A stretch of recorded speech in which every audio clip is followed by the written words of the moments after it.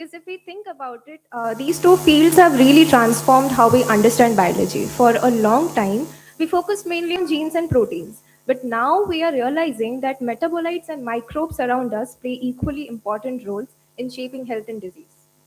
That's true. In simple terms, microbiomic study is about the communities of microorganisms that live in and around us. And interestingly, the human body contains trillions of microbial cells, sometimes even comparable to the number of human cells. And these microbes are far from passive passengers. They produce a huge variety of metabolites, small chemical molecules that participate in many signaling pathways, immune regulation, and metabolic processes. Which brings us to the metabolomics, the study of the complete set of metabolites present in a biological system at a given time. Right. If genomics tells us what could happen, metabolomics often tells us that what is actually happening real time inside our body. And that makes metabolomics extremely powerful because metabolites represent the final downstream products of the cellular processes that can reflect how genes, environment, diet, and microbes interact. For example, many gut microbes produce short chain fatty acids like acetate, propionate, and butyrate, which influence immune responses, intestinal barrier function, and even brain signaling. Yes, and it is fascinating that changes in these metabolites have been linked to conditions ranging from inflammatory bowel disease to disorders. This is why the integration of microbiome data with metabolomic profiles is becoming such an exciting frontier. Researchers are now able to trace how specific microbes produce specific metabolites and how those metabolites influence overall the host system.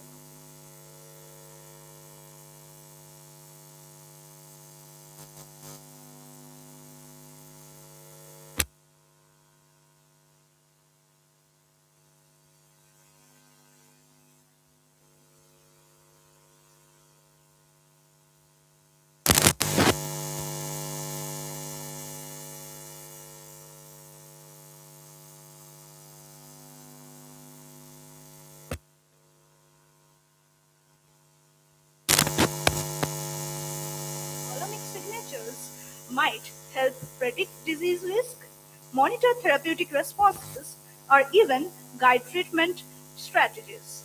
For instance, certain metabolite patterns in blood or urine can potentially serve as non invasive biomarkers for early disease detection. And microbiome modulation strategies such as probiotics, prebiotics, dietary interventions, or even microbiome transplantation are being explored as therapeutic options. Another fascinating aspect is how diet influences the microbiome and metabolome.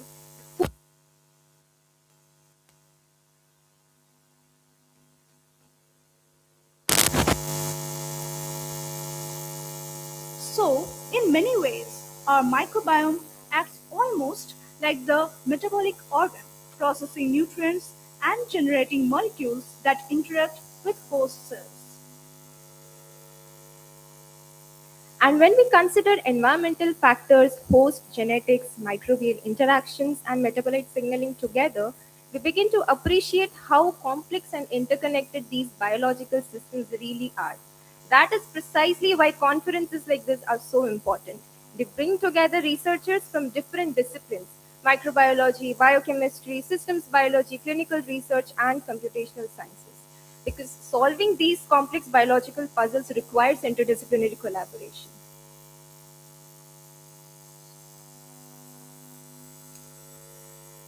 And speaking of these exciting discussions, I believe our guests are about to arrive. And so, with that, we will proceed with the formal inauguration of the session.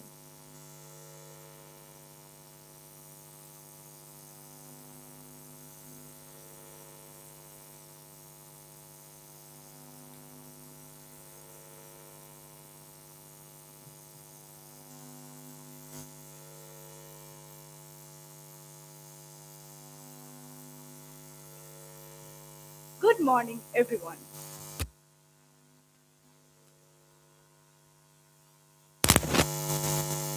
researchers, and participants. A very warm welcome to all of you. It is my great pleasure to welcome you all to Eminent 2026, co-hosted by National Institute of Science Education and Research, Bhubaneswar, Bencos, and GATC.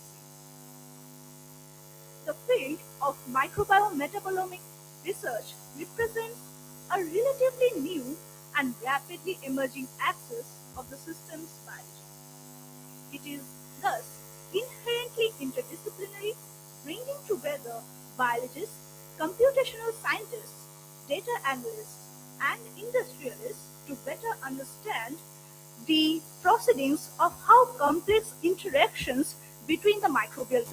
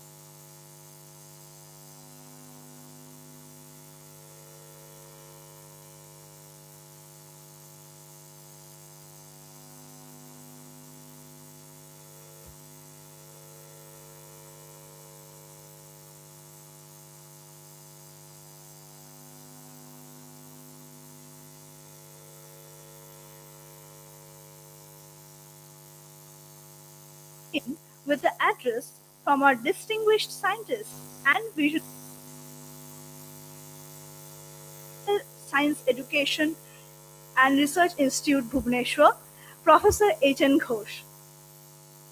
Professor Ghosh has been a strong supporter of the academic initiatives at NISER and has actively encouraged platforms like this conference to foster scientific dialogue and collaboration.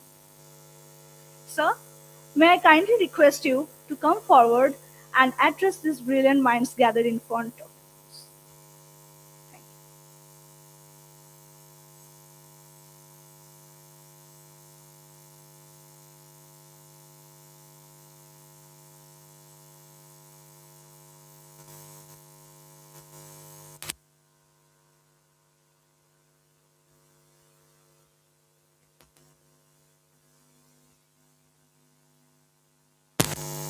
This is my problem. I keep, before time. So anyway, no problem. Anyway, first of all, good morning, everybody, and welcome to this conference.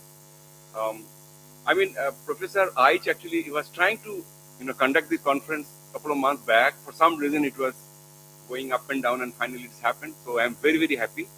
And researchers who have are working in this particular direction is very, very important. Um, just the kind of research what he does, like you take a prick of blood, like you check our blood sugar or other properties of our human body. You can also talk about the gut function. This is extremely important research, and I think he got a patent approved, and this might be the first patent of NISER. Ideally, atomic energy is the institute. They basically support the biology research. We have our director, NCBS director, Professor Sasidhara. He will agree with me that atomic energy, although it's a nuclear institute, but they have a very strong support for the biological research. And as NISER is the only institute where undergrad students are there, and Professor Sasidhara always tells that you have a great students, particularly the undergrads, and it is our responsibility to take the opportunity to bring them in such a place, and eventually they become a top researcher in the country. And this particular research field, where our human health is directly involved, and also I came to know there's a lot of industrial partners that have come, and I think we are going to have a great sessions and a strong interaction. I expected more number of students and also other faculty, those who are not working metabolome or whatever research you guys are doing. But I mean, it's a kind of a sense like whether we can do some kind of interdisciplinary and multidisciplinary research among the biology also. And I'll tell you one thing. I mean, DE is trying to set up a AI/ML lab, 3 centers, and NISER might get one place where you can do all kind of research, system biology, whatever you are planning, you can do it. So bottom line is that the faculty who are working this particular direction, you should be up to the mark so that we can direct our students, guide our students, so that the next generation, future research, they can take it up, and eventually it will be a successful event. And then finally, what I request you, those who already visited NISER, still I can suggest you can still visit our other places, including biological science department. We have a great animal house which is supporting our research in biological science, and also we have a great library. So I'll request all of you be here, enjoy coming 2 days, enjoy the interaction, scientific interaction, and also enjoy Odisha and Odia cuisine, where you can have a great food. And thank you very much. You will have a great time. I'm sorry, I mean, I have to leave for this another conference, but I can stay for another 15-20 minutes till the inauguration party is over. Thank you very much.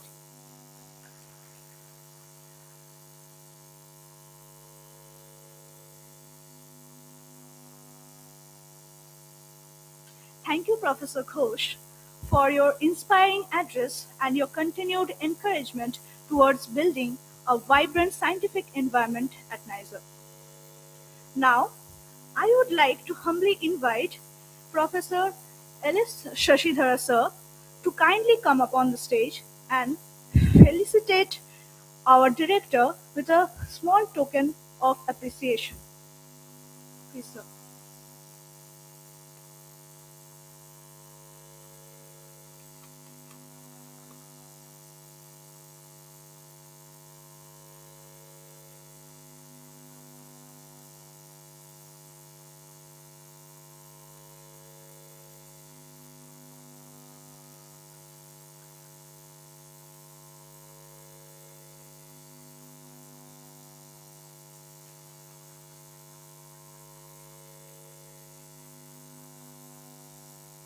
Thank you so much.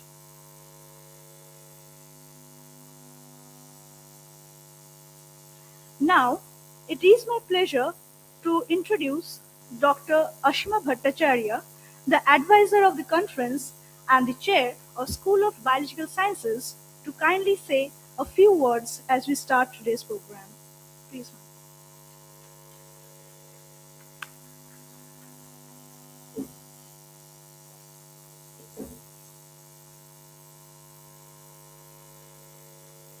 Good morning, everyone.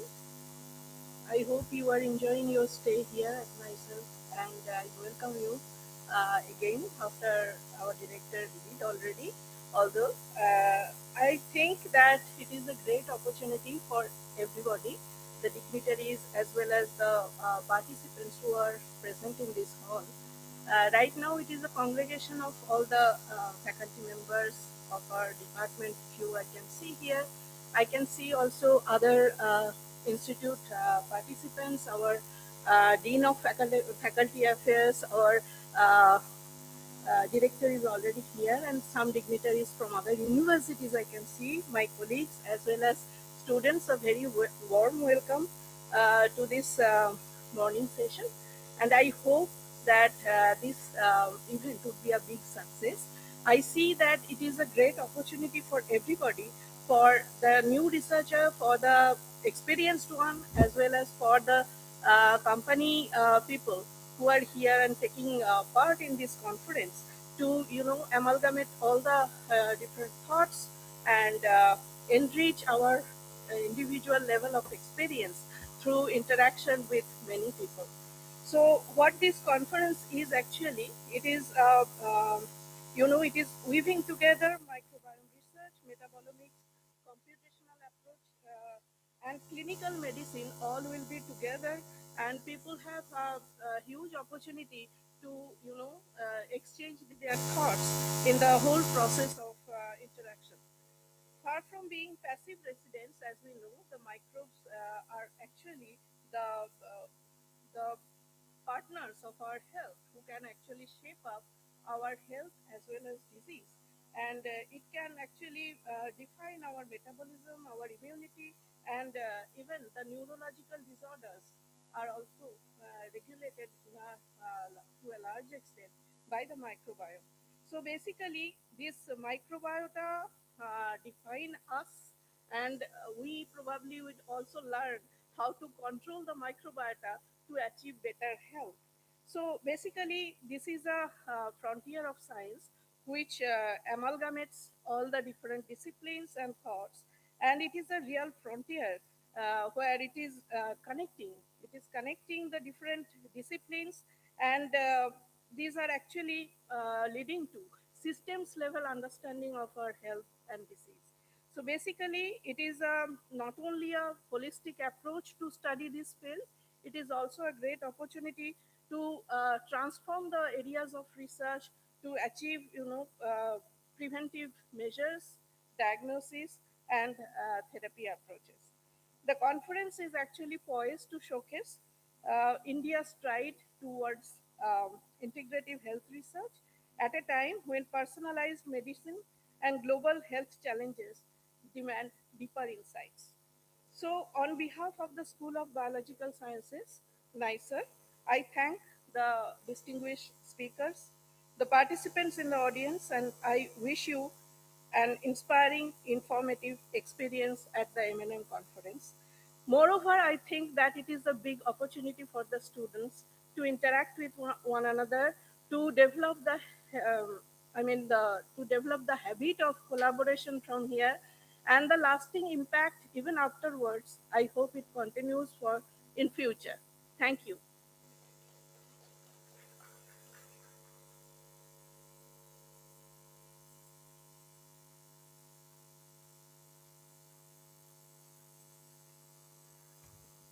Thank you so much, ma'am, for addressing the gathering with such immaculate words of metabolome and microbiome research. Up next, we would like to hear from our conference partner, Bencos, with whose collaboration has played an important role in making MNN 2026 possible. It is my pleasure to invite Chandrima Bose, representing Bencos, who has been a strong supporter of initiatives and bringing together researchers and scientific communities for meaningful exchange and collaboration. Thank you, Chandrima, for helping us shape this conference up. I would like to call you upon the stage for a few words.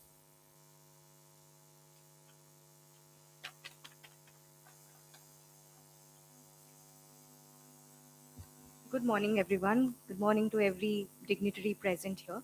Honestly speaking, NISER, Bhubaneswar, and this M&M conference, not just for Bencos, but we come under the umbrella of the Genomics Advancements and Technology Conference Organizing Committee as well, has been one of those few conferences where we were sure that the dignitaries who will be coming here will provide immense insights to all of the scholars, researchers who will be joining us for the event today. We started back as in GATC, started back in the year 2016. And right next year, 2017, if I'm not wrong, sir, we were here at NISER. And this is almost nearly 10 years. And we are back again here at NISER to organize a conference of this level and this scale where microbiome research and metabolomics research is being uplifted by the guests such as yourselves and faculty such as Dr. Paluk.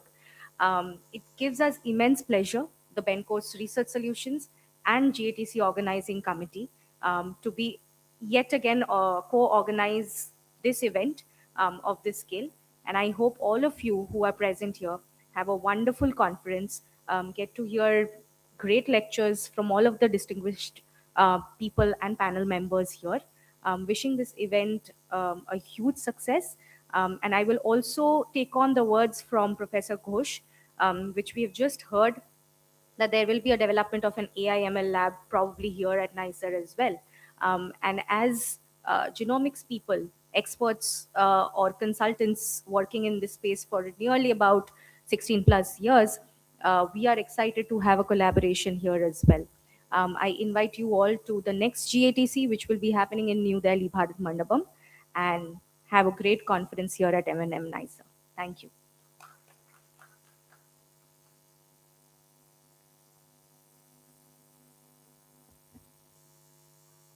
Thank you, Chandrima, for your wonderful words and your continued support from Bencos towards fostering such collaboration on scientific platforms.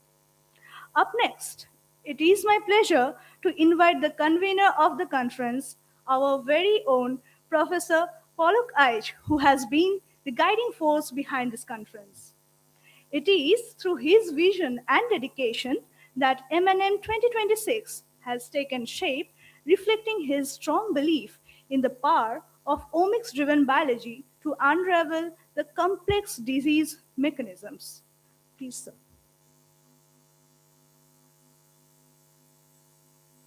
Thanks, Ankita. And good morning, everybody. And warm welcome from the organizers, from my behalf, from the Institute and the director. There are many dignitaries and there are potentially soon to be dignitaries. That's how I see. So what I want to tell you, like what Chandrima was telling, it has been a decade and how the research has evolved. And that is very important, especially for the juniors.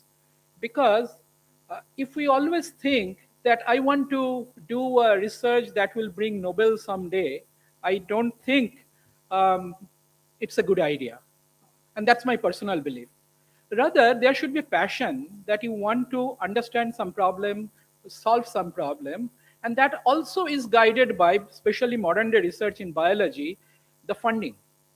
And what I want to say is that if you wait for getting big funds, then only you will start doing.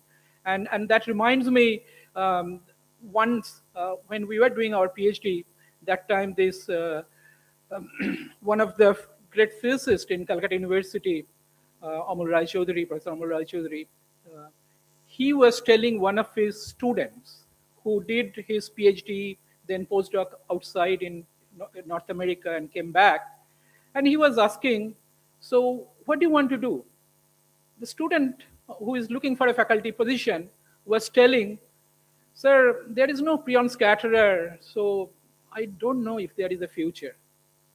Then Professor Ayersi, popularly known as, he asked the student, have you become a scientist or a prion scatterer? So that's exactly the point. Are we becoming a scientist? And that's exactly the thing here. 10 years back, when we did this conference, that was on probiotics. And today we are talking about not only microbiome, also metabolome. And not only that, the theme of this meeting is actually mirroring the modern quest of biology. If you see the biology which deals with life, life evolves in one way, biology evolved in a different way. And if you see this biology evolution, you will see it is including, as you heard, different, subjects, different topics, different disciplines. And to connect, those things are important. And nothing like our own body teaches us better than the interactions of metabolome and microbiome. Why? Because we have trillions of microbes. But if you see the functionally, only handful of them are functional. Now, why is that? Probably they are there to have a backup. If something, the first line of defense, first line of functions fails, we have a backup. There are a backup of backups. Like in a BSL-3 facility we do, there should never be a power failure. So you have backup of backup. Our body has that. And how do they do that? They actually produce these small molecules known as metabolites. And these metabolites, in conjunction with the host metabolites and the metabolites produced by the microbes, they circulate. So basically you can see whatever is happening at the metabolome level, whatever is happening at the microbiome level, they're actually merging. It's like the classical mechanics of physics. It's like the vector calculus, vector algebra, where we talk about the resulting forces. And those resulting forces can be also split. So exactly that's how biology works, the life works, the health works. So, and that circulatory thing, the systemic thing, when these metabolites become systemic and circulatory, that means circulating through blood, through different organs, that's how it connects the organs. That's how it takes care of the effect of the environment. And that's how it connects and describes the status of health and disease. And that's exactly the point. Here you have not only the academicians, you have industrialists, you have different young researchers, and that's how we have planned this program with lots of short talks, couple of keynote addresses. Who may not be the experts, you can understand this is such a topic. To find an expert in India is very difficult. I think ours is probably only lab who works with the circulatory metabolites. We could not find many publications, and it's a challenge when we send a publication to find a reviewer who can review it properly. So a lot of challenges we are facing, and those are the things we want to actually discuss here. Uh, Through collaborations, how we actually bring up things, and there are also people here who have built from their research the translation. So we will see how it is done. So I think this will lead to a completely different level over next 2 days. And with that, I will stop here because we don't have much time. Professor Ghosh will be also leaving. And before we leave, we have a short this thing for a group photo. And so we will do that. I will now hand over to the MCs. Thank you.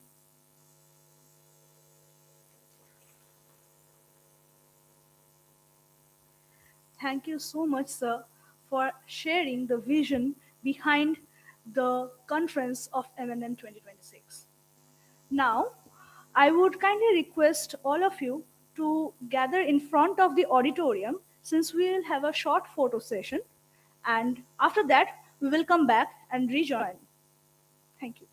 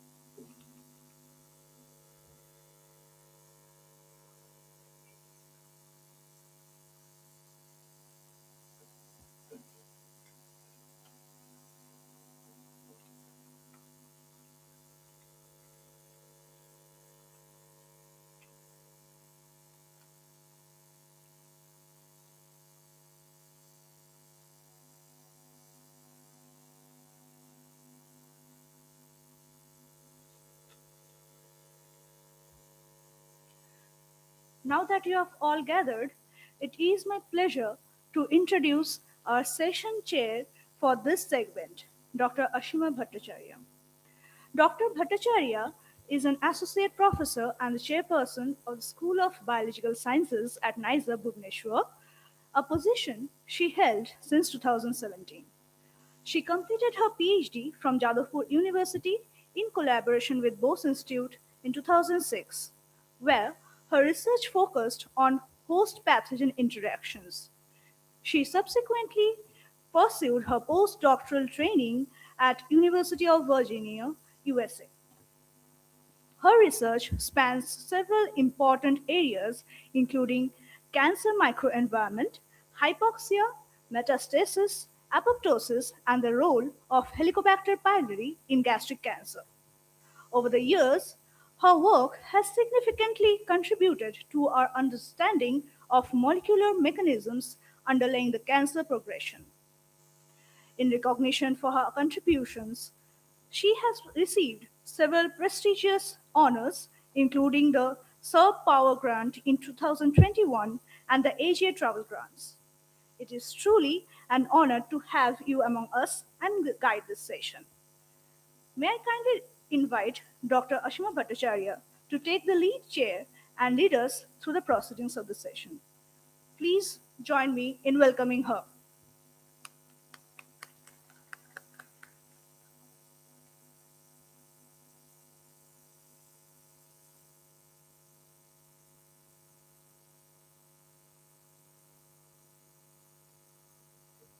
Thanks, Ankita, for the nice introduction to the audience.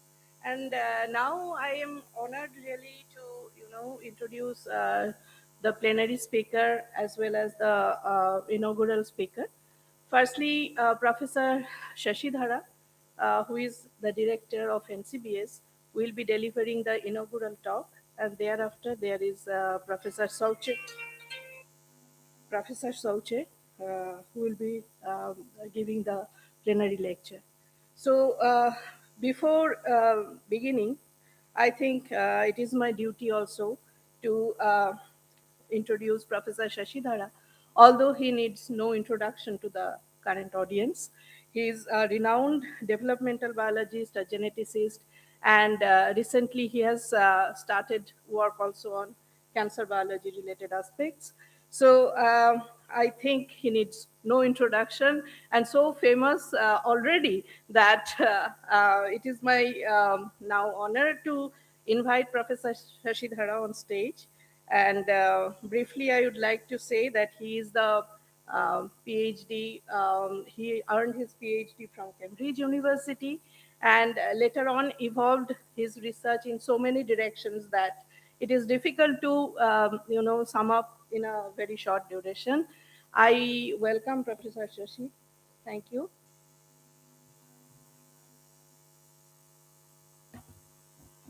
Thank you very much. Very good morning to all of you. Thanks, Palok, for this invitation.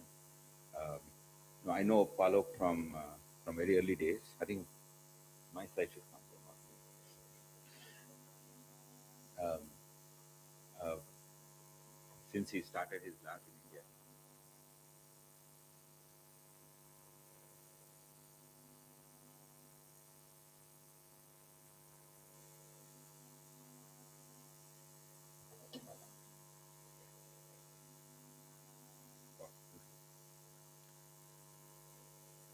So I always thought Pollock was ahead of his time, ahead of all of our time.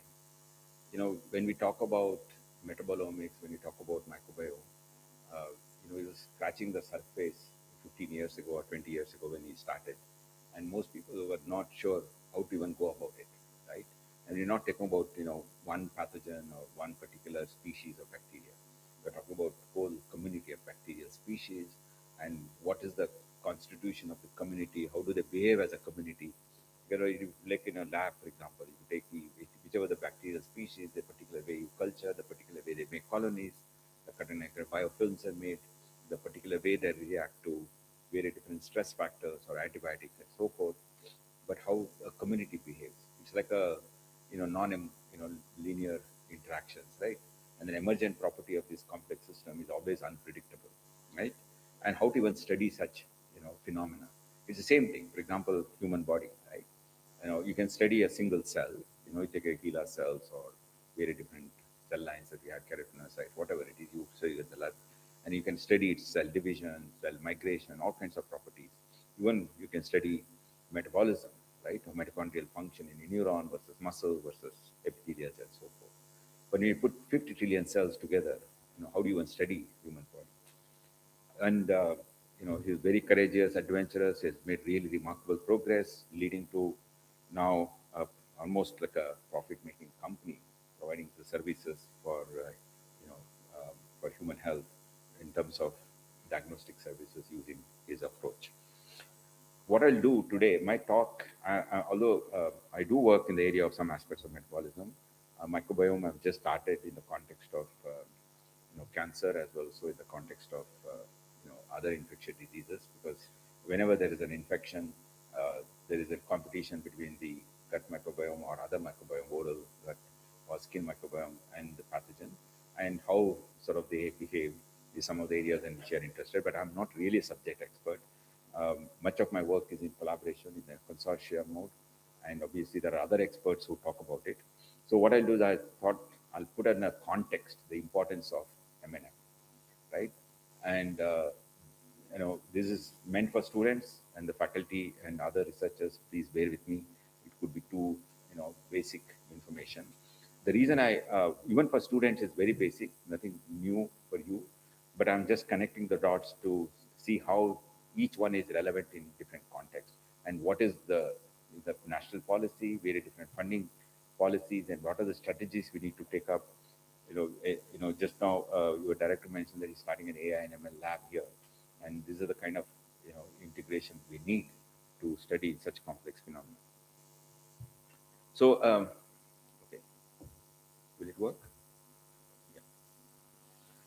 So I'm sure all of you know about this. 150 to 170 years of research in biological sciences, particularly starting from Mendel and then Darwin, and then the integration of Mendel and Darwin, and then modern biology, sort of beginning of 20th century, the 1953 DNA double helix, and subsequently the phase at which we started discovery, and now in 25 years using all kinds of modern technology, both high throughput data generation as well as data analytics method, we have understood quite a bit about the life, right?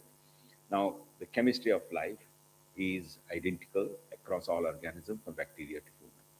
When you say identical, I really mean identical. I'm not saying they're simply similar or somewhat similar or very similar. The reason I'm using the word identical is not a context that which protein is made by which organism or what their shape and morphology. I'm talking about at the very concept chemistry level, they are all identical. If you take human DNA coding for insulin protein and put it in yeast or bacteria, what you'll get out is a human insulin protein and not some bacterial protein, because the chemistry of the system knows how to replicate DNA, how to transcribe DNA, and how to translate the RNA to make the protein, right? So given such kind of level of conservation across organisms since the origin of life over 3.5 billion years ago, what has enabled us is to study life in entirety without worrying about whether human life versus plant or versus microbe, and understand the very chemistry of life, right? And the sorry, right? So this is what we know in the 150 years of history. If we summarize everything, that what is life, in 150 years of research, one is an organized state of chemical reactions. It happens in a particular time and space. Finally, it's not just simply DNA, RNA, and protein, right? We need organization of this. Without this organization, there's no life. Without a cell, there's no life, right? I'm sure you know the Pasteur's, the, the swan neck experiment about how life originates from pre-existing life experiment, right? So every time a new life is born, it could be a single cell life or it could be a large 50 trillion cell life like human, right? It starting from a cell. So whenever the cellular form of life originated on Earth 3.5 billion years ago, since then it is continuously maintaining its organization. That organization requires that these chemical reactions, all chemical reactions are stochastic reactions, right? But what happens inside the cell, it's a more certain, right? It's non-stochastic. If an ant bites your toe, within no time we'll come to know that by a series of biochemical reactions. That series of biochemical reactions become certain because they are organized in a state, in space and time. That organized in space and time is because of the cellular structure and how very different proteins catalyzing different reactions are spaced, and that is very important. And that becomes what you call as physiology, because every by chemical reactions you can do it outside living system. That's why it's called chemical reaction. A biochemical reaction, what happens inside the cell, we call as biochemical reaction. We also do it in vitro. We can do in vitro DNA replication like PCR. You can do in vitro transcription, in vitro translation. You can do, all kinds of biochemical reactions in vitro, right? But then what is life? Then if everything can be done, the reason is if a series of biochemical reactions are connected in time and space, what emerges is property of life. We call it as physiology. Some people call it as systems biology. You have to look at it at the systems level, and that's where metabolism and metabolomics really come into picture, because all of these reactions continuously happening, continuously generating entropy. This entropy has to be disseminated, and the energy has to be provided to maintain the organization. Once it maintains the organization, everything else will happen in certain organized way. And then, of course, evolution progresses because environment changes continuously. The physical environment changes, perhaps at a time scale which is not so fast, except in the modern days because of the climate change caused by us. But if you look at the biological environment itself, changes continuously. If life itself changes its surrounding environment, right? For example, oxygen in the atmosphere is a product of reactions in the life, and this requires an ability to adapt to changing conditions, and that's what evolution is all about. And which every time, and we make copies of ourselves, our new copies are not identical, right? And there is some new variations are introduced, and those variations are the ones which will basically generate fuel for evolution, right? And this is happening for last 3.5 billion years, and that has created that has led to the evolution of all forms of life that we see today. Now, just for again students' sake, in fact, Palok mentioned about 15 years ago when he was talking about translational aspect of his research.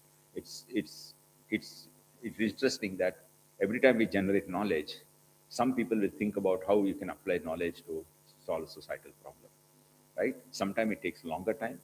Sometimes it may give proximal solutions. Sometimes it give solutions which are less complete. Sometimes it can give much more comprehensive solution.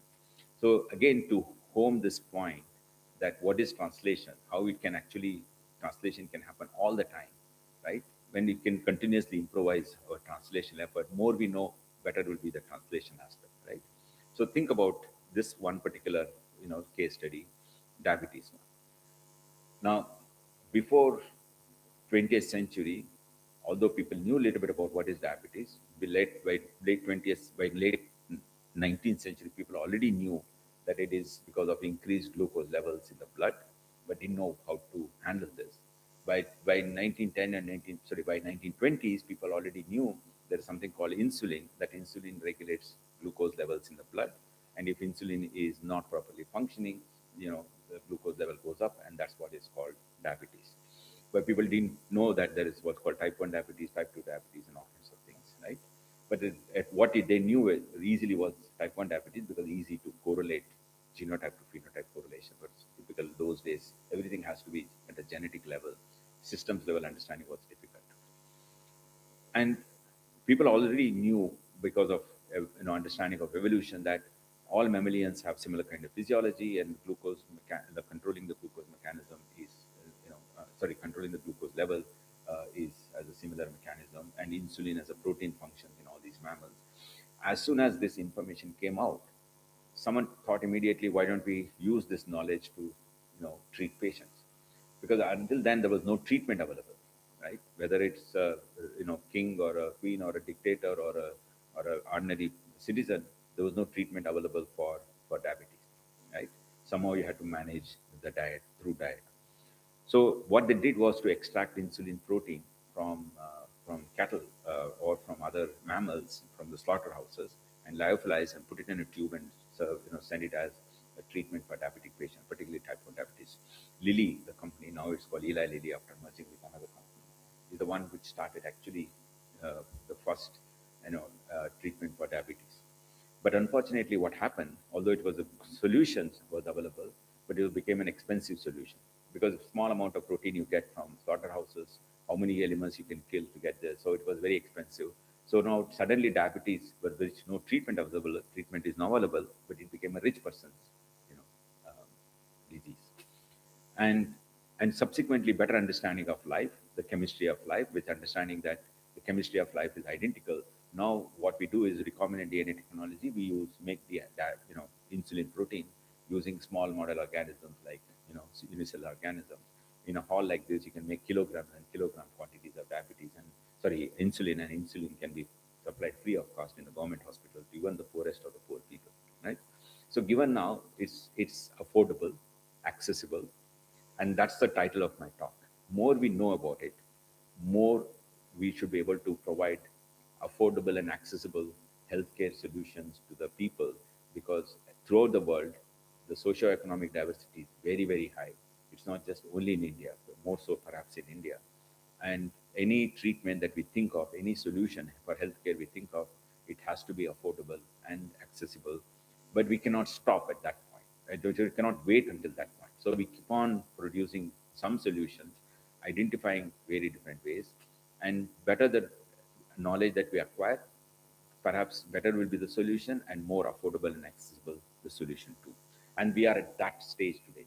2026 has been a major transition, across the globe in the context of life sciences, understanding the health. We have all kinds of variables to understand our, physiological health. Data can be generated at a larger scale. I'll come to that in a minute. And then we can also integrate and analyze the data using modern methods, particularly integration of AI and integration of very different types of modern sensors for which data collection can be made, both somewhat, um, uh, uh, taking the samples like saliva sample, blood sample, and other samples. Some of them we don't have taking any samples, simply variables. We should be able to collect so much of data, and those data should be able to give us information about health at the systems level. And that's the kind of discussion that we're going to have in this kind of a conference. With the help of another thing we need to think about is no one particular. Sorry, why am I? Which direction is moving? Sorry, it's moving always in the. Is there a way to go back?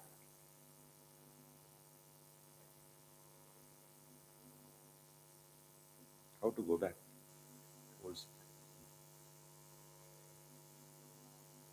No, this is going forward.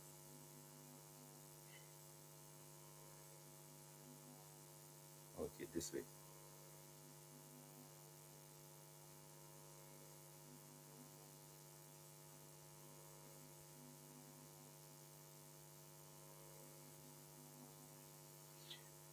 So the second part of integration that happened in the last, particularly 10, 15 years, data integration, one is, I told you, all using very different sensors and analytical methods. The second is consortium. Consortium doesn't have to be within a city, within a nation. It can also across the globe, right?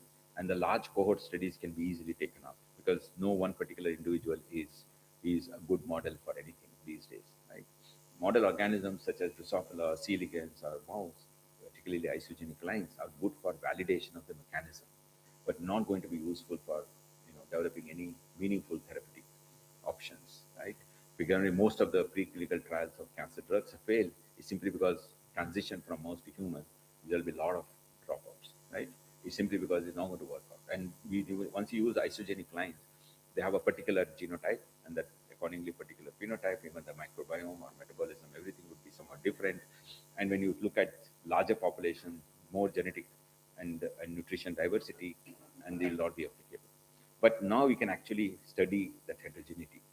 So now, because of the internet and the way we in real time we integrate information from across the globe, in the world is even much more, at a stage where we can actually identify appropriate solutions for very, very complex health problems.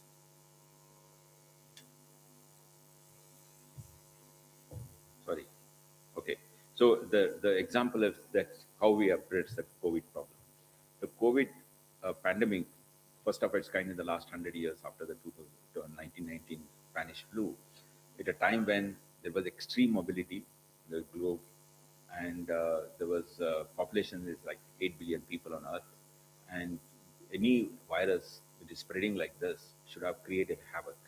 Although we did lose several millions of people during this time, but still, given the where the civilization has been, we could have been a few billion people almost, right? One fourth of the population could have been eradicated if we didn't provide solutions within the first 6 months of when the virus was spreading. The fact that we knew how to identify a virus, even if we cannot see, that through an RT-PCR method, you can isolate people whether if they are not asymptomatic. You can actually develop a vaccine within no time. All of this happened because of real-time integration of knowledge being generated across the globe on this virus. And within 2 years, we actually came out of this pandemic, in less than 2 years. So that's the approach we need to take. The reason I'm giving you these examples is somewhat unrelated is what is the approach we need to take to solve some bigger problem. So coming to humans, right? Now we know about so much about developmental biology. We know about, from a single cell how we develop. I'm a developmental biologist. I've worked on this for 30 years, and we talk about how eyes are formed only here and nowhere else, and ears are here, and how the organs have attain a particular size and shape. And we also know a lot about physiological connections across this. One thing is common is although there are 50 trillion human cells, another 50 trillion or so microbiome in our body. Totally, we are when I'm walking, when I say who I am, I'm made up of 50 trillion human cells with particular genome. I'm also carrying several species of bacteria. Without that, I'm not I am, right? That we are a walking ecosystem, right? I'm a walking ecosystem where I'm interacting within my own body, within this particular space, right, of my body, interacting with 50 trillion cells are interacting with each other with the help of all kinds of physiological connections, and also 50 trillion, um, microbiome cells. And there are also several trillion stem cells which are kept aside and not directly contributing at that particular time, which perhaps will be useful at some point to repair the wear and tear of the tissues and also for wound healing and so forth. So in this large ecosystem, how to even understand human being? Right? Forget about brain, that's even more complex. This just the rest of the body, right? And more importantly, we cannot wait that we'll understand everything and then try to solve health problem. There are two kinds of health problem. One is changing the lifestyle because of the genetic diversity, and the third is the changing environment, and the fourth is aging. The aging itself brings some complexities, and a lifespan is increasing in the modern days, and that brings some new complexities for the health burden, right? And given all of these things, how do you even understand this? There is already a solution, and that's what you're going to discuss in this conference.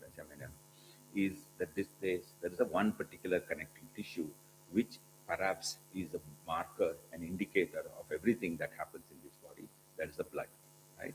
So, irrespective of whether it is the brain-related matters or heart-related matters, whether it is microbiome-related matters, every cell somewhere it has to have its access to nutrition, access to oxygen, even if, among the aerobic cells, the human cells, anaerobic bacteria may not require our oxygen. But whatever it is, our blood is the connecting tissue, which perhaps will carry almost all possible markers that is required to understand our life and our health. Now, how to even study blood is a question. There are so many things may be present in the blood. How do you correlate? The second is the correlation. Perhaps you do high throughput metabolomics, then better mass specs are available, better data analytics methods are available. You can identify all kinds of metabolites that are present in the blood. But how do you correlate to the health factor, right?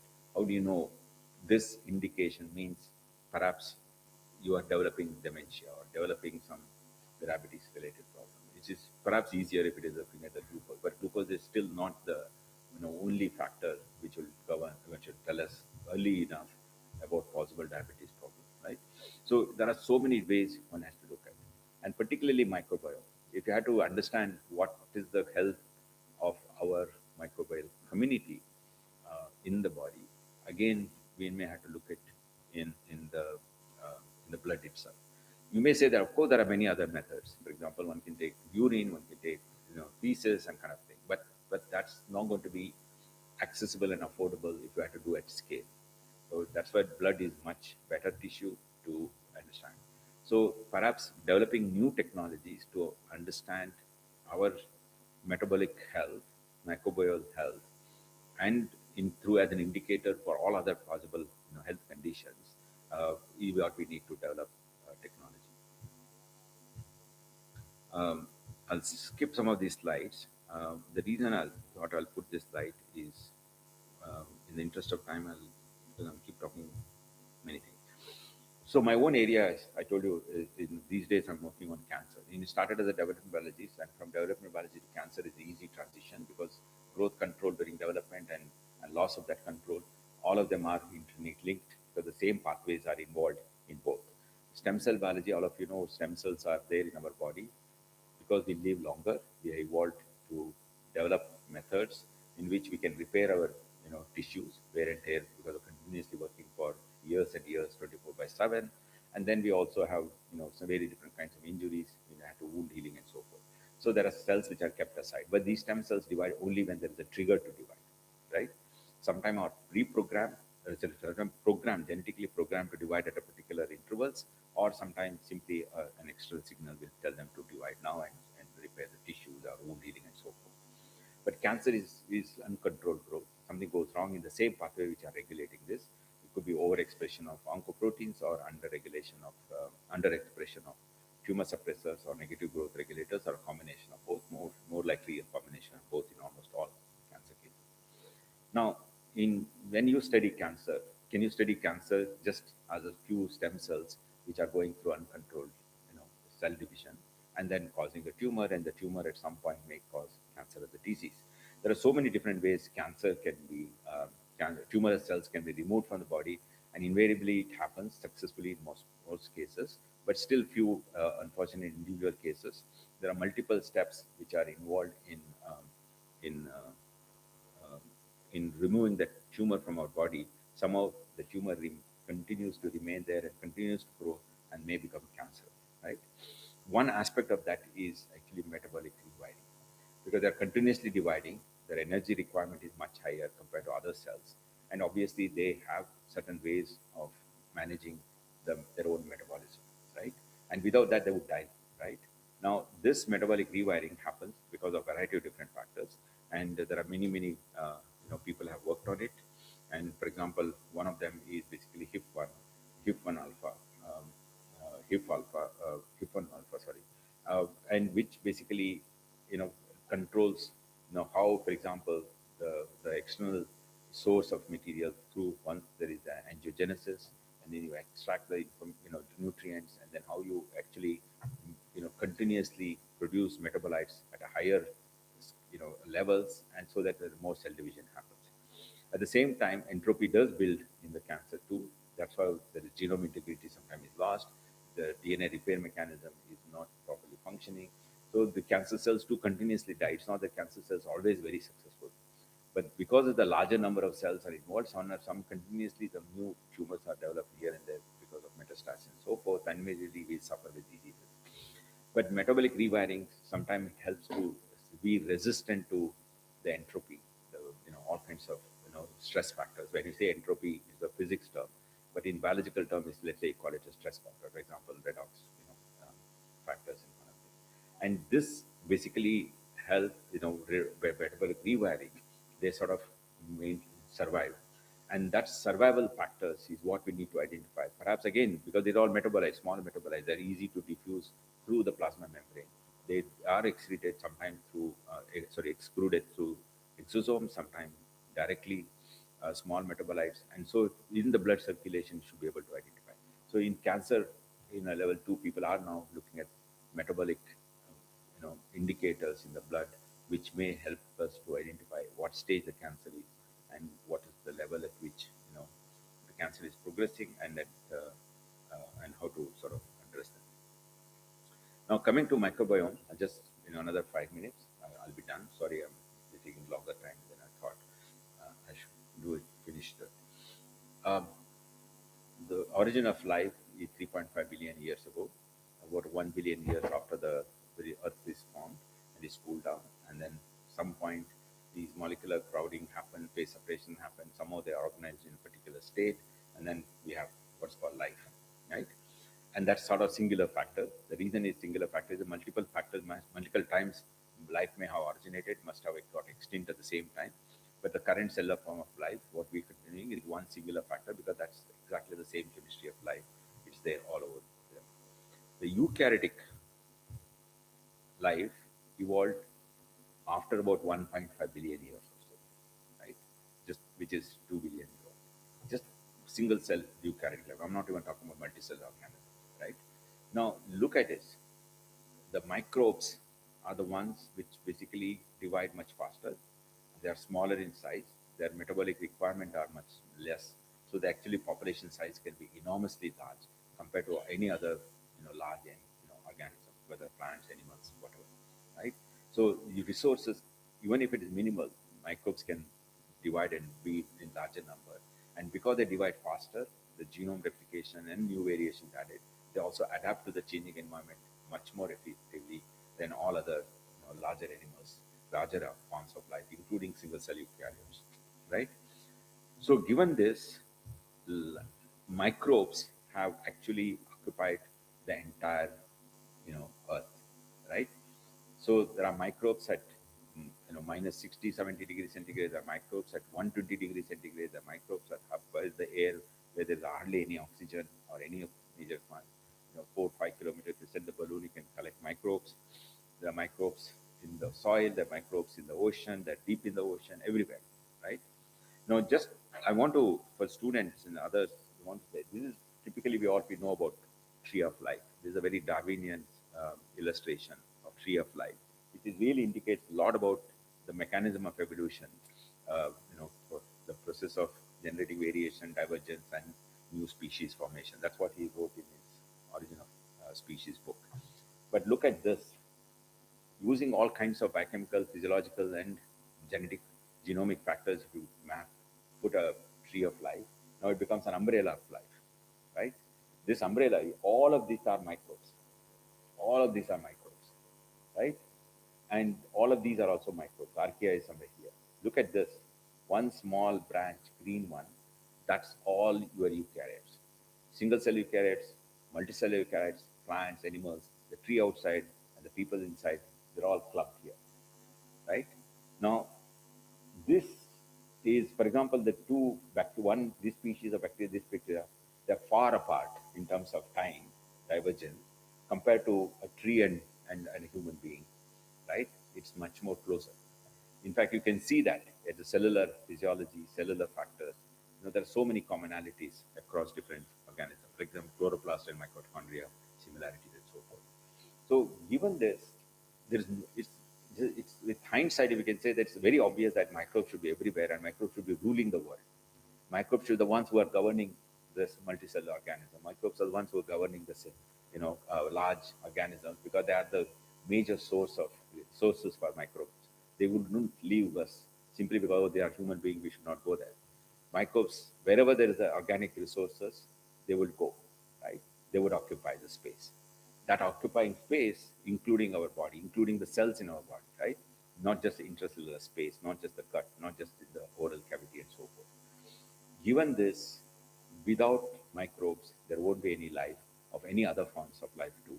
And that's the context which we have to study microbes in a very positive way and not only looking at the pathogens. When we talk about microbiology in the hospital setup, we deal with only E. coli or Klebsiella or some of these infections and AMR and everything. But this is a microbiome. Now, AMR problem when we address, AMR problem should not be only looking at how to prevent the next urinary infection or something of that kind. It's all about how AMR is affecting our microbiome also, right? Because once any one particular pathogen species resist antibiotic and they actually start growing in scale in our body, it will also impact the microbiome because the competition becomes imbalanced, right? And good microbiome also will keep the pathogen at bay because of their own competition. So I think that's the way to go about. And thank you very much for this particular series of conference that you're organizing, M&M.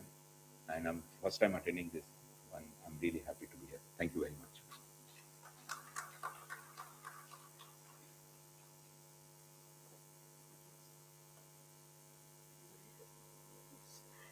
you so much, sir, for setting up such an inspiring tone to the conference. Now, the floor is open for an Q&A session.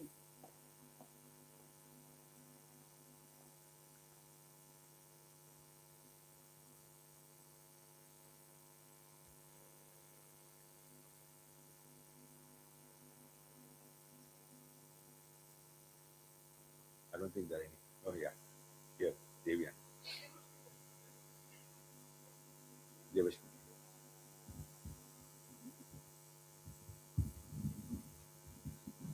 It was a very interesting talk. I'm wondering when we talk about blood plasma, how that can be an indicator of diseases which are uh, very localized. There are diseases which are very general. For that, it is very well taken that we can use blood as an indicator. Do you have any thoughts? I know this is an evolving field. Yeah, yeah, I exactly. just want to So obviously, blood cannot be, for example, let's say psychiatric disorders, or if you look at some rare genetic disorders, right? So we know very clearly there's a linear cause and effect relationship. This gene is mutated, this protein is not made, or some dominant allele or recessive allele, and that's how disease is caused. Very often, those ones are phenotypically easy to see. I'm a geneticist, I'm using the word phenotype, not clinical symptoms. But at the same time, the progression of that disease can be monitored using the blood. For example, muscle degeneration. Right?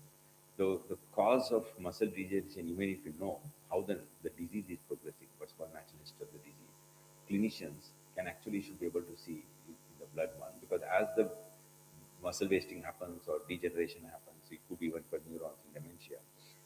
The debris is basically is again has to be, you know, it will sort of get rid of it in variety of different ways, and the blood is the place to look into some of the metabolites which from the dying cells. Okay, I think in the interest of time.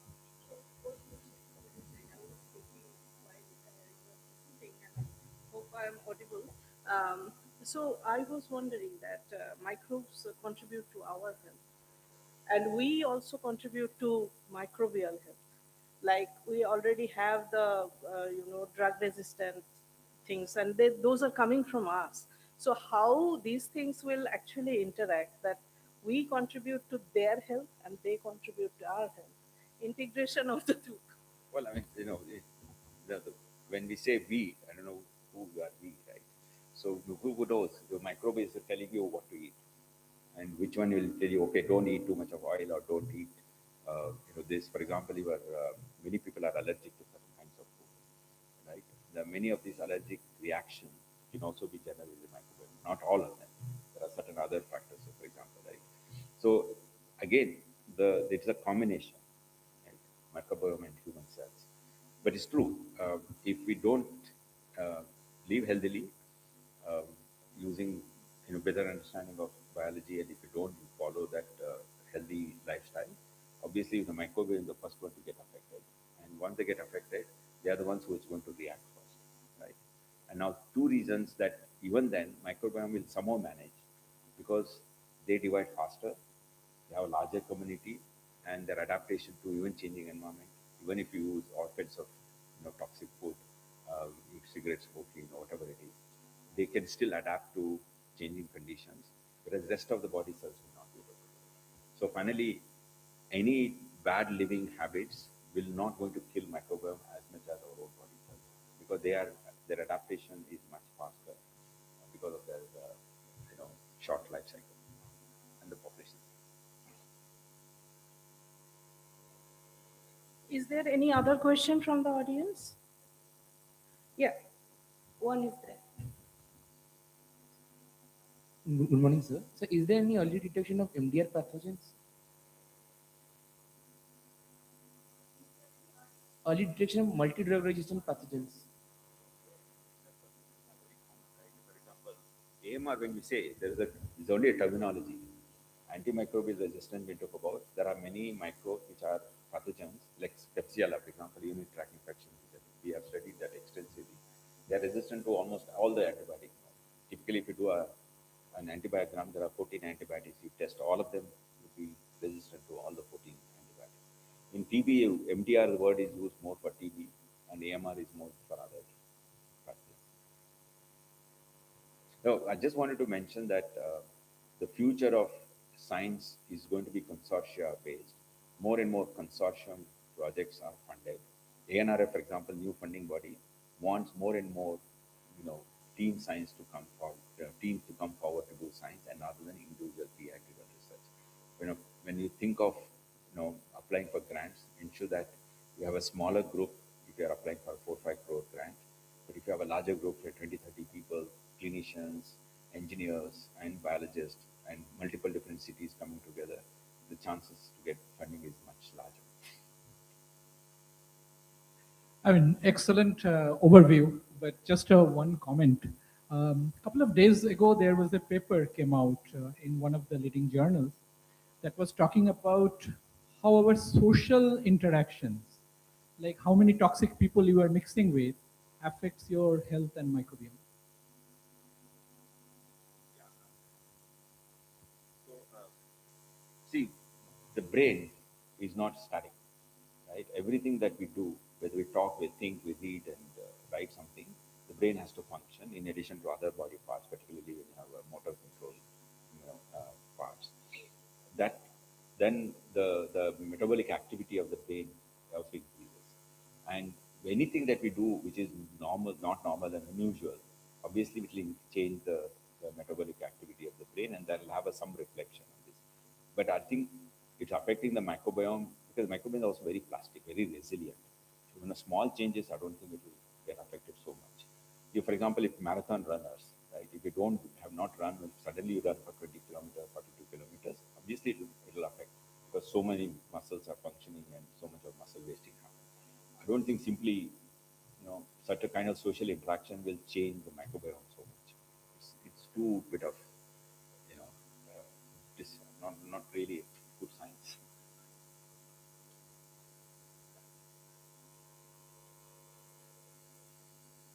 We should stop this.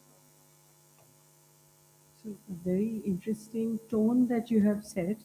And for everybody, Professor Shashidhara and I just discovered that we knew each other from 11 years back when I had hosted one of his talks. And all thanks to Professor Aich that we discovered each other here without a prior plan. But before coming here, in context with what Professor Aich said and what Professor Shashidhara just set the tone of, I think everything is very interconnected. And nowadays, for institutional evaluation, it's not just the number of projects you write or the number of students you produce, but how well you feel being in the institute. So the institute today is also responsible for looking after the wellness, the feeling of security, the feeling of productivity, and these are all being verbalized. So today you do not just digest that your colleague is misbehaving with you or you're not feeling secure. You can verbalize it and actually have it turned around in some way or the other. So I think this is a very nice platform for us from different disciplines to talk about things that we don't understand. For example, Professor Aich and I spoke about the quantum biology and the systems biology and the synthetic biology interdisciplinary fields that we are going to introduce in Calcutta University because there are fewer and fewer students opting for the more traditional subjects. So I think what Professor Shashidhar said is very contextual with not only what we are going to discuss in the next 2 days, but also in terms of our social and personal well-being, where we are all parts of the big system. So it is the time for us to talk about things, not because it has not been talked about before, but because it has not been talked about before. So this is probably a chance to set up new circuits, to talk about things that you feel ought to be talked about. Thank you. If there are no more questions, I can see one hand, and please, in the interest of time, we should conclude after your question. Briefly, please.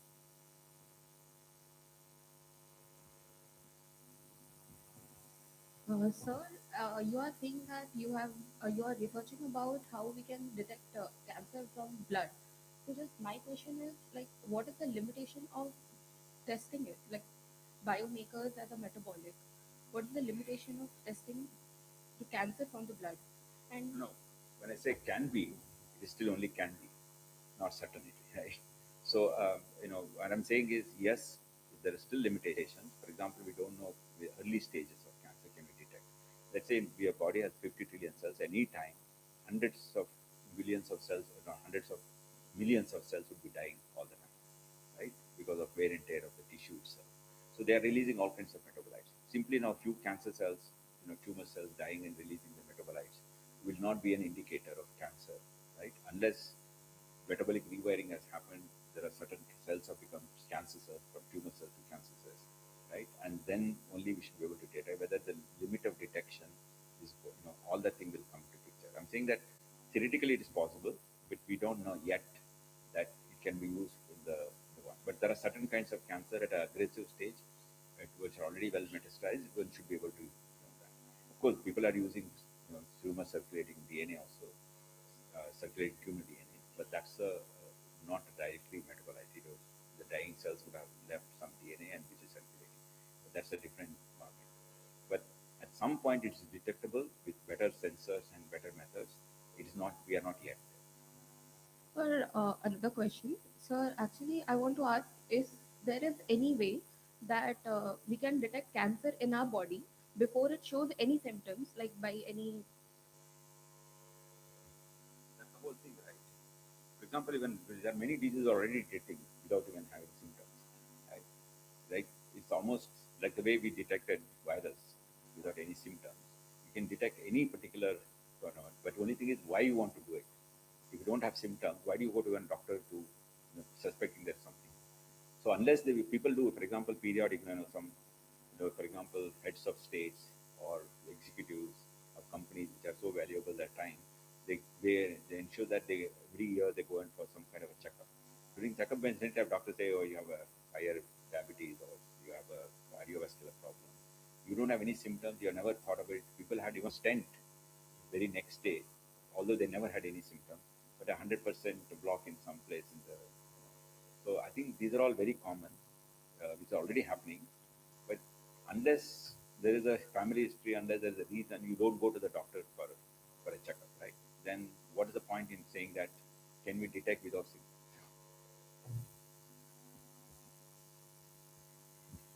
Okay. Let me thank Professor Shashidhara for this wonderful session. And I think before the next session begins, there are some announcements. Thank you so much, Shashidhar sir, for setting up such a wonderful tone. I can see the entropy of the conference has already increased. So I would like to call upon the chair of the session, Dr. Ashna ma'am, to kindly felicitate sir with a small token of appreciation.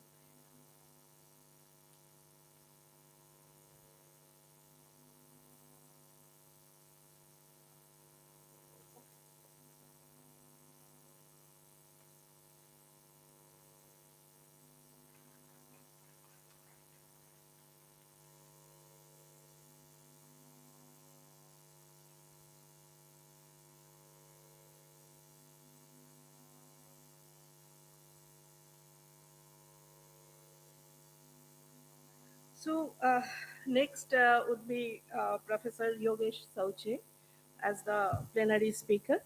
And let me introduce him to the audience. He is a director of SCAN Research Trust, Bengaluru. He started his career as a scientist at NCCS Pune, and after working on different aspects of microbial, especially bacterial diversity of various ecological niche, his trust area of research is now to uh, understand the succession of microbial communities in human gut. So truly, he is the microbial, specialist, and can talk about the core theme of today's conference. And let me invite Professor Sauche to the stage.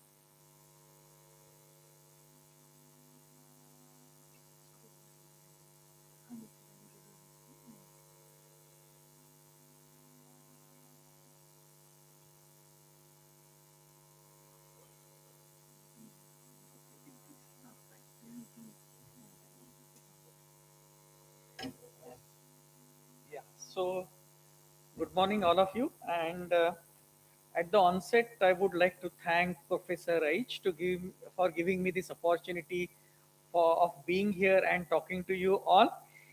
And also, it's very nice that those two young girls uh, who started the proceedings of this particular conference, they set the tone for me very nicely by talking about microbiome, metabolites and importance of the microbes and the metabolites. And Professor Sashidhara also has laid the ground for me by talking about microbes and the importance of microbes. So stage is all well set for me to talk about the microbiome. And taking the clues from Professor Shishidhara, what I'm going to do is I'm also, though the presentation slides are there, but I'll modulate my talk more directed towards students. So instead of going into deeper scientific contents of the presentation, I would try to emphasize the value and importance of this finding and how this can be translated into interesting applications and how it would be interesting to the students. So the slides will remain the same, but I'll present them in a different context. So I mean, I don't have to tell this audience that human microbiome is the biggest thing that has happened in biology since the human genome development. And the importance in microbiome today lies because it can provide simple, sustainable, and safer solutions for human health, even the personalized solutions. So when you put the information from human genome and microbiome together, you can offer personalized solutions. And another important point here is that, you know, for many diseases, especially metabolic disorders, the cause lies in your genome also. But obviously, you cannot change the genome. You can change the lifestyle, but you cannot change the genome. But microbes offer another way of changing the genome indirectly because I mean, although the today we know that microbes and human cells are almost present in same numbers in our body, in terms of genes microbes contribute much more, and it is regarded as second genome. So that genome can be changed more easily than our own genome, and that's why it offers more personalized solutions. So microbes are present in all parts of body. I have listed only a few here, but as you know, the gut harbors the largest community of microbes. Several trillion microbes and several thousand species of microbes are present in our gut. And today, if you look at the microbiome and disease association, almost every organ and every disease that is caused, there is a microbiome dysbiosis association with the disease. So I'll not list out all those diseases, but you take any organ, whether it is brain or heart or lung or liver, all the diseases associated with these organs, microbes are associated with that. So what I mean by microbe association is that the dysbiosis of microbes is correlated with these diseases. So historically, the microbiome studies started with looking at DNA. That was at the beginning of this century because the high throughput DNA sequencing technologies emerged that time. But over the next now 2.5 decades, we have moved much further and we use variety of approaches, which we collectively call as multi-omics approaches to study the microbiome and its activity. So today we just don't stop at knowing the microbiome, but we want to know the activities of microbiome also. So we don't restrict only looking at DNA, but we look at the RNA, doing transcriptomics. We look at proteins, doing proteomics, and finally we also look at the final end product, that is metabolites, using metabolomics studies. So over the 25 years, the technology and the science has evolved dramatically when we talk about microbiome. And just some of the key metabolites that microbially produce metabolites in our body are short chain fatty acids, bile acids, tryptophan metabolites, and TMAO associated metabolites. So these metabolites are typically produced in our body by using by microbes from the food which we eat. And today these metabolites are correlated with the health status. So it is not just the microbiome, but the metabolites produced by them have also been associated with the health status. For example, short chain fatty acids are correlated with good health. So if you have good production of short chain fatty acids in the gut, that is correlated with the good health. Plus there are branch changed amino acids which are also indication of gut health. TMAO pathway and TMAO and related compounds are negative indicators of health. So broadly we know all these things. Broadly we also know which group of microbes produce these metabolites, and that's how this science could be translated into better understanding of human health. But the point which I want to emphasize today to this audience is that though these correlations are there, though the microbiome dysbiosis and disease correlations exist today, uh, these correlations, oh, it's not keeping type, so I'll have to keep the type. Okay. So these correlations exist today.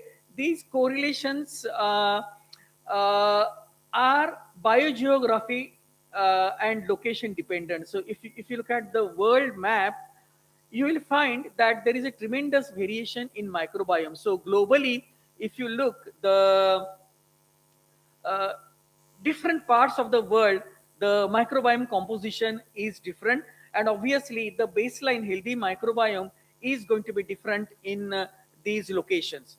So that's why the regional studies on microbiome are very important, and one needs to look at the local population to define what is a healthy microbiome and what is a dysbiotic microbiome. And so this is another way. If you look at this, what it tells is that uh, different parts of the world, uh, I mean, the proportion of major groups of bacteria, bacteroids, bifidobacteria, fecalibacteria, prevotella, these are the ratio, the relative proportion of these groups of microbes is different in different part of the world. And then these different color indicate different geographical locations, and you can immediately see that in the different parts of the world, the relative abundance of these microbes is different. So the point is that the same suit cannot fit everybody. So everybody has to, in order to have a good fit, everybody has to have his own tailored suit or even his own tailored shoes. The universal size don't fit everybody. So that's the reason there is a need for region specific microbiome based questions and understanding of regional microbiome. And India, we are all proud of our country. It's a great country because of many reasons. We pride in our diversity of food, diversity of culture. So all these diversity of food, culture, and genes also reflects in diversity of microbiome. The important is more than 18% of the global population is represented in India, and the most important point is we have unique dietary and lifestyle patterns. So if you go across the country, even in the same region, the dietary pattern varies. And I want to emphasize this point because compared to American or Western countries, then we have a very different scenario. Even if you go to a more finer level, typically in most Western countries, if you go to USA or in Europe, UK or Germany, there are these chains which produce which supply the same products all over the country. So whether it is vegetables or cheese or bread, all over the country the same brand is provided, including villages. So not just the bigger cities and towns, but even in the smaller villages, you have the same supermarket chain delivering the goods, which does not happen in India. India, we may have these chains, but there is a tremendous regional and household-wise variation. So even today, even in metropolis, even though we do purchase our things from a local market, but we don't eat that immediately. there is a tremendous amount of processing that happens in the household uh, uh, on that food. So you don't buy ready-made bread, you make chapatis at home. You buy ready-made atta but make chapatis at home.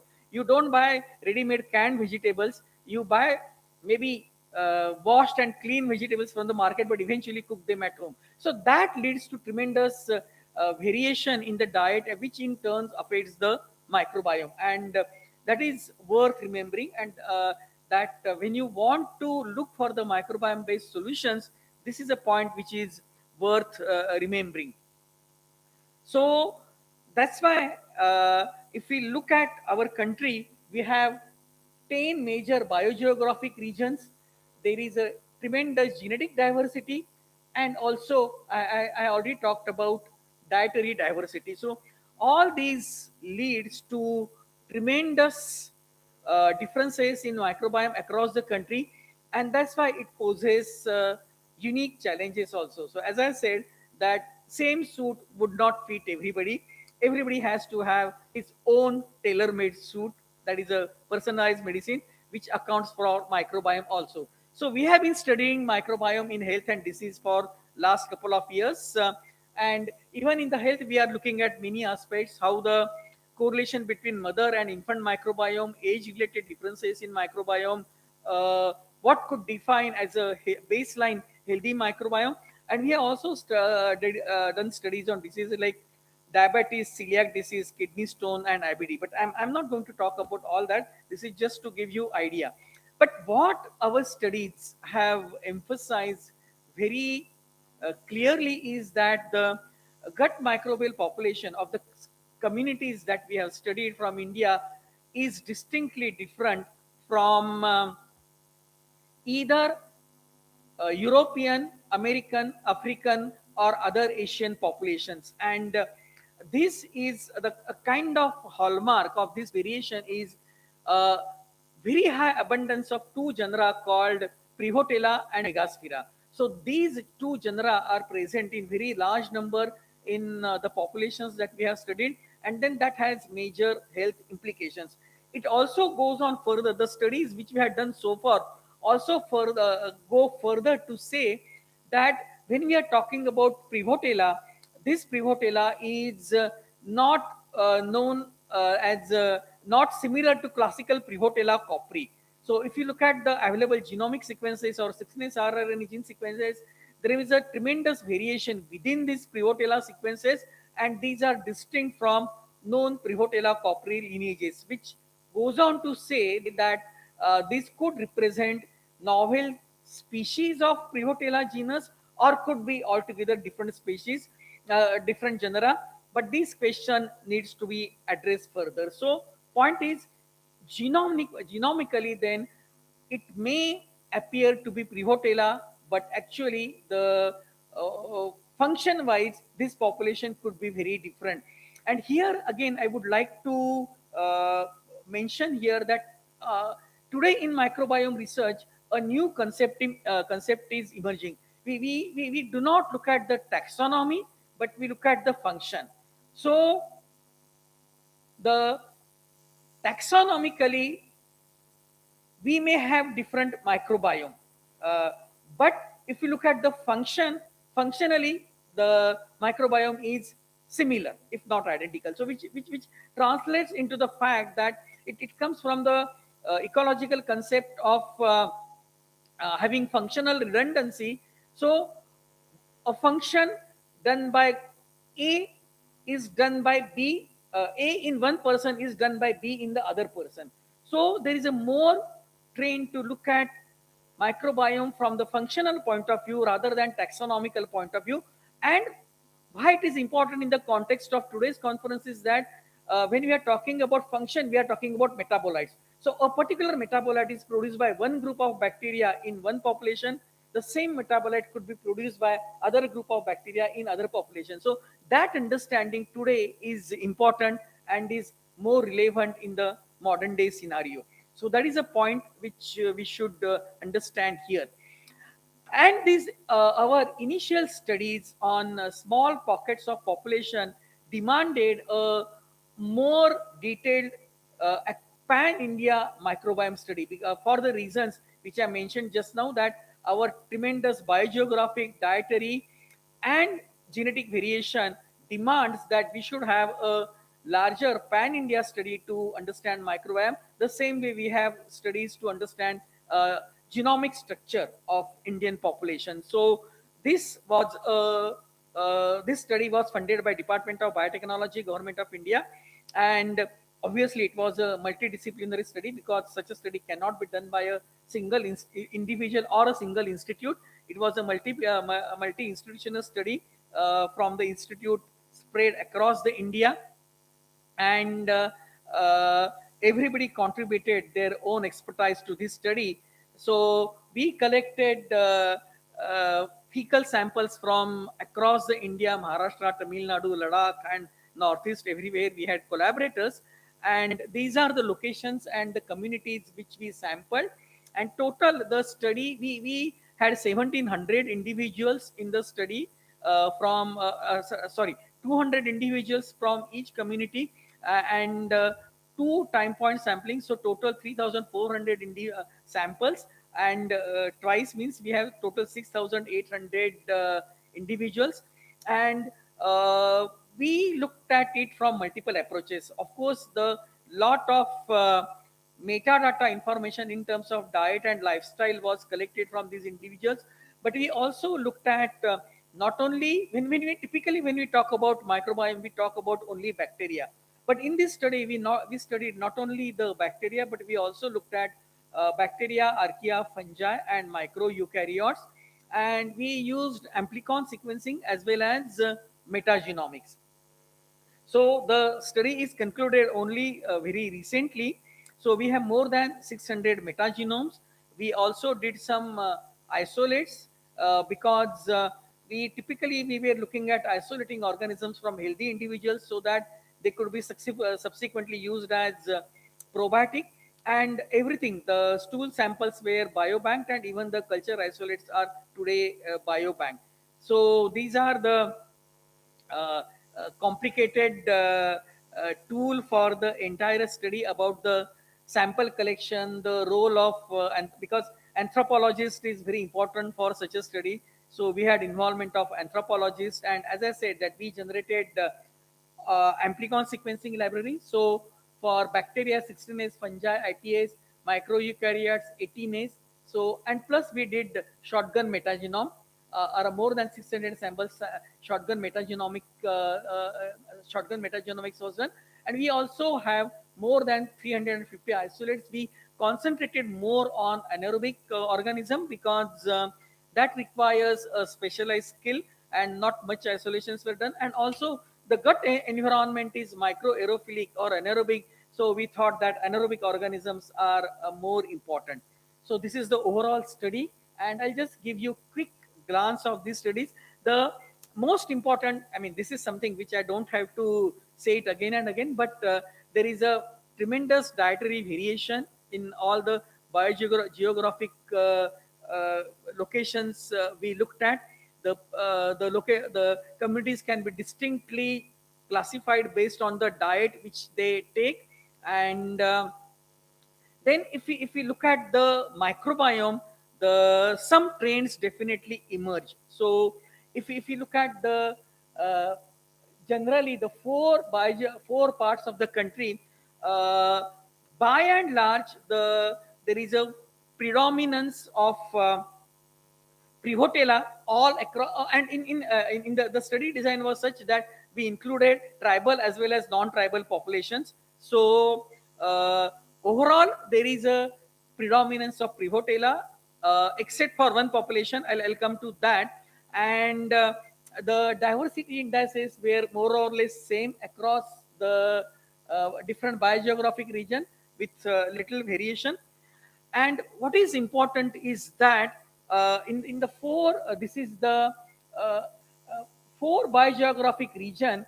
The if you look at this is the what you see here is a dietary variation, and then if you superimpose the microbial community structure on that, there are distinct differences in microbial community structure across the 4 biogeographic regions.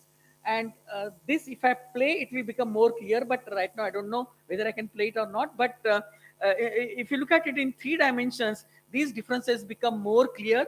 And 4 biogeographic regions have distinct microbial community structure. Same is true for fungal diversity. And uh, most important is, as I said, that the Prevotella is the dominant genus in the gut microbial population, in the population that all the populations which we have studied. And what also we found is that globally there are 4, initially there are 3 enterotypes were proposed, then there were 4 enterotypes were proposed. But what we find in our study is that we could find 5 enterotypes in our population. So the what is meant by enterotype is it is a different specific uh, assemblage of microbes that you find in the population. So globally, 3 or 4 such assemblages are important. In India, only in the 17 communities that we studied and 4 geographic region out of 10 biogeographic region we studied, we could find 5 different enterotypes. So which again makes a case for doing more detailed studies across the India. And what was interesting was that some of the communities appeared to be very different. So for example, if you look at overall, if you look at the Firmicutes to Bacteroides ratio is one of the ways to study the diversity. For rest of the population, it is less than 1, but only one community the ratio is quite high. So we, attribute this to diet, because what we found is that this particular community has a very unique diet. I cannot get into details of that, but this community has a very unique diet, and that diet is probably responsible for this unique feature. So overall, what our observation is that the diet is biogeographic differences also translate into dietary differences. So diet is a major factor that contributes to the variation in the microbiome structure. So we also looked at the metagenome assembled genomes, and as you can see, that the majority of the genomes come from Prevotella. And again, when we look at the Prevotella genomes, you can see that there are some distinct, if you look at the genome sequences, there are some distinct lineages in these sequences. So here you can see there is a one distinct lineages which comes from almost, which is represented by almost all the populations which we studied. However, this particular lineage is again very different, but majority of the sequences derived in this lineage come from either east or northeast. So same is true for Agathobacter. There also you can see 2 distinct lineages. One lineage is largely contributed by population from east or northeast, and one lineage which is more or less contributed by all the biogeographic regions. So these are the very striking observations that come out from a very limited study on 4 biogeographic regions, that even within India, the genomic structure of gut microbiome is very different in different biogeographic regions.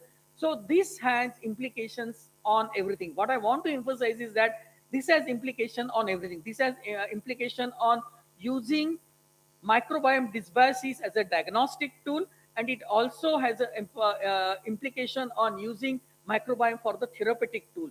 Because remember, if you use a same yardstick of a healthy microbial population, and if you are looking at, supposing that yardstick comes from overall studies done in northern part of India, then obviously when you move to south, the you will see there is no dysbiosis, but you will see it as a dysbiosis.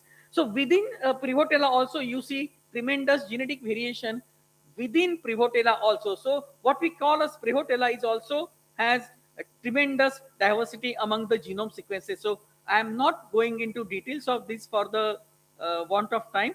Another thing what we observed is that diet is the most important influential factor. So we tried to, and the spices we found is to be the one of the very important factor that contributes to variation in the microbiome. The extent of consumption of spices affects the microbiome, and also another factor that affects is the uh, consumption of milk and fermented products. So for the interest of time, I'll not discuss this in details, but the extent of spice consumption affects the gut microbial diversity, and the consumption of fermented food and milk also affects the gut microbial community structure. So these are the observations that have come up. And another factor is the consumption of rice. The parboiled rice and other cereals, again, they are distinct. The parboiled consumption of parboiled rice again leads to a very distinct microbial community structure. So, in short, I mean, when we look at the uh, whatever data we have so far, it indicates that the microbiome community structure across the India in different biogeographic region varies, and diet is one of the major contributory factors for this variation. And coming to metabolites, we have not done that, but today, since the diet is the most important contributory factor, you can infer the diet or the compliance to diet looking at the metabolites, or also by doing metagenomic analysis of the diet. And you can do that from the fecal microbiome. And yeah, so the finally the point which I wanted to emphasize was, I mean, you can also monitor the fecal metabolites and look at the progression of IBD. There are many ways the metabolite analysis is being used in microbiome studies. Also, today you can infer the metabolome from the metagenome and draw the conclusions. Many ways microbiome metagenome studies can be done.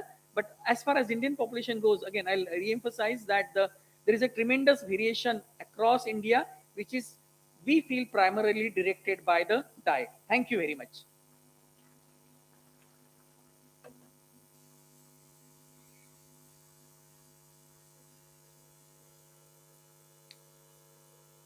Yeah, sure.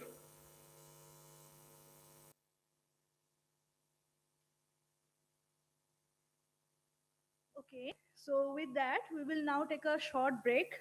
The break will be for 15 minutes. There are some tea and refreshments arranged for you all. Okay, uh, sorry. So, finally, for the session chair, I would like to call upon the convener of this conference, Professor Paulo Kaish, to felicitate the chair of our session, Dr. Ashima ma'am, with a small token of appreciation.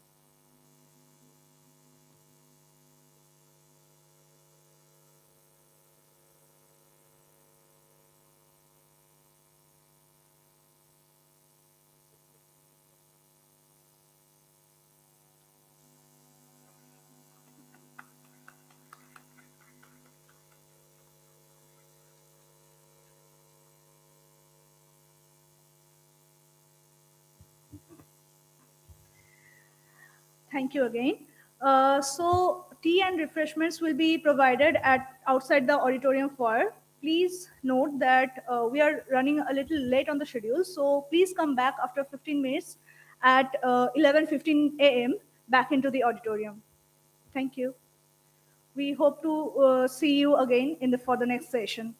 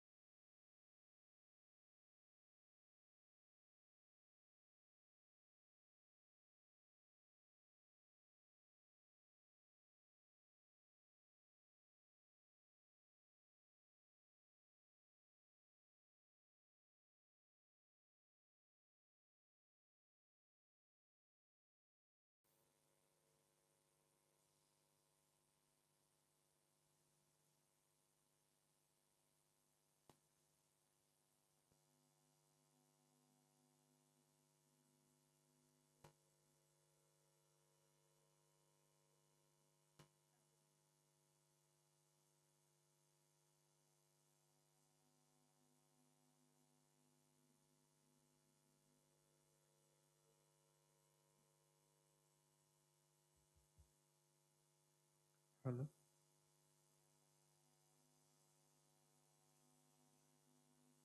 Hello.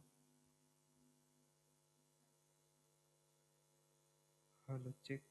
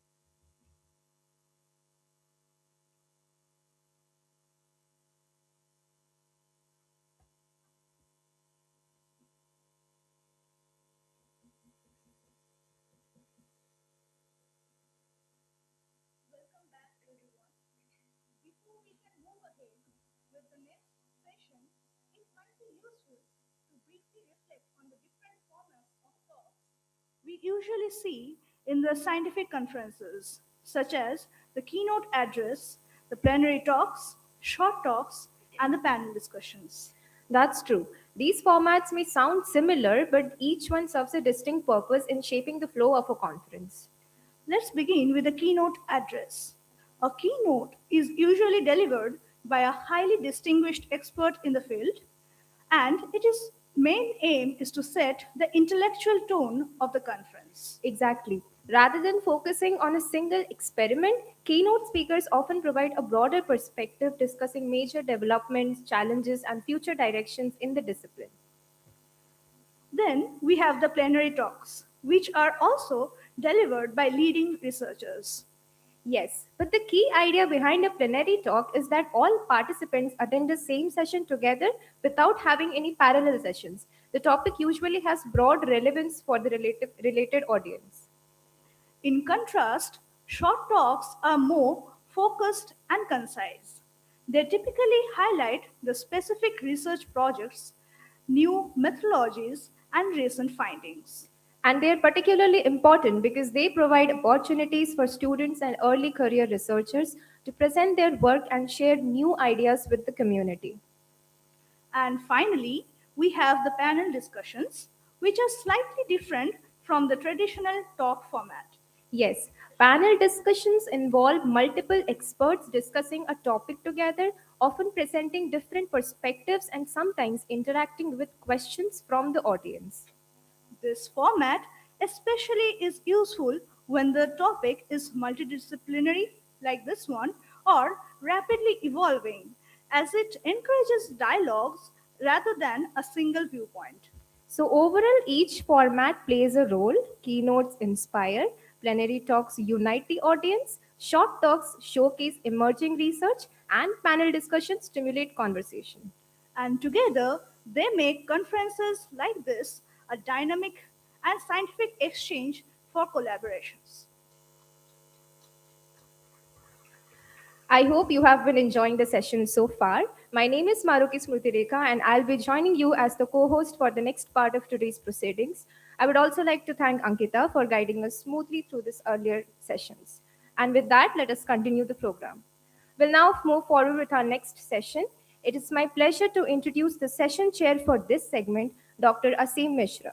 Dr. Asim Mishra is the CEO and co-founder of Prante Solutions Private Limited Bhubaneswar, where he works on developing affordable molecular diagnostic technologies for early disease detection. He completed his PhD in biotechnology from Jawaharlal Nehru University in 2009. Previously, he served as an assistant professor at Utkal University and currently also contributes as an associate professor at KIT School of Biotechnology. May I now kindly invite Dr. Asim Mishra to guide us through this session. Please join me in welcoming him.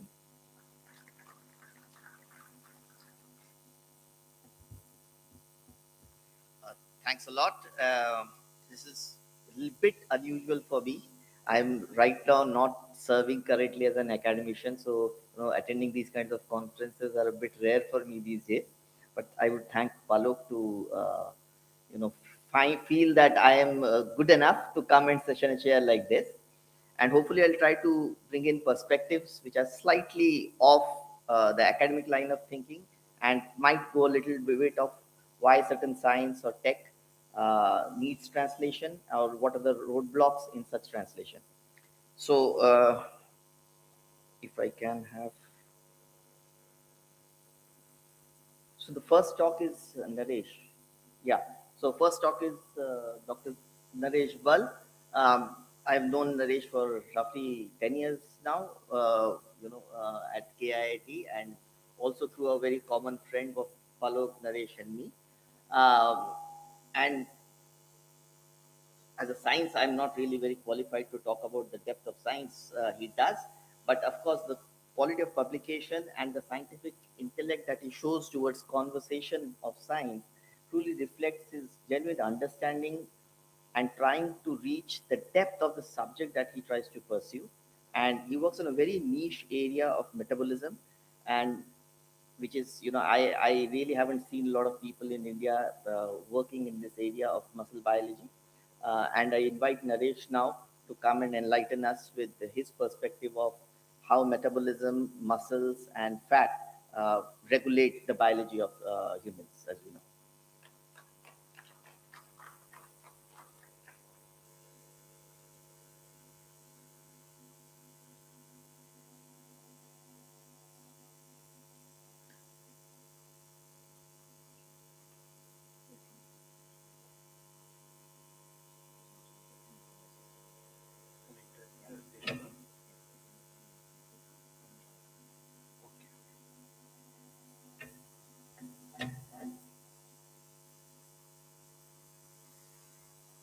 Okay. Good morning, everyone. Uh, Thank you very much for giving me this opportunity, the organizers, and especially Professor Paulo Kais for giving me this opportunity to present my research work today here with you.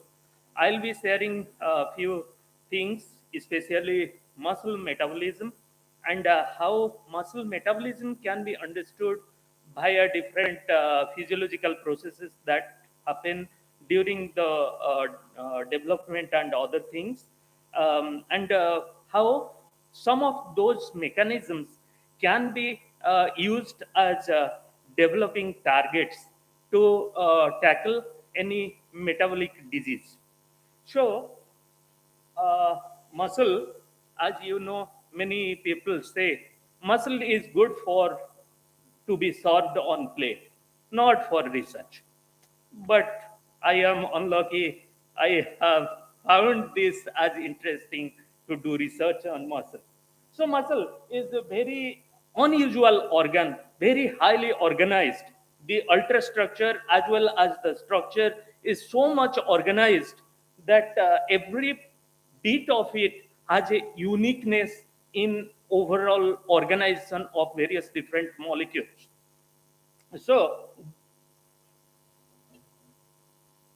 that's the muscle, and this muscle you must have come across this quite early on. We always talk about sarcomeres, which are the functional unit of the skeletal muscle, and sarcomeres put together form myofibers, and myofibers put together form the myotube, and the myotubes put together form the fascicle, and fascicles put together form the muscle. So muscle has the contractile unit and it is very plastic. Why it is plastic? Because with external inputs, it can undergo tremendous changes. You must have noticed with exercise, the skeletal muscle undergoes tremendous change, and bodybuilding is another form of exercise. But same time, a few presentations before me have introduced that diabetes is a problem of metabolism. But diabetes, which is the predominant type 2 diabetes, is actually because of skeletal muscle, not because of insulin. So, why is that? Because the skeletal muscle, which is able to take off glucose from the blood, is able to bring down the glucose. When it is not able to do that, then we have the diabetes. So skeletal muscle undergoes tremendous modification, alterations when we have a type 2 diabetes.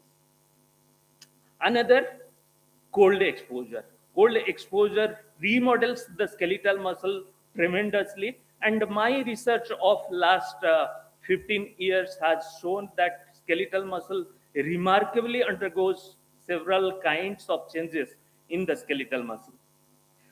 Aging, the this is very well visible that the skeletal muscle undergoes dramatic changes with aging.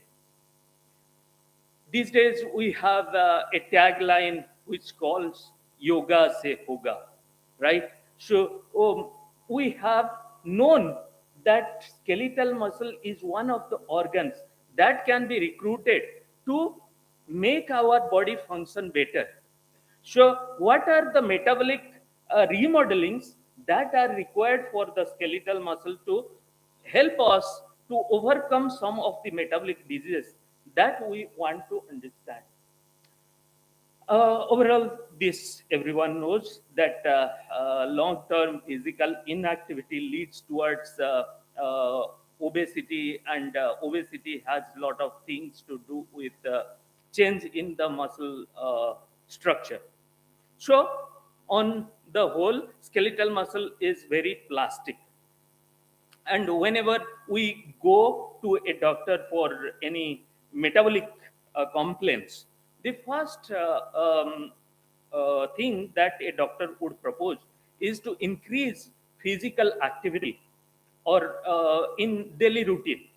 So in a type 2 diabetic scenario, people say that 30 minutes of exercise a day can reduce the chances of developing a full-blown type 2 diabetes is reduced by 40%. So exercise and muscle and muscles metabolism are very intricately intertwined. So skeletal muscle remodeling can happen due to all of these factors that I have here. And today I'm going to discuss about three main things. And the first thing is that calcium. Calcium, everyone must know that calcium is the primary signal that recruits the skeletal muscle to contract. But calcium also works as a second messenger. And this calcium can have a tremendous role in remodeling the skeletal muscle to organelle, mitochondria, and SR work in this connection of calcium function in the muscle. They help in the remodeling of the muscle. So, just to take you through a little bit of how calcium is important for contraction and SR and mitochondria, I have the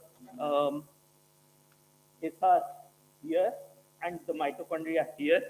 So, when we have a signal from the neuron coming to the muscle, this slide is optimized for cardiac muscle, but skeletal muscle also works in the same way. So when the signal comes, the sodium channels open up and they trigger a depolarization in the muscle that induces a release of huge amount of calcium from the SR, and that calcium goes and binds to the contractile filaments as well as to the mitochondria. So the calcium enters into the mitochondria as well. So that induces the process of contraction.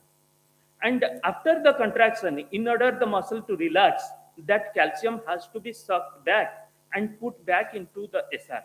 That function is done by a protein called SERCA, which is my primary protein that I work on, SERCA, and the protein that works on the SERCA. That protein I call as sarcolipin.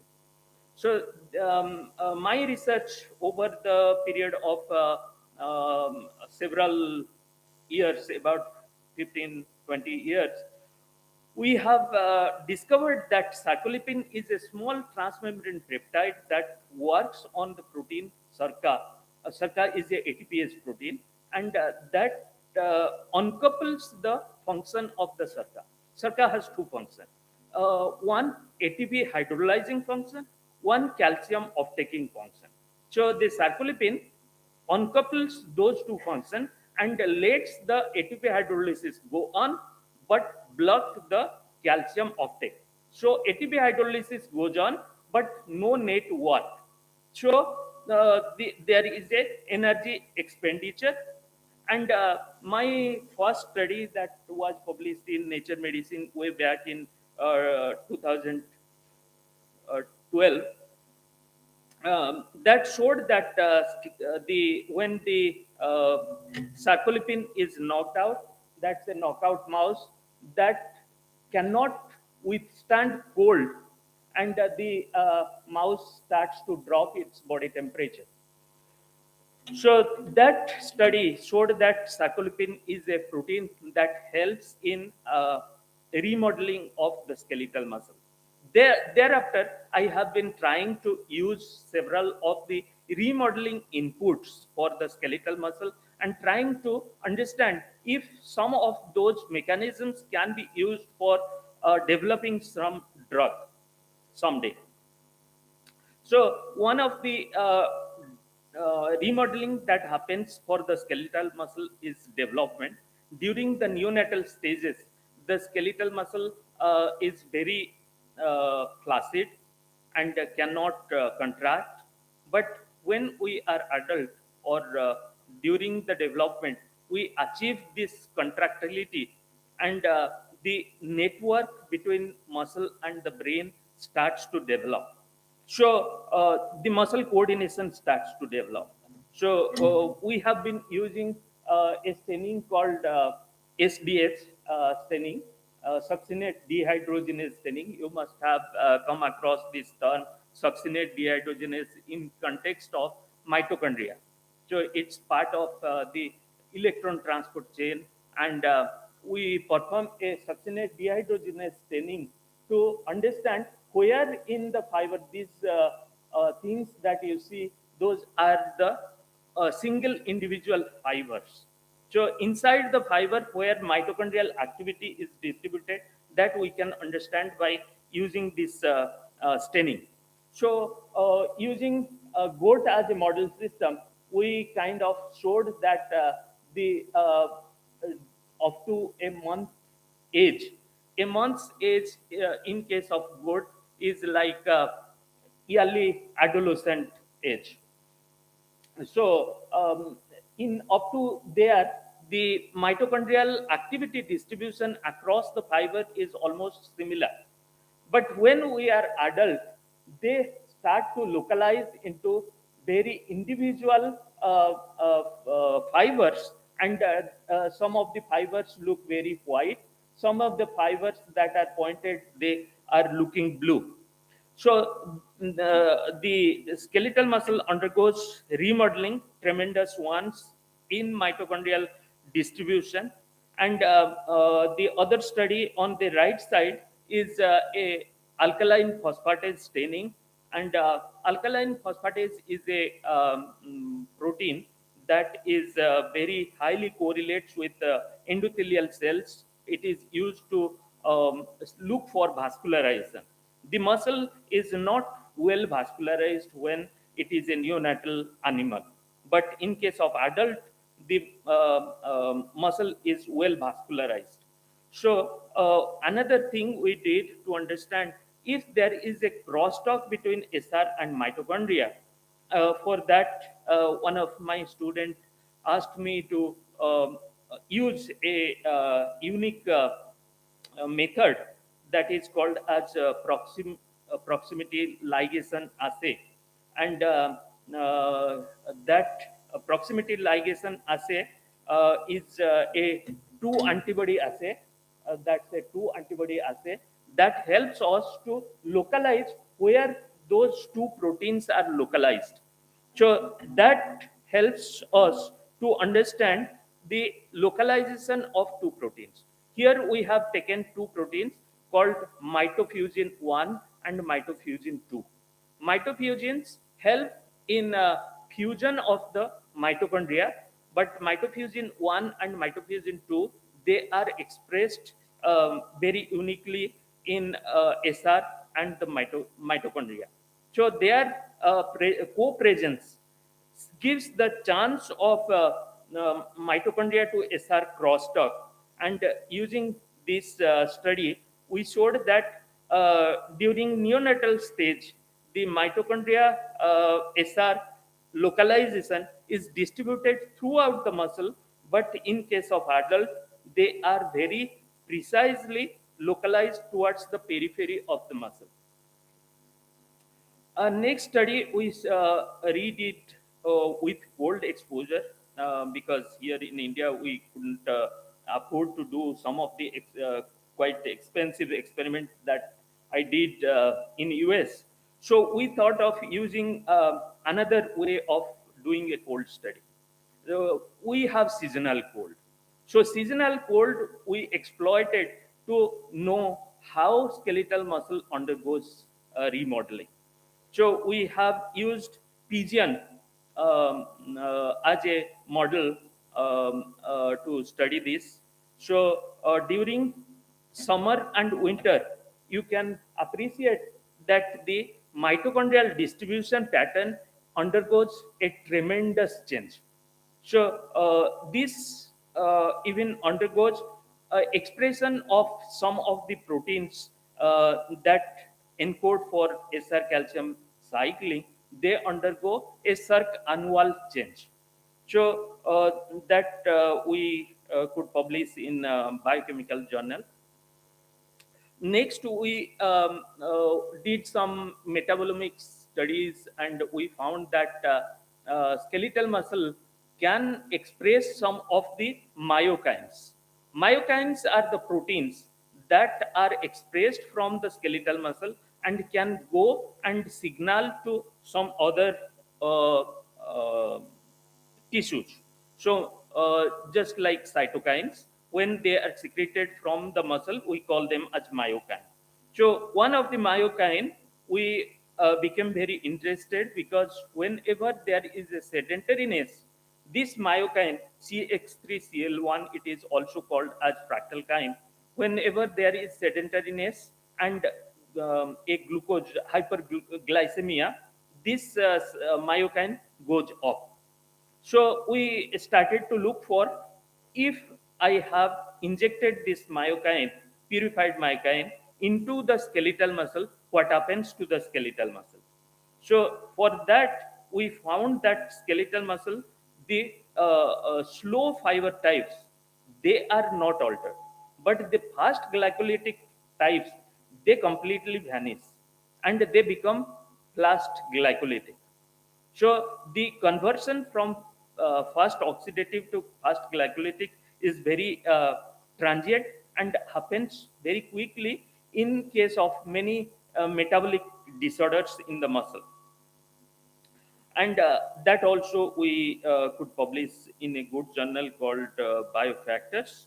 And then we studied little bit about the crosstalk between the brown adipose tissue. Brown adipose tissue is another very important organ that helps in maintaining body temperature. It's a thermogenic organ, and brown adipose tissue has been known to have a crosstalk with the skeletal muscle. Here we looked at the transcription factor, which the MEAT5, the transcription factor, it undergoes very unique changes in the skeletal muscle and the brown fat, and that can establish that there is a crosstalk between these two organs during the developmental process. And with a few of these projects understanding, we have started to use some library of compounds to look for any nutraceutical that can help in remodeling or targeting the remodeling of the skeletal muscle. So we have come across one compound called as capsaicin. Capsaicin, you must have come across this in chili. So chili is has a molecule that is capsaicin that works in binding of sarcolipin SLN to the circa and causes increase in energy expenditure. Today, I'm not going to discuss in detail about this particular project, but I am thankful that this project has been funded by ICMR. If given opportunity next time, I'll talk more on this particular aspect. So with this, I come to a conclusion. The calcium cycling machinery are mediators of muscle remodeling. Mitochondrial metabolic proteins serve as main factors in muscle remodeling. SR, mitochondria calcium crosstalk, is a major effector of muscle remodeling. And skeletal muscle heterogeneity. Oh, this one I have not talked about little. I should highlight this, that skeletal muscle often thought as a single organ. But skeletal muscle are very unique. All the postural movements, any activity that we do, different skeletal muscles are taking part in our functions in that. So there is a tremendous opportunity that each individual skeletal muscle works as a different metabolic system which can be rewired differently. So the skeletal muscle heterogeneity can be a good factor to induce pharmacological targeting of the compounds that we are looking for. So with that, I will acknowledge my lab students, um, uh, and they have been the workers that I presented today. My collaborators and the funding agencies that have funded me throughout, and I'm especially thankful to ICMR, which has funded last month, two grants together. So hopefully we'll have some good new work coming up. And thank you. In the background, I have a new work from our lab coming up, which is about the denervation. Muscle is a slave. Skeletal muscle is a slave of the neurons. So when the neural inputs are not there, the skeletal muscle starts to atrophy. So we have these are the normal muscles. These are the denervated muscle fibers.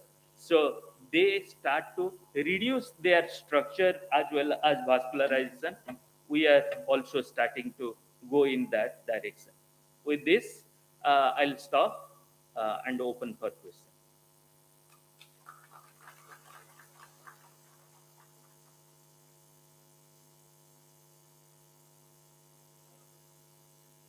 Yeah. Nice talk, Professor Bal. I just want to know that, you know, these days we are talking a lot about GLP-1 inhibitors, these Wegovy, Yes. everything. And in those individuals, we do see the most important thing is the loss of muscle because they become very lean. And I'm not Yes. sure if I'm right altogether. Because it seems that they have a lot of muscle loss. Now, if that is true, is it indicating in future they will have diabetes type 2? Um, Is it uh, possible? But GLP-1 is actually working very good for type 1 diabetes and also type 2 diabetes. Um, um, I have a project with the AIMS Bhubaneswar that we have just started on type 2 diabetes, semaglutide.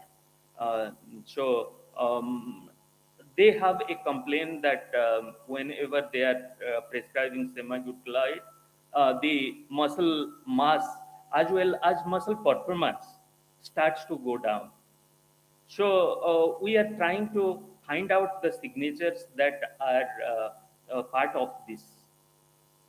Okay, so, but when you say that the muscle mass and muscle function goes down, it's actually leading to the, I know it's controlling diabetes, but it's also probably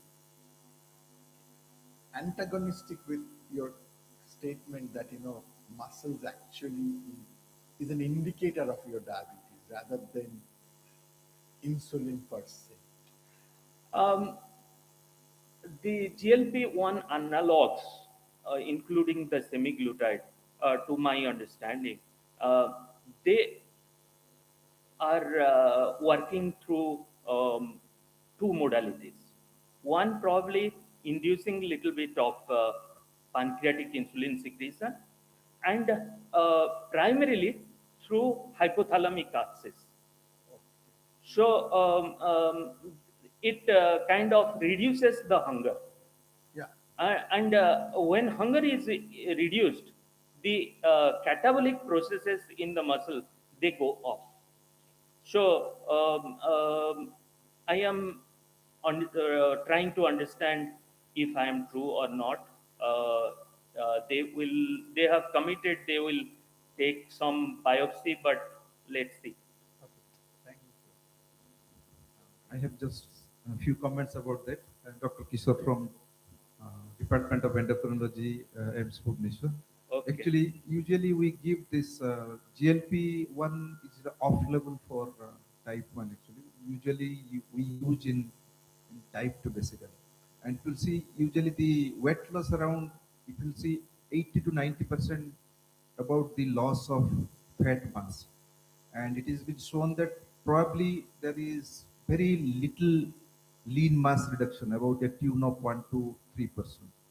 So that's why if you are really give these drugs, and it depends upon what type of drugs you are. If you're giving only GLP-1 like semaglutide or liraglutide, these are, I mean, semaglutide is a very small molecule in comparison to liraglutide.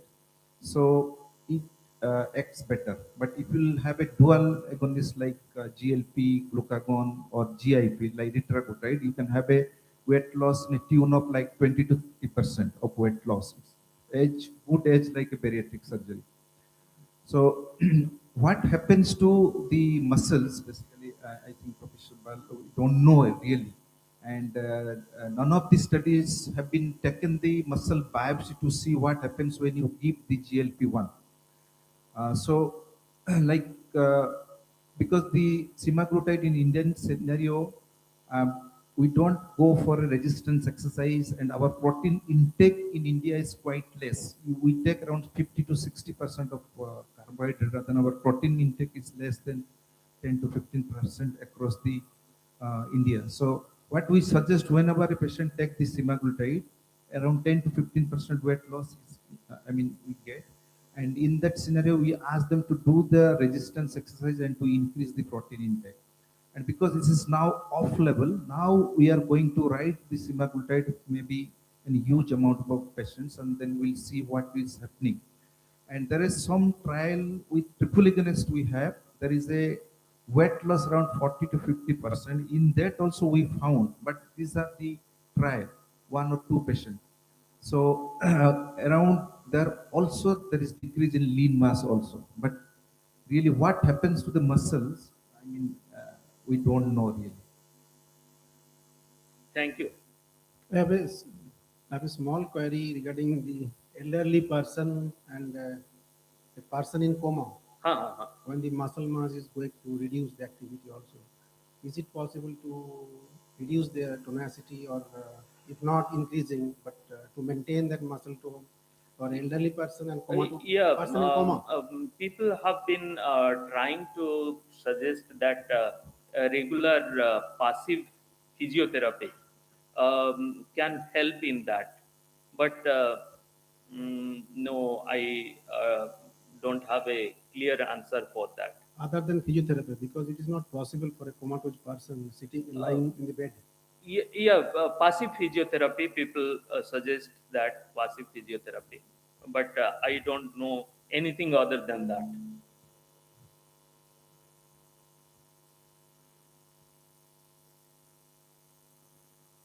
Very beautiful basic biological work. It was such a pleasure listening to you. Thank you. Since this is a Metabolome Microbiome conference, have you tied this up with gut microbes? Because the first question when we are translating is that we have a bunch of probiotics and symbiotics, prebiotics and probiotics. So weight loss, lean muscle, bodybuilding. So have you seen any correlation? No, you have focused only on the muscle. I didn't have the opportunity to have be, collaborator force. Exactly. So far. it will be easy enough. If you can give us some inputs, definitely on animal models we can test those. Excellent. It will be very easy to just take out some of the microbes from the fecal matter, from the control and the disease group and then intervention, and then we can do that for you. So Okay. it's all about tying up the loose ends or Sure. connecting the dots. But Thank you. excellent work. Such Thank a you. pleasure. Thank you. So if there are no more questions, I would just like you to answer or end this talk with a question. So out of all the 15 years of research, can you highlight or tell to the audience maybe one of those insights that you have that could actually translate into a drug or a therapy?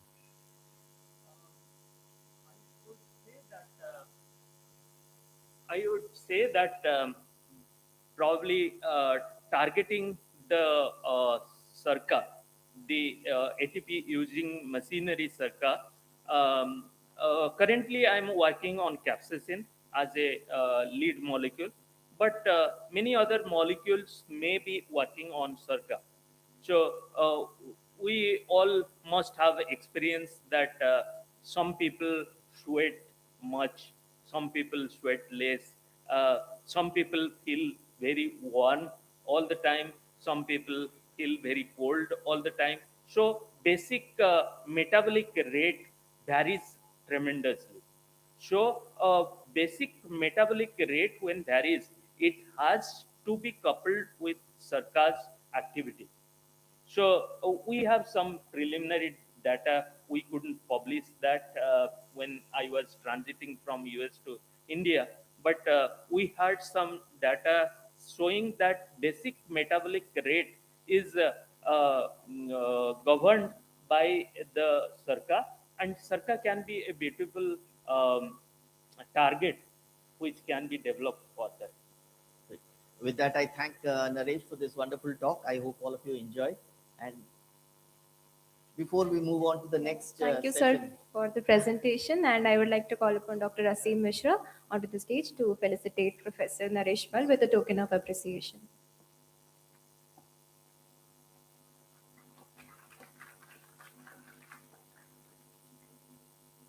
Thank you, sir.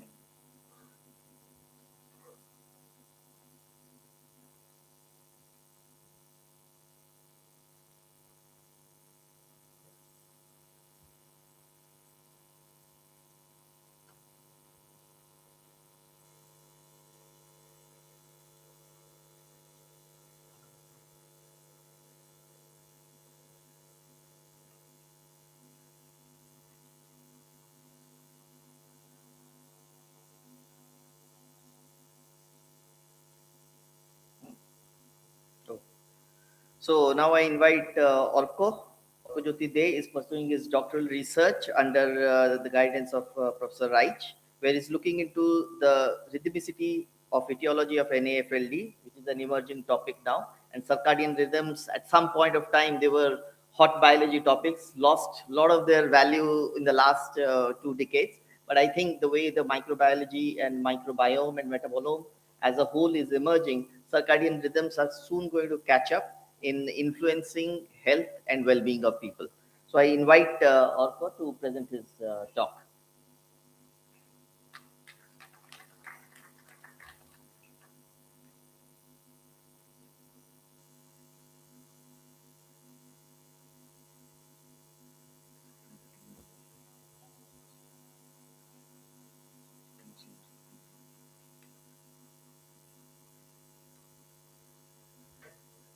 So I hope I'm audible. Yeah. So for decades, metabolism was studied as a snapshot, measuring molecules, pathways, and their interactions at a single moment in time. But biological systems are not static. They are dynamic in nature. So if we talk about the host physiology or the microbiome, they both oscillate over time throughout the day. So before starting this presentation, I would like to start this presentation by posing a question, and that is, what if the missing dimension in understanding the metabolism is time itself? Or can we truly understand metabolism without understanding the biological time? So with that idea in mind, I, Orkojyoti Dey, a doctoral candidate from IHLab NISER Bhubaneswar, will be presenting my work titled as The Temporal Landscape of Host-Microbe Interactum in Mast or Fatty Liver Disease. So if time truly represents the missing dimension in metabolism, then which are the systems that are actually organizing metabolism throughout the time or throughout the day? So the intricate symphony of metabolism is conducted by the circadian rhythm and the gut microbiome. And for decades, these systems were studied in isolation by chronobiologists and microbiologists. However, a paradigm shift has unfolded over the past few decades, and right now giving rise to a field of circadian metabolome and circadian microbiome. So this immediately raises another important question. In that case, can anything and everything be circadian in nature? No, it's not that simple. So in order to be something circadian, it has to peak and trough within the 24-hour time point. And since it is biology, the concept gets even more complex, because even if a biological system lacks canonical circadian clock machinery, their abundance and their metabolic output can exhibit circadian rhythmicity. And one of the prime example of this is the gut microbiome. So the gut microbiome does not have its own oscillator, but it still shows oscillation because of host physiology and the host clock controlled physiological changes. So the gut microbiome and host, they exchange a temporal dialogue between them with the use of metabolites. And we have to remember ourselves that the metabolites are the most irreducible and fundamental functional unit of all physiological processes. And they reside at this very important interface between the circadian clock and microbiome. So these metabolites, they can be used as a diagnostic and predictive indicator of health and disease, especially metabolites that are of gut origin but circulating in the blood. They are also termed as circulatory metabolites or gut-derived metabolites. So in order to address this problem, this is our experimental approach we took, by the circadian metabolome and microbiome really plays a role in metabolic disorder like NAFLD or not. So we had two groups of mice. One was fed controlled diet and another was HPC diet. And after 22 weeks, we validated that if fatty liver has manifested in the system or not. And after that, we followed a 24-hour sampling approach, and we used circadian metabolome using serum and cecum sample, and we used circadian microbiome from the cecum sample. So I will discuss the circadian microbiome part first. So right after we got the 16S rRNA sequencing data, we analyzed what are the genera that are actually rhythmic in control condition and HPC condition. And the first discovery in this finding was that the HPC condition was totally abolished of any rhythmicity. So it did not show any rhythmicity. So if I guide you through this figure, the blue bubbles are basically the control microbes that are rhythmic in nature. And the orange bubbles you are seeing, those are the HPC microbes, the top HPC microbes that has lost rhythm. Now, if you follow these blue bubbles, this actually tells a beautiful circadian temporal partitioning story. We are seeing sugar and glycan users early, and in the midday, we are seeing microbes that utilize lactic acid and carbohydrate fermentation. And at the late night, we are seeing SCFA and fiber fermenters. So now let's look at these rhythms and change in rhythm more carefully. So this is one of the examples. So Alistipis, which is a known microbe to modify bile acids that lost its rhythm in HPC condition. Another example is Amyloraptor that also lost rhythm under HPC condition. It is known for carbohydrate fermentation. And here is another beneficial microbe, which is Coprocola, known for butyrate production. It is completely absent in HPC, but showing a beautiful rhythm in control condition. So here are some more examples. I will not be going through in the detail. So now that we know that the rhythm is maintained at the abundance level, but what about the functional level? Is there a rhythm in the functional level as well? Turns out there is. So there are several pathways you will see in the control showing a perfect amplitude throughout the day. So these are the pathways that are rhythmic in the control condition. But in the HPC condition, where I have given the high fat, high sugar diet, it lost the rhythm, and there are two new pathways which have gained rhythm. And these are all relevant pathways when considering the fatty liver condition. So later on, we also tried to identify what are the microbes because of which these pathways are going out of sync or out of rhythm. So you can see some particular microbes like Faecalibacillum, Parasitolella, and Corynebacterium. these are showing a completely antiphasic relationship with the pathways. So probably because of these microbes, they are losing the rhythmicity. Now, coming to the global level, even if we do not consider the rhythmicity, if we only consider the pathway abundances, there are several pathways like secondary bile acid synthesis and bile acid transporter. These are severely upregulated in the FPC condition, meaning the FPC gut is flooded with secondary toxic bile acid. So we talked about the abundance and the rhythmicity, but what is happening to the community level? So if you look at the community, this is the control network and this is the FPC network. So the first visible striking difference is that the control network forms a very sparse, but you will see a cluster of microbes forming together and forming very rhythmic functions throughout the day. But in case of the FPC network, it is creating a massive hairball and everything is clustered together. So that raises the question that which one of these network is much more stable. So we performed an in silico knockout analysis where we knocked out each and every highly connected microbes one at a time to see which network is truly more stable. And from this analysis, you can see the FPC network is actually much more robust and much more stable over time. So that is probably the reason why a gut dysbiosis is so hard to treat, because the medicines won't work because the network is so stable, the toxic environment is so stable. And here are just some of the examples, the top 3 architect of the network in FPC condition and top 3 architect of the control network. So this was all about microbiome. In the metabolome also, we found that several rhythmic bacteria, rhythmic metabolites went arrhythmic in the FPC condition, and several arrhythmic metabolites went rhythmic in the FPC condition. So this change was visible in cecum and serum both.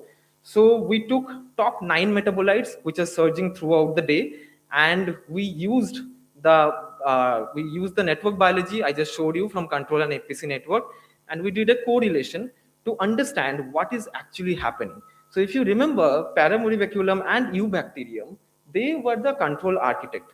So they are also present in the FPC, but at a very lower abundance, and they are showing a turncoat behavior because they are correlating with some toxic metabolites, which is basically cholesterol and palmitoyl carnitine. On the other hand, you will also see a group of bacteria, Acetylfactor, Angela caseola, and Abispirillum. These are the exclusive high potency drivers of taurocholic acid or the secondary bile acid, which we saw before. So probably these are the bacteria which are driving the overall toxicity. So now we did a microbe to microbe correlation. If FPC network is so stable, then probably some microbes are helping others to make the network. So here we found out that one of the major architect of the FPC network, which is the kinethrix, that forms a significant recruitment module with Acetylfactor, Abispirillum, and Anaeroticnum. So these, if you remember, these are again the high potency drivers of taurocholic acid or secondary bile acid. So to sum it up, what is happening? There is a group of bacteria which are architects. There is a group of bacteria which are the factory for toxic metabolites.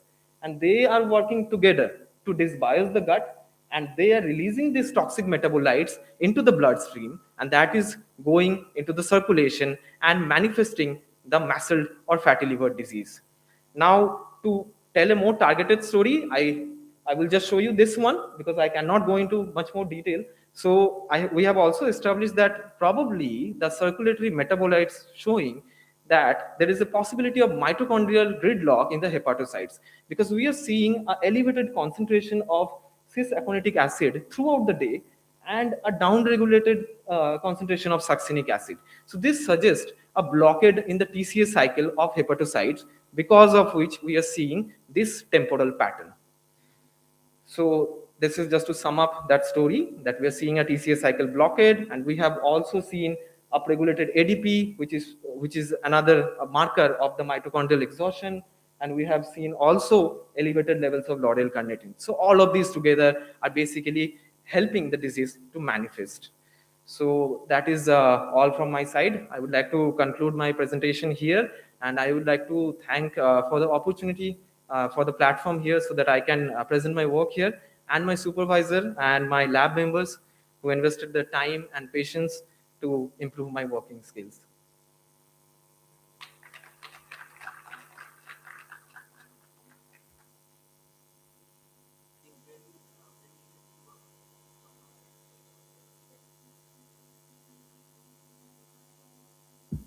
Yeah, Orkojyoti, very nice talk. I have a very naive question. So when you showed the first, the rhythmicity versus the lack of rhythm in the first slide, those blue dots and all, Yes. one straight question is, yeah, this, how do you decipher rhythmic versus no rhythm? Yes, that is a very crucial question actually. So there is a statistical backup behind the data I'm showing. So we use JTK cycle and meta cycle. So these are two tools which use two methods, John Kire-Tapestry method and Kendall-Stau correlation. So in the John Kire-Tapestry method, what it does is basically it reads the abundance values of the microbes and it sees whether it is fitting a curve which can be a sine curve or can be a cosine curve throughout the day. So if it is fitting the curve, then probably that microbe is showing rhythm. And the Kendall-Stau correlation basically tells us that how strong the fit is with the suggested curve from the JTK cycle. So all of these microbes have a p-value lesser than 0.05 and they are FDR corrected. And after this, these are the remaining rhythmic microbes in the control condition, and none of the microbes are rhythmic in APC condition. Yeah, so you took like P less than 0.05 Yes. 5 as a cutoff. Cutoff, Right? yes. So here you can see the pattern of the microbe, the Here, blue line. actually, I could not like straight away. It's not so obvious. You can see there is a pattern, Yes. and there is no pattern. That it is rhythmic versus. Yes. So if you follow the pattern of coprocola for 1 second, I will show you just basically I could not show you everything. So yeah, now you see the clock data. Yeah. So this is a liver gene data, which is perfectly in line with the coprocola you saw just now. So how the liver gene expression is going, that's how the microbiota is also like responding to the rhythm. So that's how like. Yeah. Thanks. Great.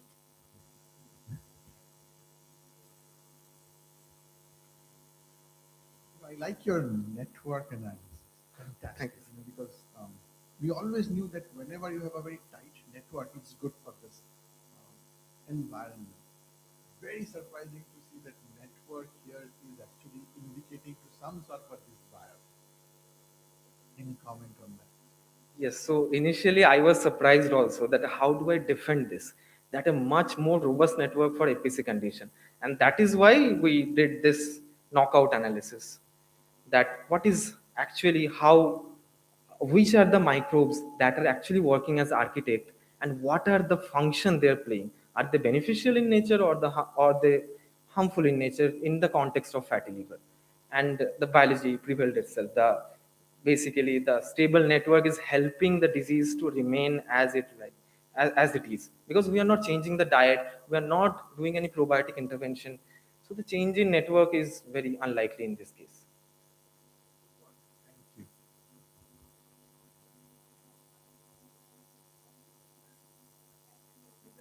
What is the model for establishing circadian rhythm or disrupting it? So Exposure basically to these are sunlight. C57BL6 mouse and they are kept in standard light condition, and I have sacrificed them at a 24-hour time point and then I analyze the rhythm. So if some components are rhythmic in nature, that will show in this circadian sampling. Like this is a very standard procedure followed by all chronobiologists to decipher that if something is circadian or not. I cannot take more time. I'm going to talk to you later. Sure, man. I'll be happy to It is answer. always, we tend to get a little lost with the data, which looks beautiful, but sometimes the basic model, the setting up of the model. So this is a robust system versus a resilient system that we are looking at. So, and biology being so very complex, and these are C57 black 6 mice, male or female or age matched or whatever. So there are these subtle cues that we often miss. So this is a prolonged conversation. We will take it up offline. Sure, ma'am.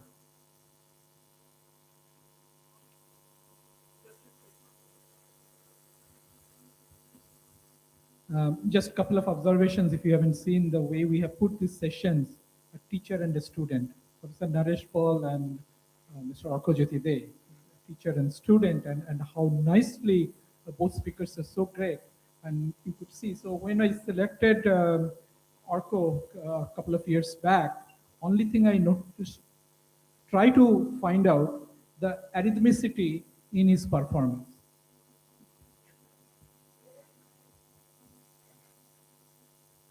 Thank you, sir.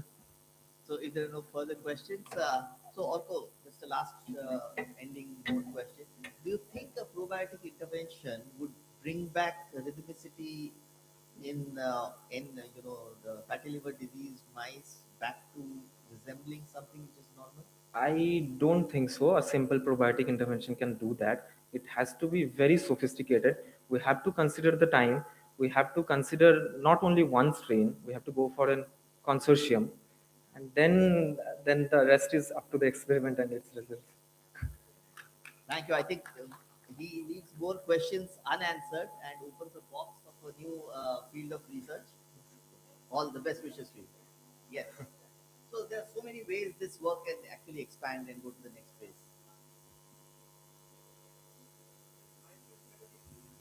Being a PhD student presenting this work, do you have, not you, but in the lab, do you plan to validate it in human samples? Because when you're doing mice and they talk about probiotics, validating in human, yes, NAFLD is very, very abundant.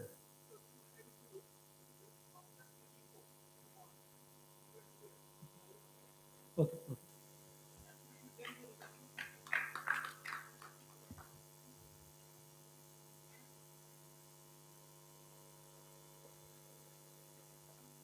Now I would like to request Dr. Aseem Mishra to felicitate Mr. Orko Jyotidev.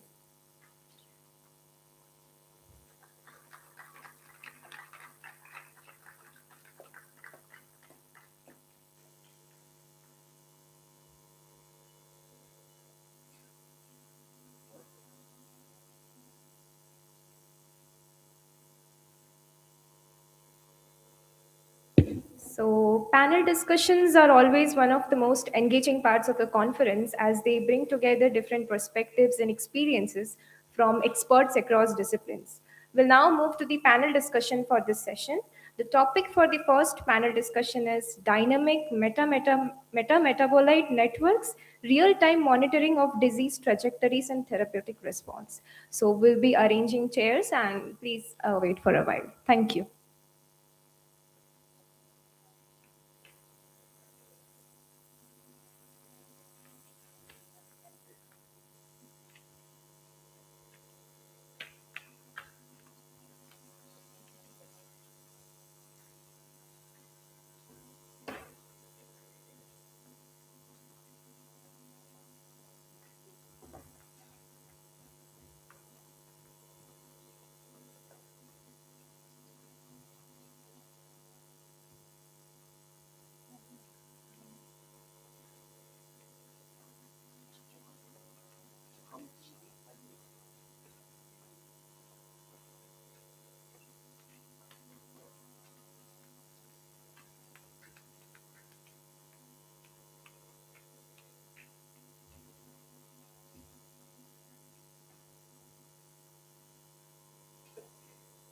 You can see, no? You can also hear if I talk without mic.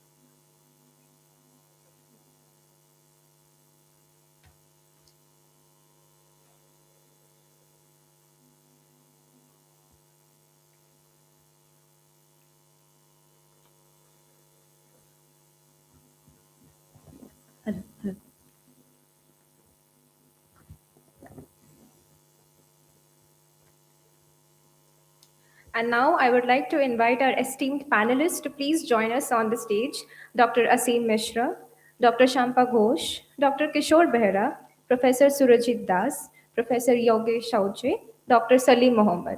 May I kindly request all the panelists to come up on the stage as we begin the discussion.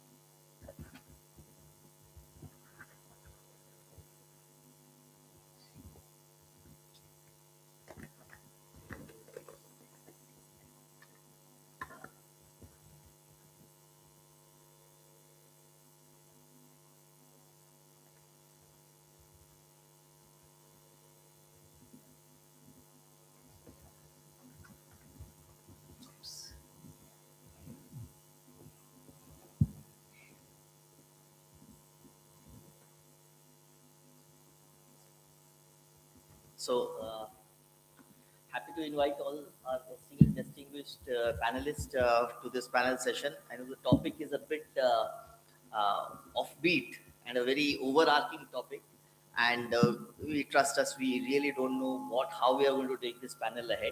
So we'll put some general questions and see how the discussion evolves over the next questions. So.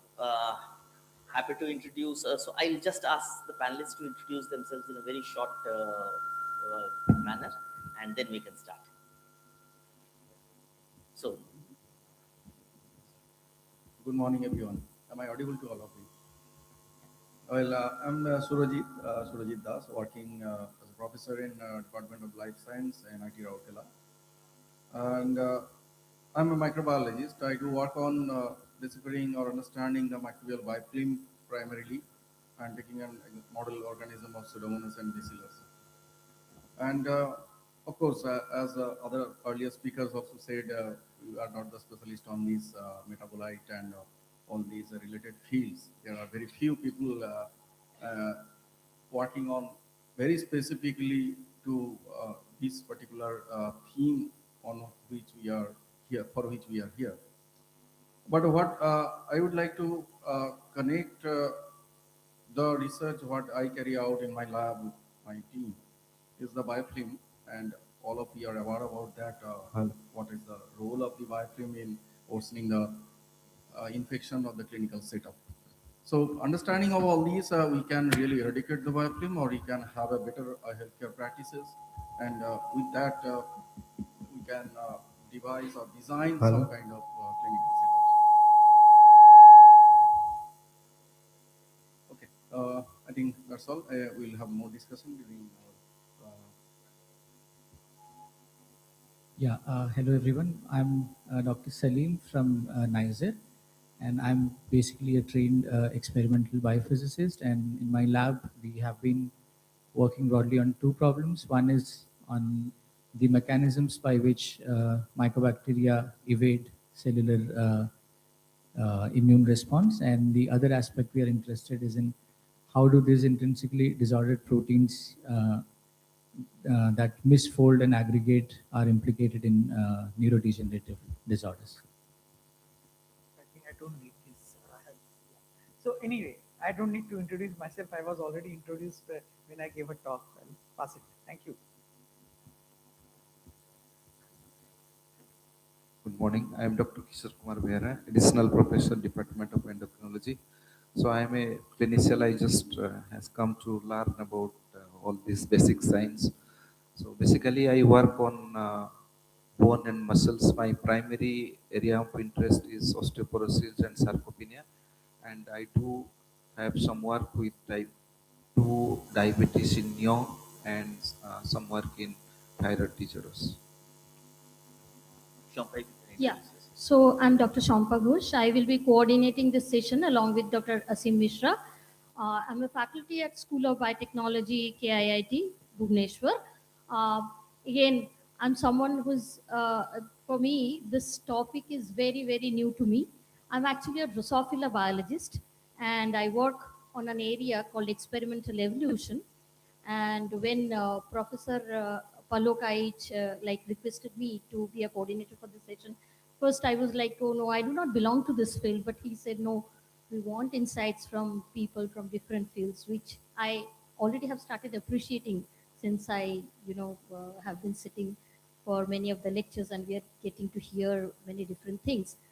This panel also consists of, as you all can see, diverse, like people from diverse backgrounds, a doctor, scientists, Asim is from the biotech industry background, then I'm a fly biologist. So, and as the topic suggests, it's about dynamic metabolite network, real-time monitoring of disease trajectories and therapeutic response. It's a heavily worded topic, but as we will progress, possibly you'll see that we will try to keep it very relatable.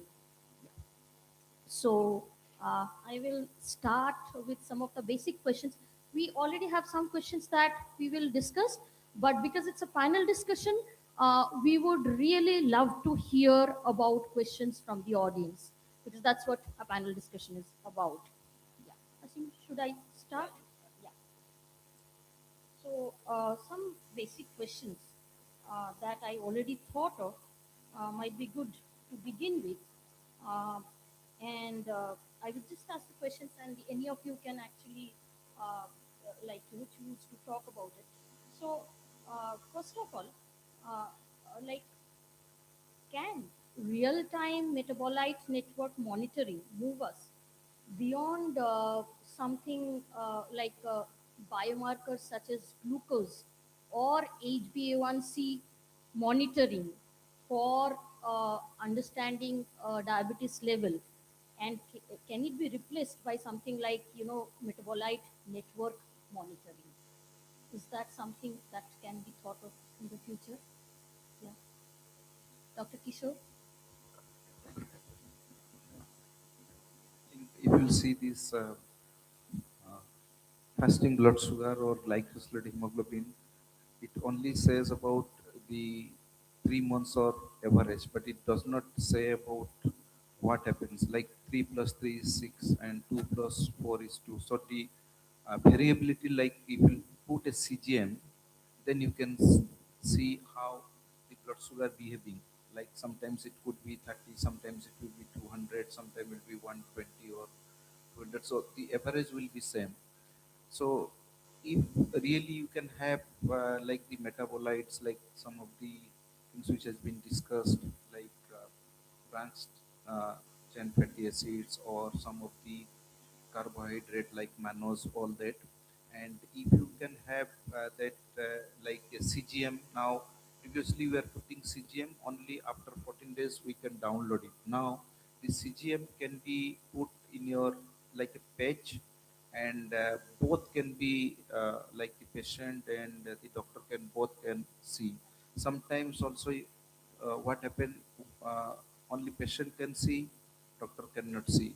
So in that way, and there are some study probably people will be more aware of, like you will just have the branched uh, uh, chain fatty acids. So from that you can able to understand way before whether this patient is going to develop diabetes in the future or not. So that is probably if there are some standardization is required. So if we can do it probably, uh, that can have a additive effect to diagnose and for prevention of the diabetes in future. Okay, Dr. Kishore, so that again brings back to another question that we already had, I think, after one of the talks. That, as you said, that this can help something like detecting even before we know that the disease has progressed. So, should it become something in future? Do you see it, metabolite profiling becoming something like a routine test? How would people know that, okay, I'm prone to diabetes, I'm pre-diabetic? without ever having a symptom or having gone for a blood sugar test? There is some machine learning, like you have some prediction models. Like for example, when we'll do the risk factor of sarcopenia in type 2 diabetes. So take example, we take a age. If you have a elderly person or you have a SNRI, suppose your protein intake is low, probably will develop sarcopenia. If particularly I was talking about the type 2 because control we have not worked on that. And if we put some prediction model, what it shows, probably this traditional factor may not be good. I mean, not the best one, but if you see like renal parameters or how quickly you work, like the gait or the muscle strength, which is very easy to perform, and you put that model, then you can have a 3 or 4 risk factors. So like that, there are some called the metabolic score. So if you have some metabolic score, from that you can have a nomogram. From that you can find out whether this patient can develop diabetes according to the some of the metabolites. So that can be future. It will be feasible, I think, because the machine learning which is be now AI is generating is quite emerging. So I think it is not far away. Probably within a few years, probably we can have that, and it is a very cost effective because if you consider like we have a survey few years back, around 10 to 15% of patients having type 2 diabetes in Orissa and 50% in India having the pre-diabetes at any time. Maybe the 25% with a huge, I mean, huge people will be land into type 2 diabetes and obesity. And it's a study which has been shown that probably females are having more abdominal obesity than the male. And now the gap between the urban and the rural has been, I mean, it is very close. What we are thinking is a disease of the urban is not true. It is mostly of the disease of the rural also. What we have found here, you can see the healthy population now become unhealthy in terms of type 2 diabetes or diabetes. But the malnutrition is remaining the same. We are not improving much. The healthy population is going towards the unhealthy one. So that we have to be very careful to look into this matter.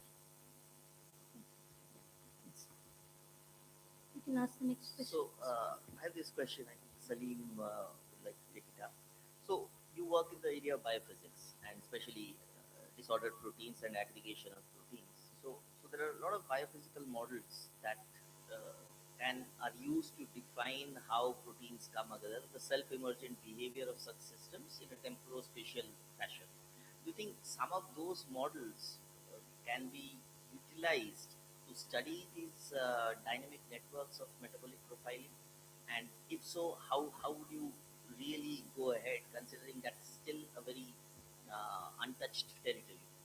Yeah, I think the biggest challenge, from what from my understanding, would be the real-time monitoring, because this whole process of protein misfolding, the onset of the disease per se, the progression, and by the time we actually start picking up the some of those symptoms, It's very late. it's already very late. It's almost like decades have already been gone, because the, the problem is especially looking at the misfolded protein. It's a very slow process.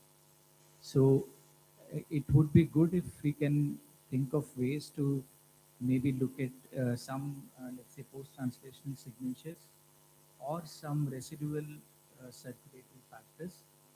But the other challenge would again then be to how do we, measure it, or how do we pick them up?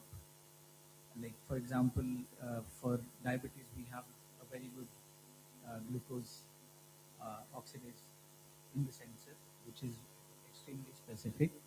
But for other processes, I think that could probably be one of the challenges to make sure whatever we are trying to pick on the signal, how specific it is.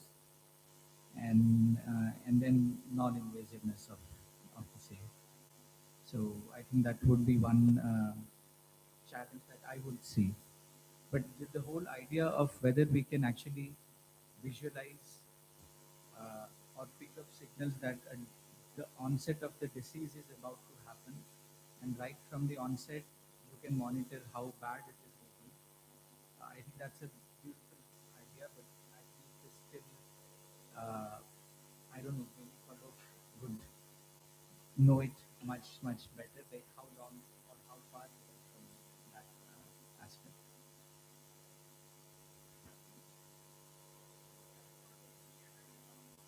Sure.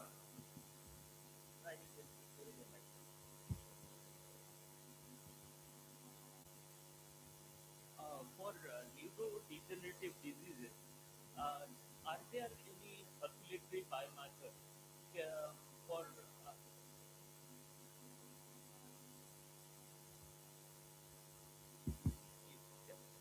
yeah, good morning. And this uh, just neurodegenerative diseases, before they actually show some uh, physical symptom in the body, uh, there should be some circulatory biomarkers like the proteins that you are talking about. They might be getting secreted too. Are there any studies like that for random or disordered proteins uh, uh, being present in the blood or any fluid? So far, I know I don't think there is any, because especially with the misfolded proteins or the fragments of the proteins, because by the time we diagnose these diseases, the protein aggregates are already very big, so they cannot really breach the blood-brain barrier and come into circulation. But I think one aspect people have been looking like actively is to pick up some of these lipid signatures, because as the disease uh, progresses, the lipidome is heavily undergoing a lot of changes, and some of these ceramides and small lipid molecules that are being secreted, in the extracellular space in the brain, these can breach the blood-brain barrier, so they can easily diffuse. But I'm not very sure whether we have any such sensor yet to pick up on those ceramide-like markers. Okay, my next. I have a small query to Dr. Salim. Tuberculosis is a very slow growing process. Yes. It will take at least, if not 10 years, at least 5 years to establish in the body. Yeah. Do you think any kind of biomarker is possible to create from the blood and in non-invasive manner? For mycobacteria, right? Mycobacteria, while establishing the inside the body. Yeah. So I think we can look into some of those secretory components of the pathogen. So That's what I am asking. Is there any secretory molecule available in the blood? I don't think so. Not highly specific for it. One more small query regarding this. Nowadays, CAR T cell is very prominent in myeloma therapy. In case of blood cancer, CAR T cell therapy is very promising now. Okay. Now, is it possible to stimulate such kind of T cell inside the body against this mycobacteria to eliminate the establishment of the granuloma in the body? I think this is outside my expertise. This particular question I may not be qualified to answer. Yeah. Maybe we can move to the next question. Yeah. So this question is for Professor Shurojit.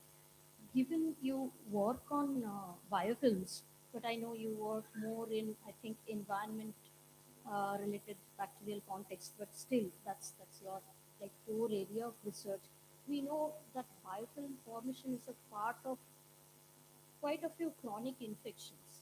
So do you think that in future we can use like biofilm uh, formation or the stage of biofilm formation, its characteristic features, as a marker for like disease identification or even therapeutics? Well, so the same question he has asked in terms of the mycobacterial infection. See, mycobacteria also undergo the process of the biofilm formation and worsening the situation of pulmonary infection causing the tuberculosis. Well, if you look at the context of biofilm formation in terms of the causing the disease and for our healthy living being, we need to have biofilm formation in our colon system to have our microbial aggregates for better metabolites and whatever we are talking much more about the health.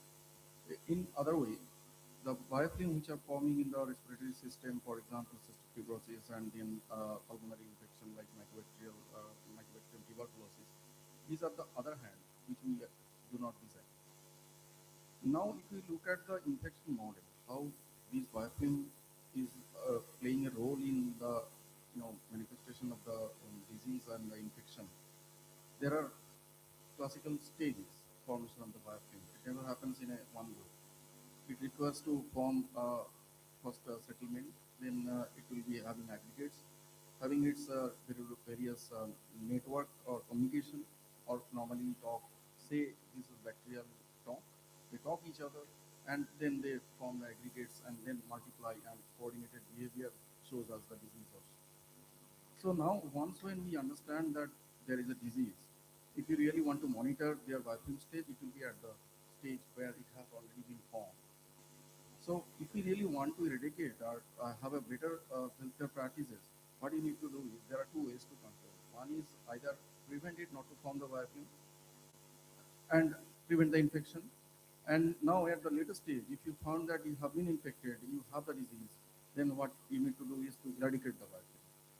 And these two ways, we have a lot of manipulations. We know there are quorum quencher molecules, we have used it before. And with these quorum quencher molecules, there will be the drug. It will first quench the quorum sensing, and then the drug will be implied so that it can get penetrated inside the microbial colonies of the aggregates and can kill these. But again, there are several challenges. The biofilm, which is formed and making an impermeable layer for different antibiotics or the drugs to enter. And this is actually governed by extracellular matrix, which are basically extracellular, but if you look at their architecture, it's very robust. And now making or cleaving this architecture of protein, lipid, and of course DNA. Basically, this eDNA or extracellular DNA part of this extracellular matrix is the one which are helping in the horizontal gene transfer, leading to the AMR. So it is a very complex process of biofilm formation, leading to the disease aggregation or manifestation, and of course helping the microbes to strive or survive. And we have a lot of challenge in terms of the AMR, in terms of the disease eradication. But monitoring at particular stage, I don't think we have certain kind of kit or tools to determine at what stage of biofilm it is and if we can understand. Because the disease, when it is formed, when we understand that we are sick, then at the time biofilm is at its own peak. So we have to eradicate. We cannot prevent at this stage. The eradication would be the better strategy to get rid of the. So you mean to say that by the time the biofilm formation is detected, it's already pretty advanced. So Already pretty in the advanced. detection, it's possibly not going to be really a helpful Well, thing. But in the eradication or therapeutics, there might be, but still it's a challenging.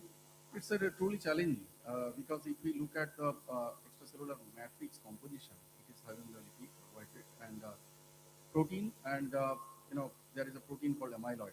We are talking much about the amyloid in terms of neurodegenerative disease in the human, but this bacterial biofilm is having another one, amyloid. This amyloid is the one which are creating a lot of robustness and its architecture where the bacterial cells are anchored, and pretty well they get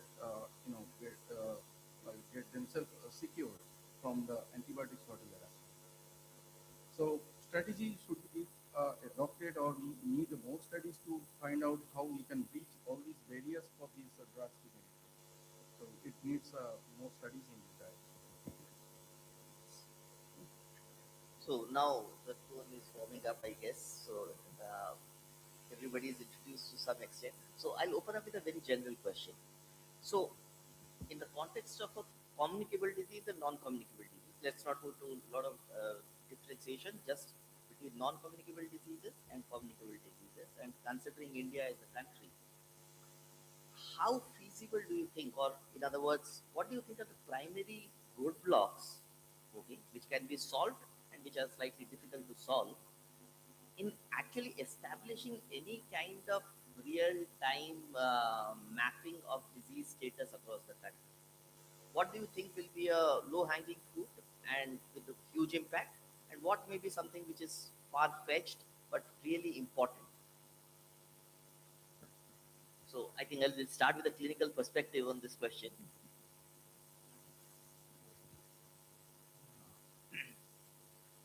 I think it's a very good question actually, but I think it's a lot of work to be done to implement, and a lot of research to be done to find out what will be cost effective.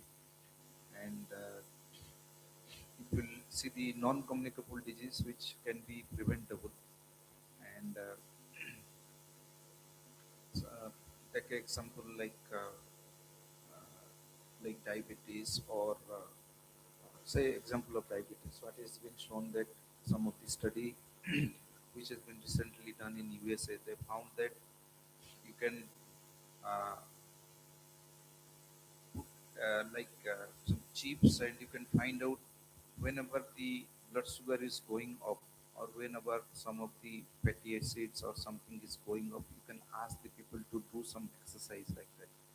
So, but it is not feasible in like country like India, or where you need a lot of huge money.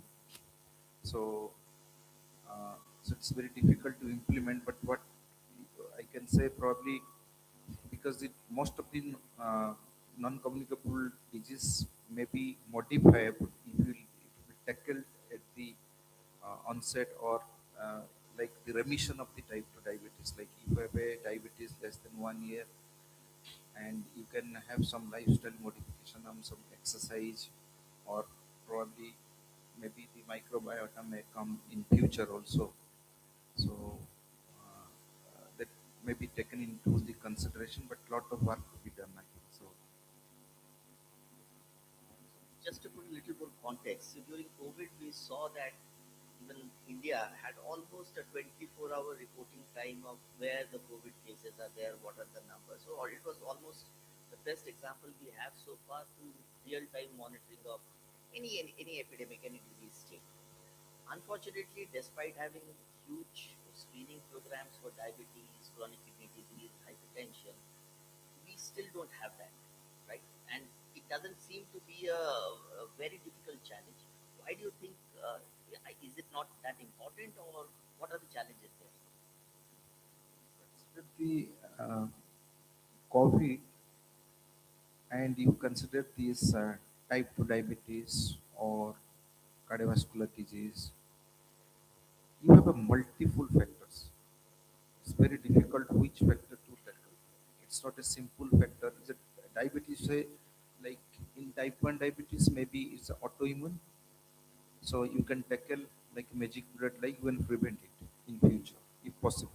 But still, it is not yet possible. But you will see this type 2 diabetes, obesity, is a highly, you can have a modifiable factor, you have a non-modifiable factors, and top of that you have a genetics, epigenetics. A lot of things are to be taken into the consideration. But you take like a COVID, you just detect it, and you can have some preventable measures, so that you can, I mean, constrict it, or you can just prevent. Or but in case of this non-communicable disease, it is very difficult. It is not that one factor governs everything. So that may be the challenge. So that is what it is difficult to control the non-communicable disease. Such is your opinion on this?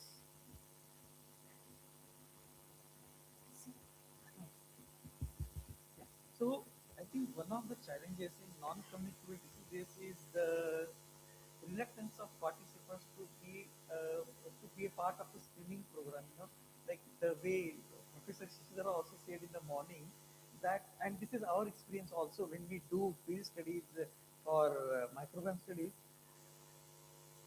the participant may have maybe pre-diabetic or maybe having increased cholesterol levels, but they don't want to know.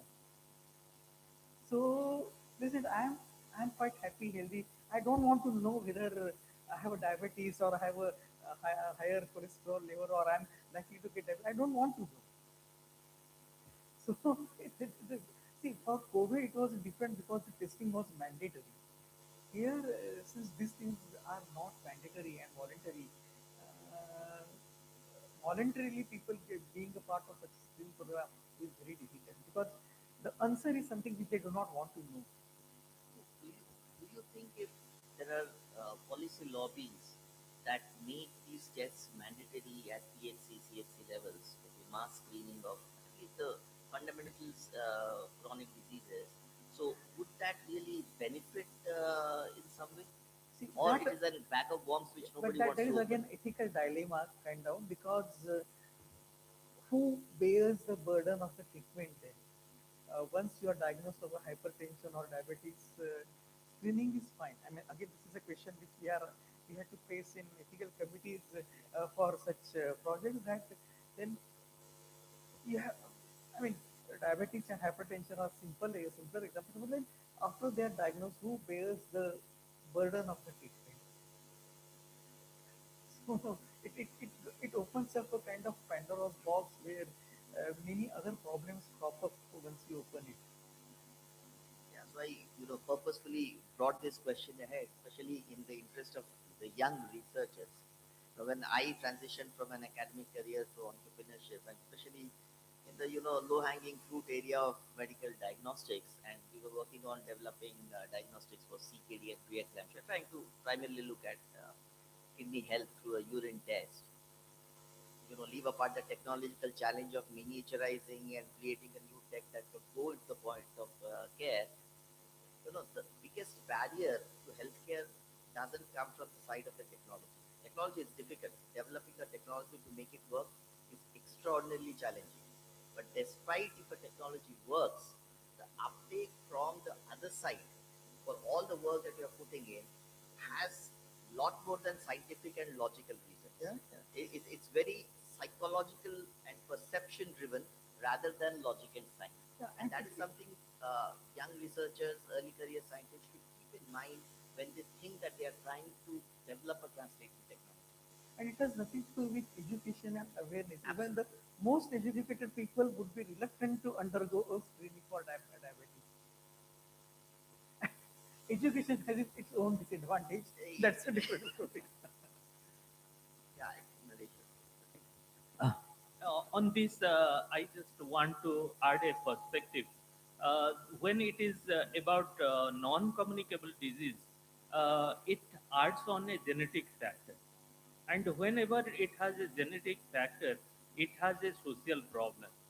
So bearing the cost is another ball game, but dealing with the genetic consequences is another ball game.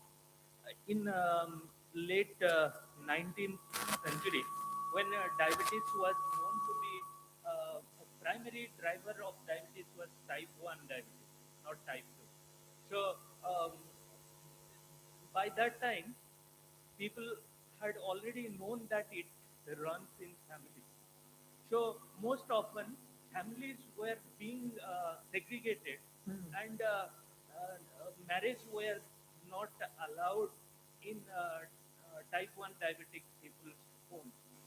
So opening a Pandora box of knowing whether a person has a particular thing adds on to that dimension also, that whether people are being segregated based on True. the social stigma. Very true.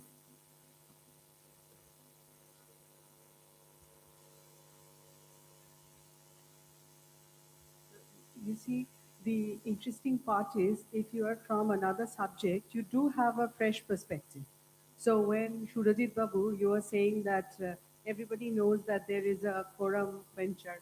Well, the one student, so I your student now sitting in the first bench, so doesn't know what a quorum quencher is. But what I do know is that the language in which we speak, the different bacteria are speaking. They are speaking with the immune cells, the endocrine cells, the metabolic cells. So it's a lot of conversation going on. And it is important that the parties understand what they are talking. So in the noise, some of us are picking up some of the cues and some of us are not. So as a zoologist, when we talk about an ecosystem, out say a soil is forming, the volcano is erupting, de novo soil formation happens, and then the moss come in, and then a spider will come in, floating from a shipwreck, who is a completely terrestrial being, and slowly an ecosystem is going to be formed. So if we think of, because it says dynamic metabolite network, so if we think of, you were talking about adhesion assays, we're talking about biofilms. So if we think of this as an ecosystem, something that has been cleaned for a while, say, for example, we have used some chemicals, antibiotics, if you will, the flora has completely been abolished. In radiotherapy, for example, as a stem cell biologist, we use radiotherapy to eradicate the stem cells. And this becomes a clean space, like a nude mouse or a nod mouse or a skid mouse.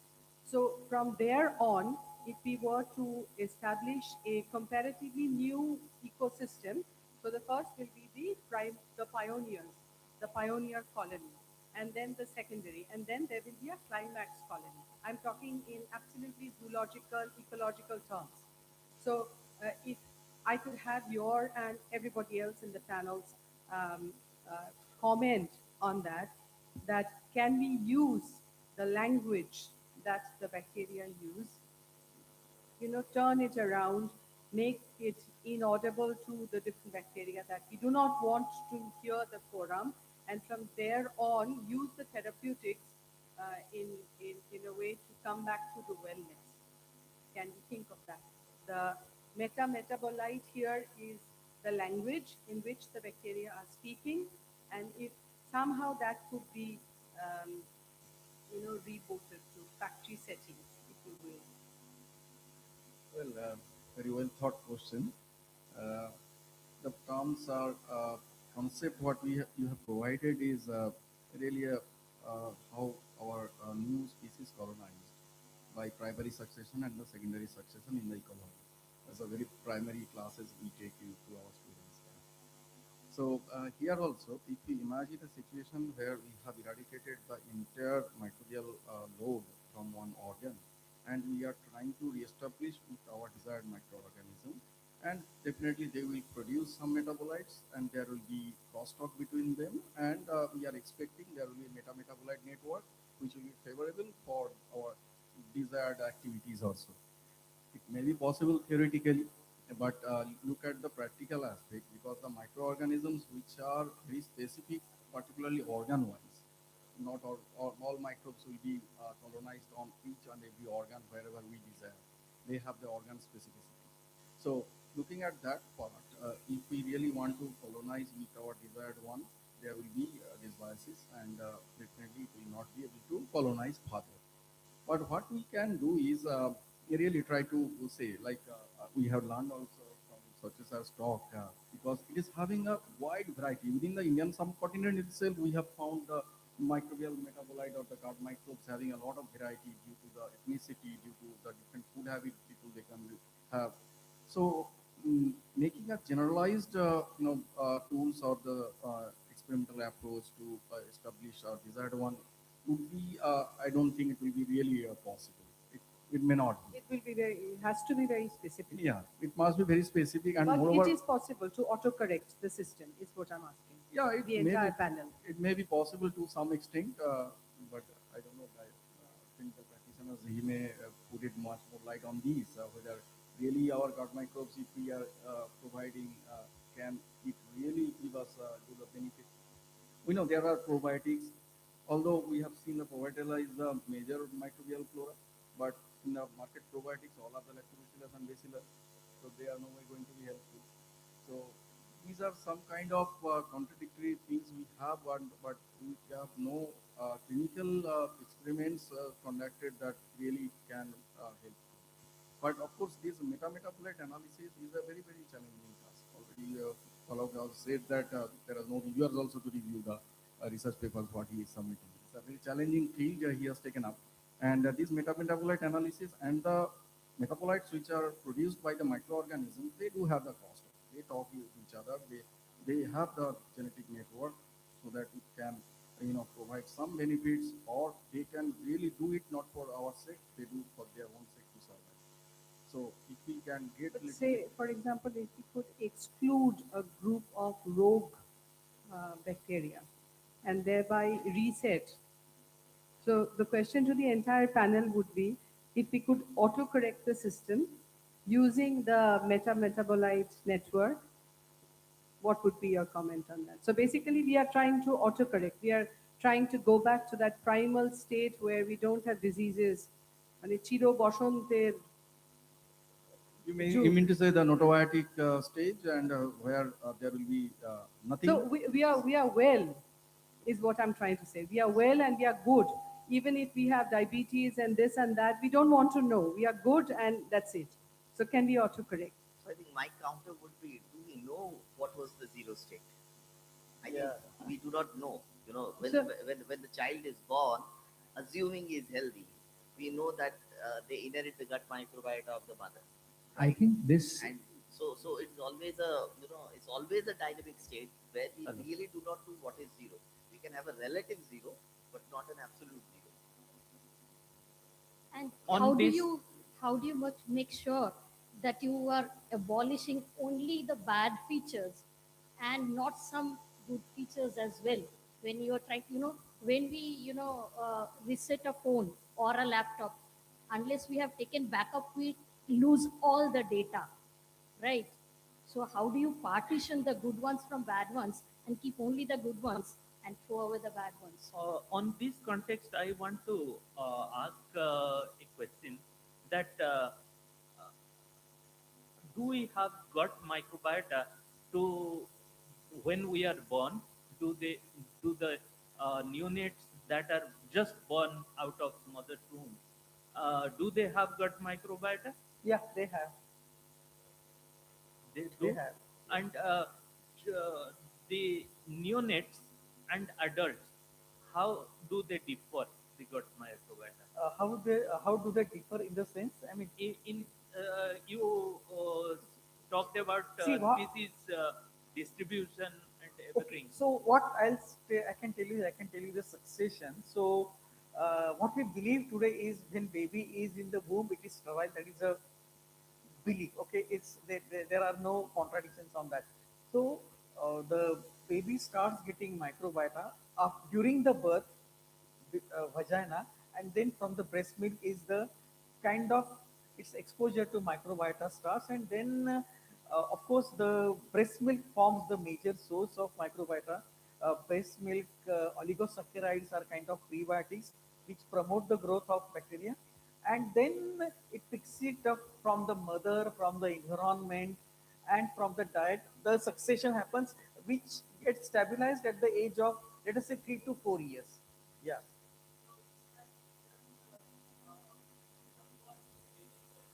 Inside the womb, yeah. As of today, we know that. I mean, I would say available information as of today says that no. Generally held belief. Yeah. I think but see, the presumption that if we do not have a microbiome, we are healthy. That presumption is not correct, because the studies in what we call as notobiotic animals have been shown that they have problems with the development, they have problems with the immune system, they have problems with the process. So the assumption that if we have no microbes in the gut, we are healthy that's not a correct assumption. I think can I correct this? Yeah. I think this newborn baby is absolutely sterile. Now the question is, if it is a cesarean section, you are having different microbiota because you are handling the baby different manner than the normal delivery. There are some work in the Finland. If you want, I can show you some of these paper. I encountered that kind of thing. It with a baby cesarean section having different kind of microbiota, and normal delivery they are having different kind of microbiota. So gut is absolutely, the baby gut is absolutely sterile. Now how you are keeping the young ones, that depends on your environment. Yeah. So all bacteria they are coming into gut and establish that because of the environment only. Number one. Another critical thing is that nobody can create a bacteria, but bacteria can multiply and they gather inside this thing. Whatever the prevotella you said in the morning lesson, it is because of this particular bacteria is abundant in our atmosphere. That is why it is going to. Otherwise, nobody can create a prevotella by giving a ragi or any kind of fiber. But prevotella can multiply and they can accommodate a particular environment. Sorry, I'll add to that, since I did not mention about cesarean also. There are studies which have shown, a lot of studies, including the studies in India, and we ourselves have done, that the cesarean born babies have a different microbiome from the vaginal born babies, and that changed microbiome continues for even at the age of 13, 14 years, those differences remain. And then the cross-sectional studies, not longitudinal, cross-sectional studies show that the cesarean-born babies are more prone to metabolic disorders and allergies. So, because they do not get the healthy microbiome from the mothers, they primarily acquire it if they are, again, after cesarean birth. Further, if they are not breastfed, they acquire the microbiome from anywhere. Yes. Hello, sir. My question is, at the time of birth, they yes, they get contaminated from the vagina and they acquire microbiome. as per from the there, panel and then the discussion, so you are written there therapeutic response. So I am working in infectious disease field, HIV, TB. So actually, for the therapeutic disease target, so which of area of research is beneficial for the patient specially? Genomic approach or proteomic approach or metabolomic approach or lipidomics approach or transcriptomic approach? Or now the present also technology running with some green technology, nanotechnology or gene editing technology. So generally, but your focus area is here metabolites. So generally, which particular approach we apply that will for therapeutic target that is beneficial for the patient? I think that's a very umbrella question, and Yes. you know, No, because you are working in different field. Some are working genomics, some are working proteomics, some are working yeah. in. So essentially, human psychology, we always think what we are working on as the most fundamental and the most dramatic and the most impactful. I would say that generally, each one of these approaches has their own time frame for development, validation, and deployment. Okay, a genetic approach would take very multiple decades to be validated before it can be applied. A metabolic approach may be much more easier than that to do. So I think that's how various technologies are being built across time, and we have solutions in all the different domains based on the difficulty of taking it to the last mile, which is a living human being. So then my question is,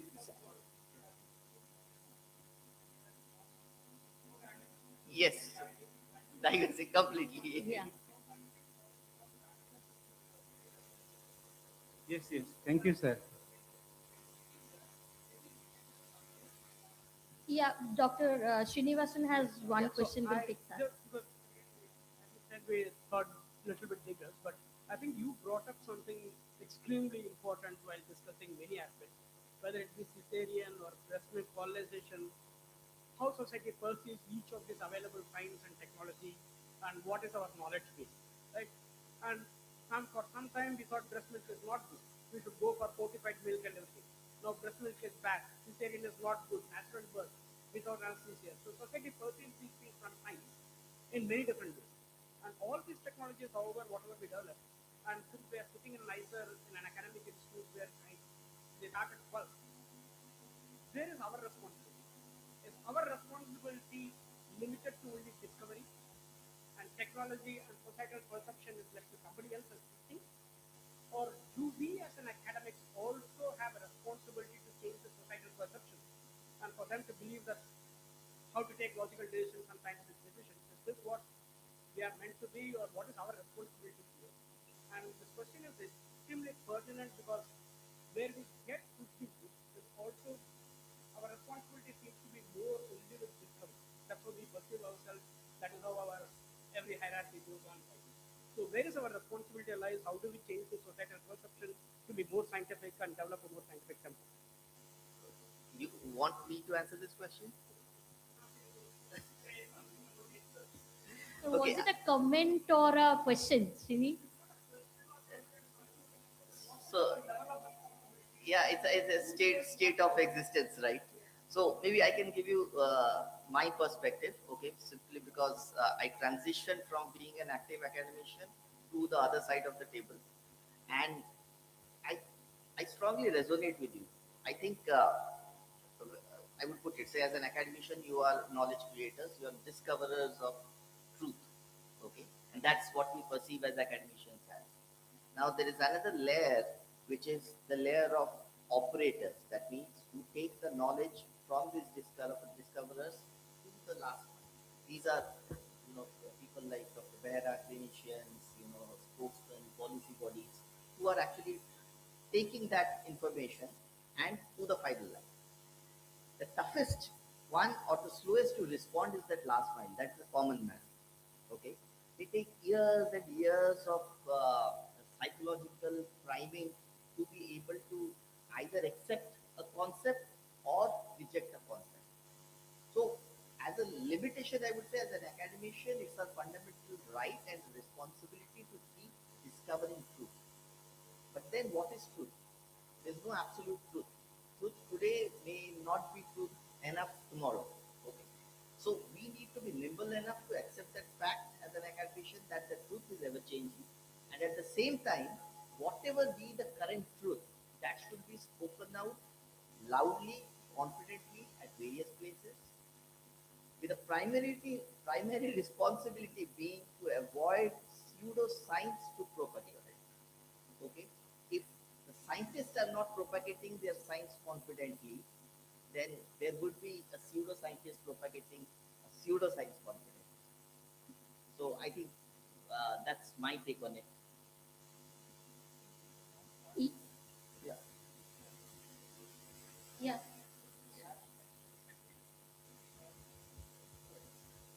I think it is good to have, I mean, nice to see that people are engaging themselves, coming with lots of questions and these things. But I just want to add a very, maybe 10 seconds thing to what Professor Inauguration was asking. I think you see the academician body itself is very heterogeneous. uh, how do we define academician? Like Ashim already said, like we are distinguishing ourselves, clinicians, basic researchers, pharmacists, and entrepreneurs, all these things. And there are people like me who is in the academician but also entrepreneur, that kind of thing. So, and basis that, what we read, what is our background, all these things matter, right? So I think we come with our own bias, and as an academician, especially as a scientist, our goal should be how unbiased we could be. And if that happens, lot of these things I can already see in the questions also which are coming and the discussions, that very much depends on one's specialization, one's particular status of knowledge, and what they are reading, what they are thinking, all those things. So it's not a so simple thing, um, but awareness itself is so varied thing. So I think what I will take from this as a I don't know, some specialist here from this particular topic, that it says the dynamic metametabolite network, and what you are trying to get into, and I think what Salim said initially from this protein-based detection and these things, this is very different. You see, dynamic metametabolite network is something which is actually has a spatiotemporal changes, and that is the key thing. Especially, say for example, when you bring the geographic, socio-geographical things. Um, so what happens? Real-time monitoring of the disease trajectory. That means it's a kind of a diagnostic component. So where these dynamic metabolites are already shown in many cases, that how robust it is, how sensitive it is, and how independent it is, uh, or rather how irreducible it is, that you have a very irreducible status of a particular state. And that is the thing. Now, in terms of the therapeutics, I think in my take, we have to go a long way. Whether it would be successful or not in every case, I don't know. I cannot comment on that. I mean, there are other experts here. So my take is that from the diagnostic point of view, certainly this is a very, very useful thing. So with that note, I will stop and hand over to the colleague. Yeah. So, Professor Palok, I just wanted to add this, and I think you would agree. There was already some suggestion what is good genomics, proteomics, metabolomics, and all that. I think, and what Dr. Kishore already mentioned, I think we now need something like a combinatorial approach. We need to add. We have been relying too much on the like approaches like genomics, proteomics, or in these cases something like static markers. Now we need to add to that the dynamic metabolite network, and also, as you said, some of this might be already in practice or cost effective that you mentioned. So maybe we should get more aware of that, and we look forward to a future where this becomes not maybe an alternative but an addition or more precise way of like disease detecting disease progression and therapeutics. Yeah. I take this opportunity now to thank all the panelists and my co-coordinator Shrampa. I hope all of you had a nice time. I know the topic of the session was very, very vague and moved in all different ways, but hope you had some little knowledge that added to your existing knowledge base. I thank you all.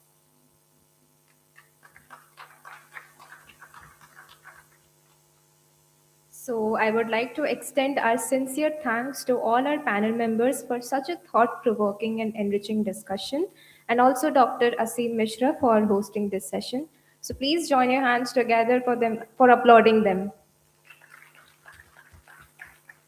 Now we have some felicitations for our special contributors. So I would like to call upon the stage Professor Polok Aich to felicitate Dr. Salim Mohammed.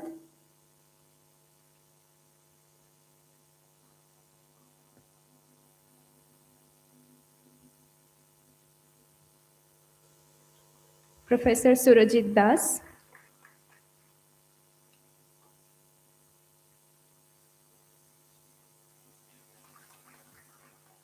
Dr. Kishore Behra.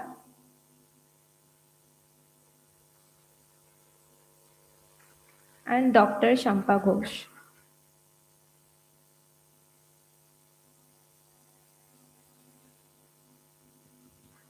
Dr. Asim Mishra.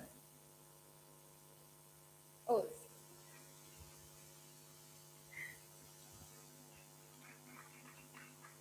Thank you all. Now we'll be taking a break for registration followed by lunch. Participants who have not yet registered are kindly requested to proceed for registration at the auditorium foyer.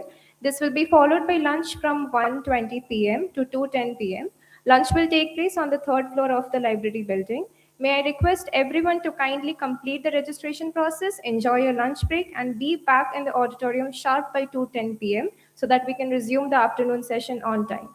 Thank you, and we look forward to welcoming you back shortly. Thank you.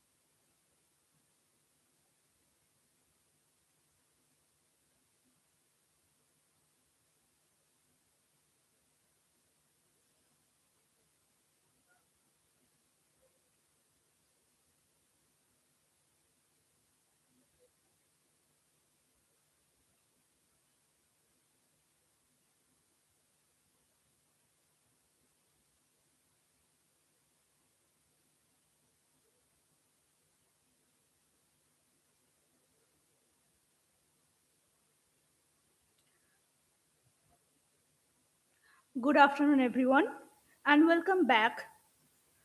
I would request everyone to kindly settle down as we are about to start the next session.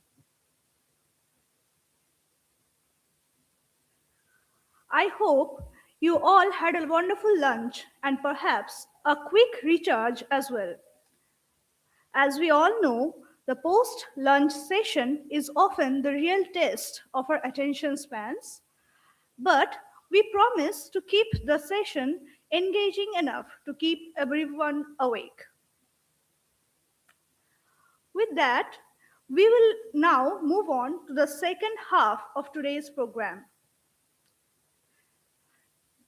It is my pleasure to introduce the session chair for this segment, Professor Naresh Bal sir. Professor Naresh Bal is an associate professor of KIT University, Bhubaneswar, whose research focuses on the metabolic physiology and the non-shivering thermogenesis, particularly in relevance to disorders such as T2DM, obesity, and cardiovascular diseases. His work explores how muscle thermogenesis and mitochondrial regulation influence energy metabolism and physiological adaptations. May I now kindly invite Professor Naresh Bal sir to take the chair and guide us through the next session. Please join me in welcoming sir.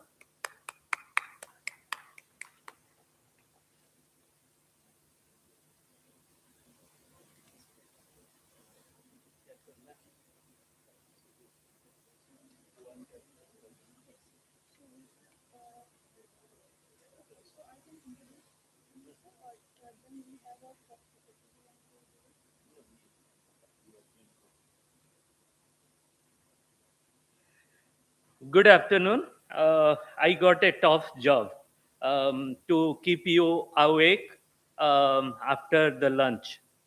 And I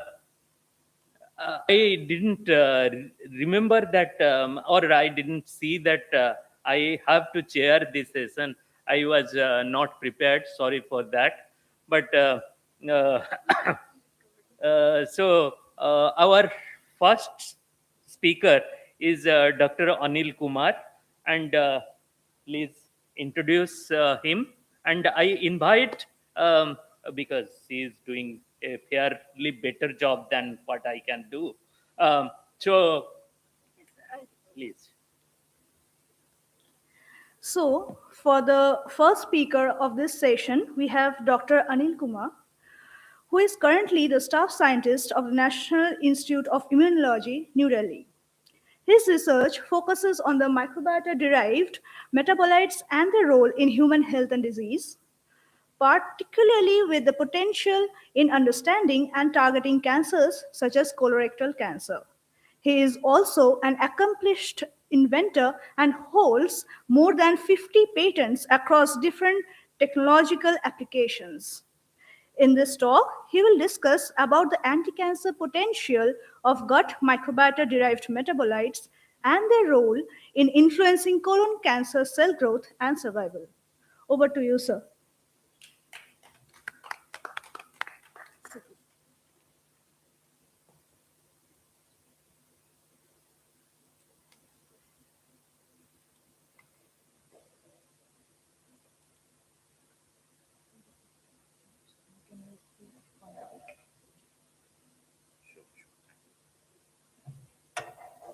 So thanks for kind introduction.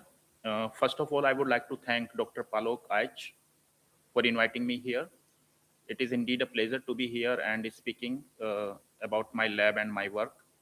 So I'm working as scientist in National Institute of Immunology, and today I'm going to talk about some metabolites which have anti-cancer role. So human is having we all are having some metabolites which are coming from microbial origin. So around 10% of metabolites which are found in our blood are actually coming from bacteria and fungi. And if 10% of the metabolites are coming from bacteria and fungi, so you can imagine how much impact they may have on our health, and they can also be implicated in causing different diseases. So last 10 years in the area of microbiota have been devoted to identify different metabolites, different chemicals which are secreted by bacteria and fungi. And today we know, with the help of mass spectrometry and NMR, we know thousands of metabolites which are gut microbiota derived metabolites. And these metabolites are quite famous, like short chain fatty acid, TMAO, indoxyl sulfate, phenyl sulfate, paracrysal sulfate. So there is a long list. So these metabolites are flowing in our blood, and in case we have some disease, so either they are elevated or they are less expressed. Okay. So their differential expression has been implicated in causing different diseases. Field This field of gut microbiota is actually standing at this point of time where we have to assign function to these metabolites. So there are contradictory reports. According to some reports, trimethylamine oxide is a uremic toxin, or it is not good for health. It is implicated in causing heart diseases. But there are reports, other reports, which says TMAO is good and it can enhance cancer immunotherapy. So we have to assign right functions. So contradictory reports are coming, but we have to see like what is the what is actually true in terms of assigning function to these metabolites. So these metabolites are actually produced by bacteria and bacteria or fungi, and they may have direct effect or indirect effect. Like they have direct local effect, and like they can travel to different organs, like heart, kidney diseases, and then they can have their physiological functions there. Like in case of autism, paracrysal sulfate is elevated. So paracrysal sulfate, once it is made in the gut, it can travel to kidney or other parts of organs, uh, other organs. And these metabolites are also implicated in interacting with the different immune cells which are present in our gut lining. So I'm working on the linking cancer and microbiota. So according to WHO, more than 20% of the cancer are actually linked with biological carcinogens. And one example is quite famous, which is which is HPV. So uh, HPV uh, uh, can cause cervical cancer in women, and it is also implicated in causing like cervical cancer, anal cancer, head and neck cancer. And this field of linking bacteria with cancer is so important when like Helicobacter pylori was uh, was found to be linked with gastric cancer. So this discovery led to winning the Nobel Prize. So I'm working in the field of colorectal cancer, and we are trying to find out whether some bacteria is there which can cause colorectal cancer, or some metabolites which are secreted by these bacteria can be implicated in the causation of cancer. So bacteria and bacterial metabolite, there are a number of research reports uh, which are coming now, and they are uh, linking bacterial metabolite for cancer causation. So Helicobacter pylori can cause gastritis or gastric cancer, and this field of linking bacteria with cancer is so important. Like when Barry J. Marshall and Robin Warren discovered this link, so they got a Nobel Prize, and since then, many research groups have been trying to find out some bacteria or metabolite which can be linked with cancer causation.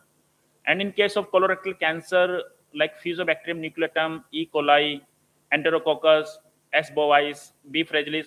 So there is a long list of bacteria which can be linked with cancer causation in case of colorectal cancer. And here, like Fusobacterium nucleatum is most infamous bacterium, which is oral pathogen, oral bacterium. It is not pathogenic, but it is commensal bacterium. And in some conditions, this bacterium, Fusobacterium nucleatum, can travel to gut and it can inflame our gut, and long-term inflammation of our gut can lead to colorectal cancer. And some specific strain of E. coli PKS plus is the strain of E. coli which is implicated in cancer causation. So there is a recent research report which is from US study, and according to that report, every third colorectal cancer patient is having this bacterium, and this bacterium secrete colibactin, and that colibactin is responsible for breaking the double stranded DNA, and that double stranded DNA damage can lead to fully blown colorectal cancer. So you must be wondering, like, what is the mechanism how these bacteria or metabolite can be implicated in the causation of cancer. So, like in our gut, we have bacteria like E. coli, Fusobacterium nucleatum, Bacteroid fragilis, and these bacteria are actually produce some metabolites like colibactin TMA. So these metabolites, what they do, they can damage DNA, or they can activate some cancer signaling pathways, or they also can make epithelial cell to secrete some pro-inflammatory cytokines. So either single event or these events in a combined way can lead to inflammation, and that inflammation can lead to fully blown colorectal cancer. So far, like in this field of linking bacteria with cancer has been limited to bacteria only, microbiome. But new field is also coming, like microbiome, which is a collective study of fungi, and researchers who have been working in this area, they are also implicating fungi in the causation of colorectal cancer. So fungi like Aspergillus or Penicillium species, Fusarium species, they secrete some fungal toxins like alpha toxin. And 2 years back, 2 3 big paper came in this field, and according to those papers, like in almost all kind of cancer, fungi is sitting. Okay, so this was association study, and those research groups actually found fungi in every kind of cancer. So fungi, and even some research group also implicated archaea with cancer causation, colorectal cancer. So this field of linking biological carcinogen, linking bacteria and fungi with cancer causation are actually a new field, and more and more reports are coming which are further concreting the evidences of linking bacteria with cancer causation. And in this area, colibactin is a metabolite which is secreted by E. coli PKS plus, and colibactin is a 100% sure case. Like this metabolite, when it is secreted by bacteria E. coli PKS plus, or some strains like Klebsiella strain are also responsible to secrete colibactin. And if these PKS plus strain are there in the intestine, they secrete colibactin, and colibactin can break the DNA, and this DNA damage uh, can lead to fully blown colorectal cancer. And as I said, like one or two reports are there which says every third colorectal cancer patient is harboring these bacteria which secretes colibactin. So colibactin is clear cut clear cut evidence of of their implication in cancer causation. So far I implicated different bacteria and metabolite with cancer causations, but not all bacteria are bad. Not all bacteria are like E. coli PKS plus or Fusobacterium nucleatum. Some good bacteria are there, and some good metabolites are also there. So my lab is working on both aspects. My lab is exploring the link of bacteria if they can be implicated in the causation of cancer, but some bacteria and metabolites, they also can be implicated in the treatment of cancer. Okay, so like probiotics are probiotics is related to good bacteria, and mycobacterium, it is pathogenic. So like bacteria, metabolites are also good and bad. So I screened some metabolites, gut microbiota derived metabolites, for their anti-cancer effect. So this field actually started from this paper, which is published in Science in 2020. And according to this paper, microbiome derived inosine enhanced the effect of cancer immunotherapy. And since that time, researchers who have been working in this area, uh, uh, they started screening some metabolite like butyrate, indoxasulfate. So they screened microbial metabolites if they have anti-cancer effect or not. And in literature, if you go to literature like short chain fatty acids, in this area, short chain fatty acids are most studied metabolites for their physiological functions. And in literature, it is reported short chain fatty acid, especially butyrate, is having anti-cancer effect, and it can inhibit cancer cells. It can inhibit cell proliferation, or butyrate can induce apoptosis in cancer cells. So motivated by literature and motivated by the fact that some metabolites like butyrate or inosine, they have anti-cancer effect, and a lot of metabolites are there. Long list of metabolite is there, which can be screened for their anti-cancer activity. And these metabolites or bacteria are actually having these mechanisms, so they can induce apoptosis in tumor cells, or they can uh, they can make dendritic cell to secrete specific kind of interleukins, or they can make CD8 plus T cell to make perforins or granzymes. So these are some mechanisms through which these metabolites and bacteria can act as anti-cancer agent. So in the journey of screening metabolites, we screened more than 10 metabolites, and we found these three metabolites are actually having anti-cancer activity: 4-ethyl phenyl sulfate, p-cresol sulfate, and indoxyl sulfate. So I will explain one by one, like what kind of cell lines we took to screen their anti-cancer activity, and some animal studies we performed to check whether they are really anti-cancer or not. So 4-ethyl phenyl sulfate uh, is made at the liver, but before it is made on the liver, so gut microbiome, gut bacteria can convert dietary intake into some in some compounds like p-vinyl phenol or p-coumaric acid, and after formation of these things, then uh, 4-ethyl 4-ethyl phenol can be made, and then this 4-ethyl phenol can go to liver, and then liver can add sulfur through sulfotransferase, and then finally 4-EPS we have, which is formed at the liver with some liver enzymes, and then it again comes to blood, and from blood it goes to different organs like kidney, or like other organs for their physiological functions. So in this study of screening anti-cancer activity of these metabolites, so we exposed 4-ethyl phenyl sulfate to SCT116, which is colon cancer cell line, and we also took CCD841 normal cell lines, which is uh, which is normal cell line, and we took different concentration of 4-EPS from 0.25 millimolar to 10 millimolar, and we found, like, as we are increasing concentration of 4-EPS, then viability of the cells is compromised. But if you compare these two pictures, so we can see here damage is not much in normal cell line if we compare with the cancer cell.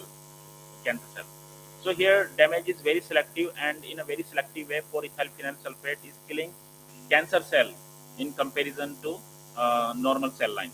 In normal cell, damage is there, but in comparison, it is not very much.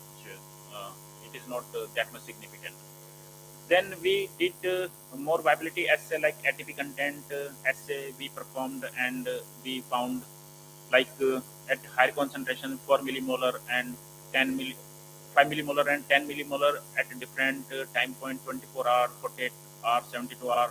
So we found like cell viability is compromised, and uh, we also noticed cellular morphology is distorted upon the exposure of 4-EPS to these cancer cells.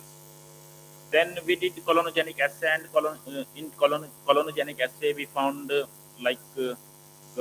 colony formation ability of cancer cell is compromised upon the exposure of 4-EPS. Then we extended our study to apoptosis and Ross generation, and we found like this 4-ethyl phenyl sulfate can induce apoptosis, and it is also responsible in generating Ross. And we also checked some apoptotic marker, and we found Beck's BSL2 ratio is supporting our apoptosis experiment. And finally, we published this study in Journal of Medicinal Chemistry. And then second metabolite is p-cresol sulfate. P-cresol sulfate, if our diet is rich in tyrosine and phenylalanine, so these this kind of diet can be converted to p-cresol through the action of some bacteria. And this p-cresol, like for EPS, p-cresol can be converted to p-cresol sulfate by addition of sulfur, and then it comes to blood for its biological function. So p-cresol sulfate is implicated in autism. Like there is a study in US, like in autistic children, p-cresol is elevated.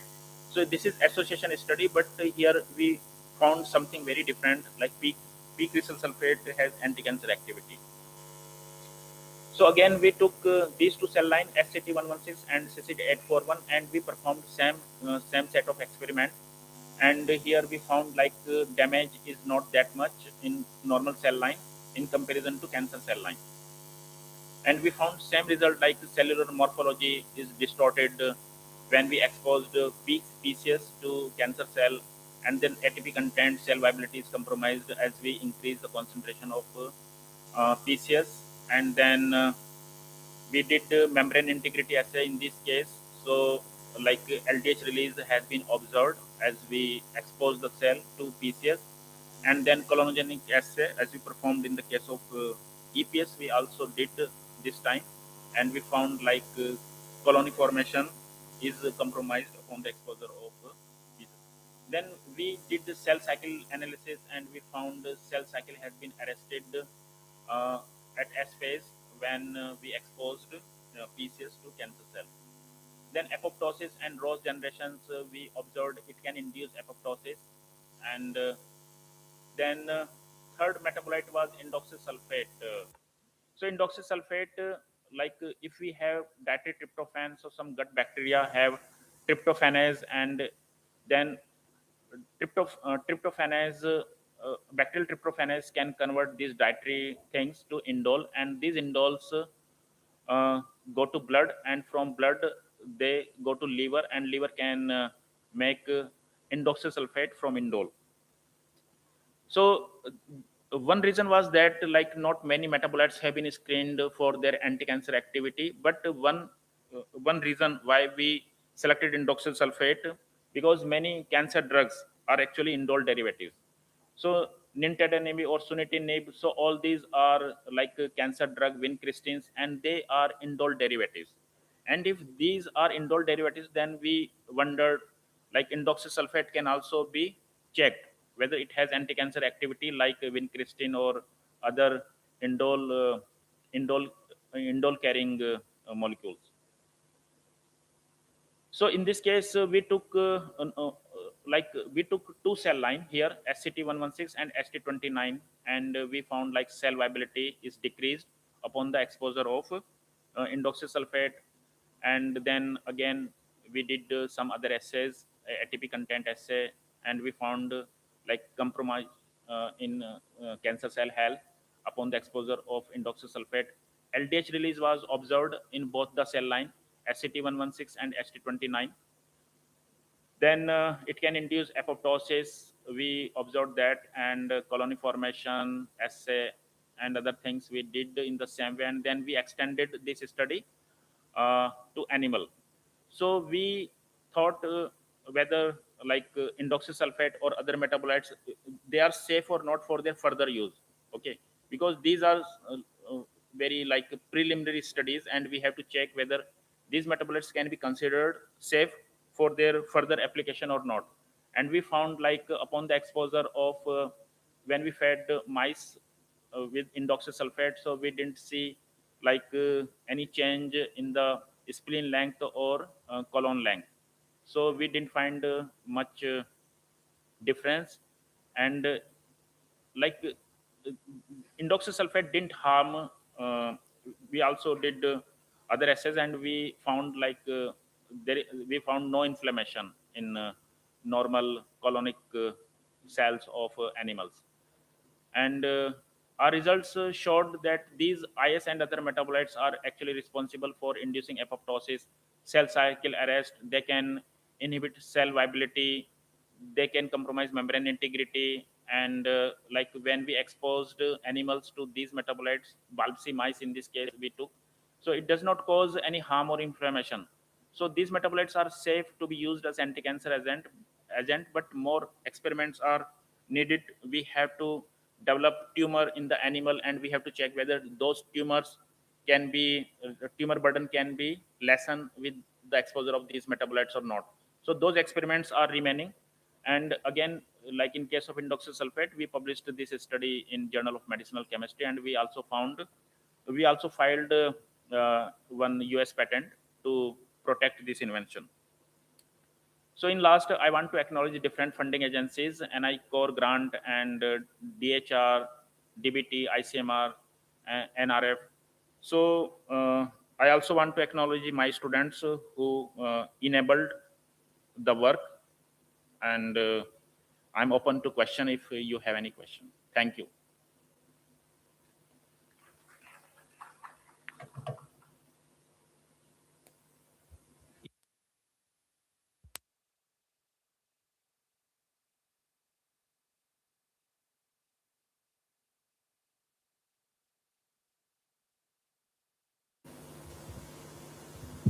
Hello.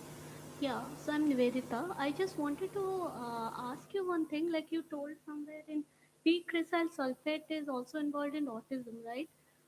That it is highly elevated, and at the same time you're telling it is like anti-cancerous. So why exactly it could be, like, if you can a little bit elaborate? Actually, PCS, paracrystal sulfate, is just associated with autism. Hmm. There is no report it is causing autism. Okay. So association study is there.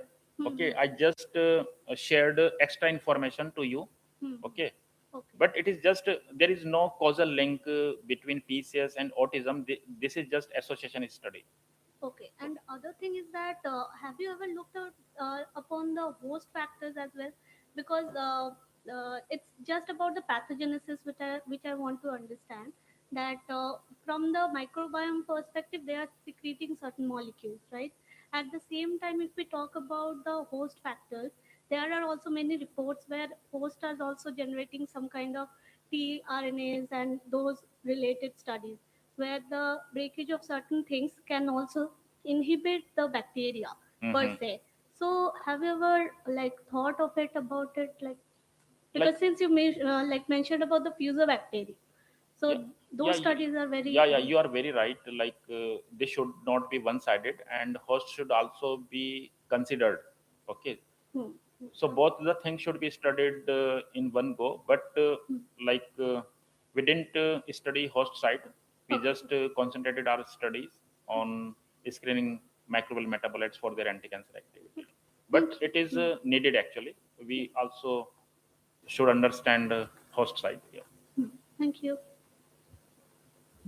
Actually, my question was also very similar, that it's not static system on our part and only the metabolites being secreted by the bacteria, and therefore, so one is the association study. So somebody is there at the site of the murder but was not the murderer and therefore cannot be implicated.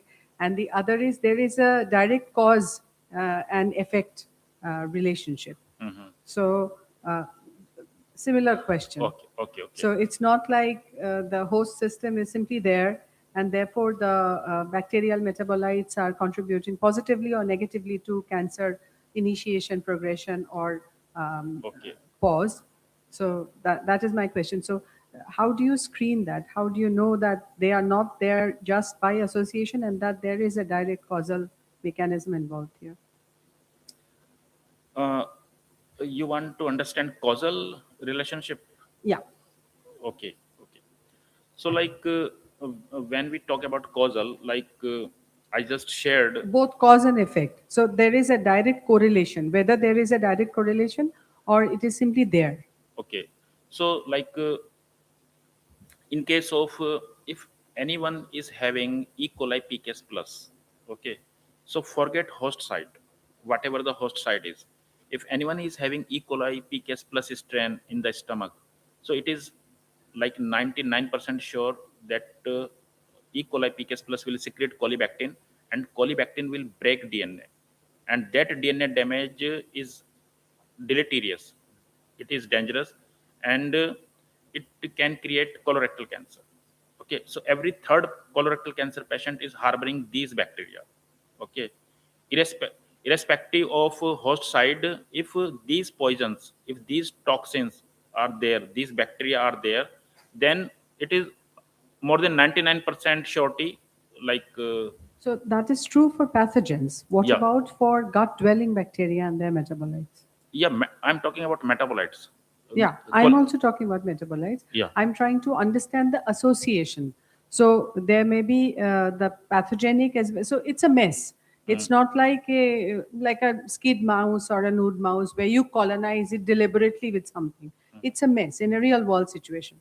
So what I'm trying to understand is the association. So this is an extension question of what the lady asked. That how are you sure that the metabolites are directly involved and not there by coincidence? Metabolites are directly involved. In your work, what you showed. Okay, I think we'll take up a lot of time. We'll take it up offline. Okay. But it's going to be an interesting conversation. So I think we'll stop here in the interest of time. Okay.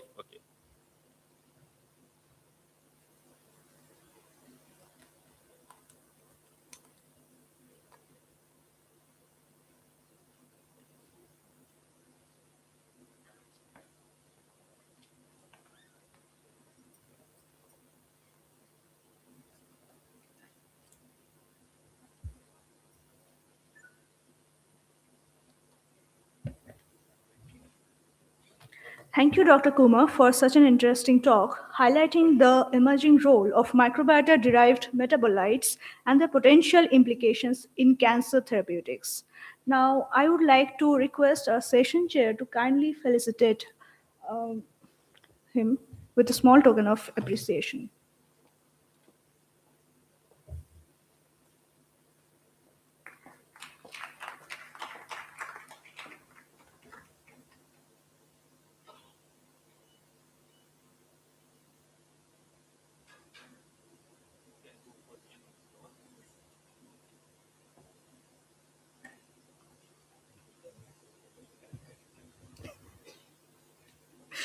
Okay, so up next, we will move on to the next talk of the session. Our next speaker is Dr. Shobik Mukherjee, Associate Professor of National Institute of Biomedical Genomics, NIBMG Kalyani. His research focuses on the human microbiome studies and the host microbiome interactions in chronic diseases, and he has also coordinated initiatives such as DBT One Day One Genome Program and the Bharat Pipeline for the bacterial genome analysis. In this talk, he will discuss of the precision microbiomics and the antimicrobial resistance pathways, which the focus with the Bharat pipeline and the application in microbiome research. May I now invite Dr. Shobik Mukherjee to deliver his talk. Please, sir.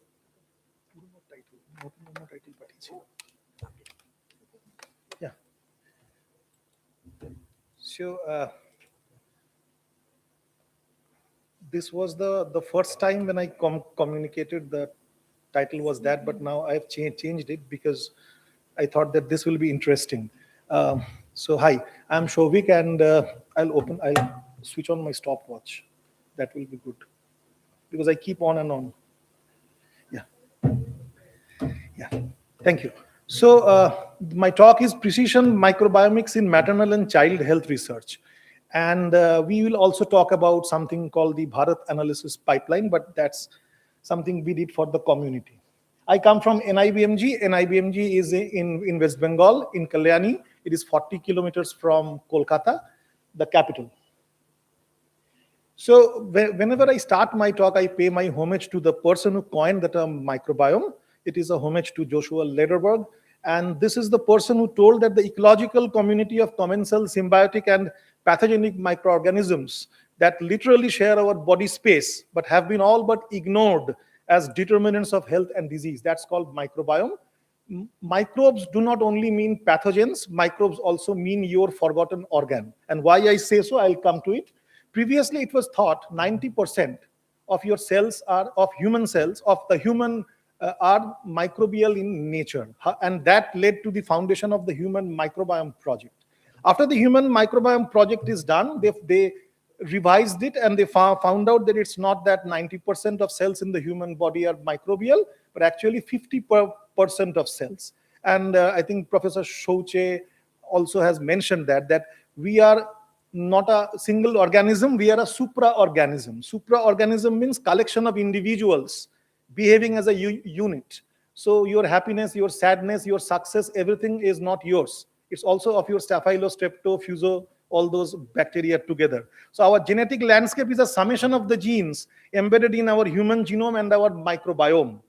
So now is the time for doing MWAS. People have done GWASs. And now is the time for doing MWAS, metagenome-wide association study. Many genomes together comprise your human genome. And there are studies that are re-evaluating the relationship between the missing heritability and the microbiome. And also in the polygenic risk score, the microbiome is now integrated. And microbiome does not only mean the gut, and it is present in skin, oral, nasal, vaginal, penile, all sorts of organs has microbiome in them. And microbiome acts in unison with the host, the individual genomic background, the food you eat, the place you stay, the climate, everything together. That is the health. And any perturbation is leading to a disease. Although microbiome means bacteria, archaea, and eukarya, for my talk, although I will say microbiome, but it's mostly bacterial. The healthy microbiome is not same for all. And in the morning plenary talk, you have heard that the healthy Indian microbiome is not same. That primarily, this is the paper that primarily, when I started my lab in NIBMG, I found this, I was very intrigued with it, that Bifidobacterium, considered to be the keystone bacteria in the gut, the probiotic bacteria in the gut, are completely absent in the Hadza hunter-gatherers. And there is the Treponema and Prevotella, which are considered very harmful for the Europeans. This is my lab, and the broad theme of the human microbiome research team in NIBMG is that we try to understand the contributions of ethnicity, host biological factors, and the external parameters like food habits, geography, lifestyle factors that shape the healthy reference microbiome in India. Secondly, to see the host microbiome interaction. Now we can do single cell sequencing for host cell types in different organs. So host cell type and microbiome interactions in different organs of the human body to see the sustenance of health.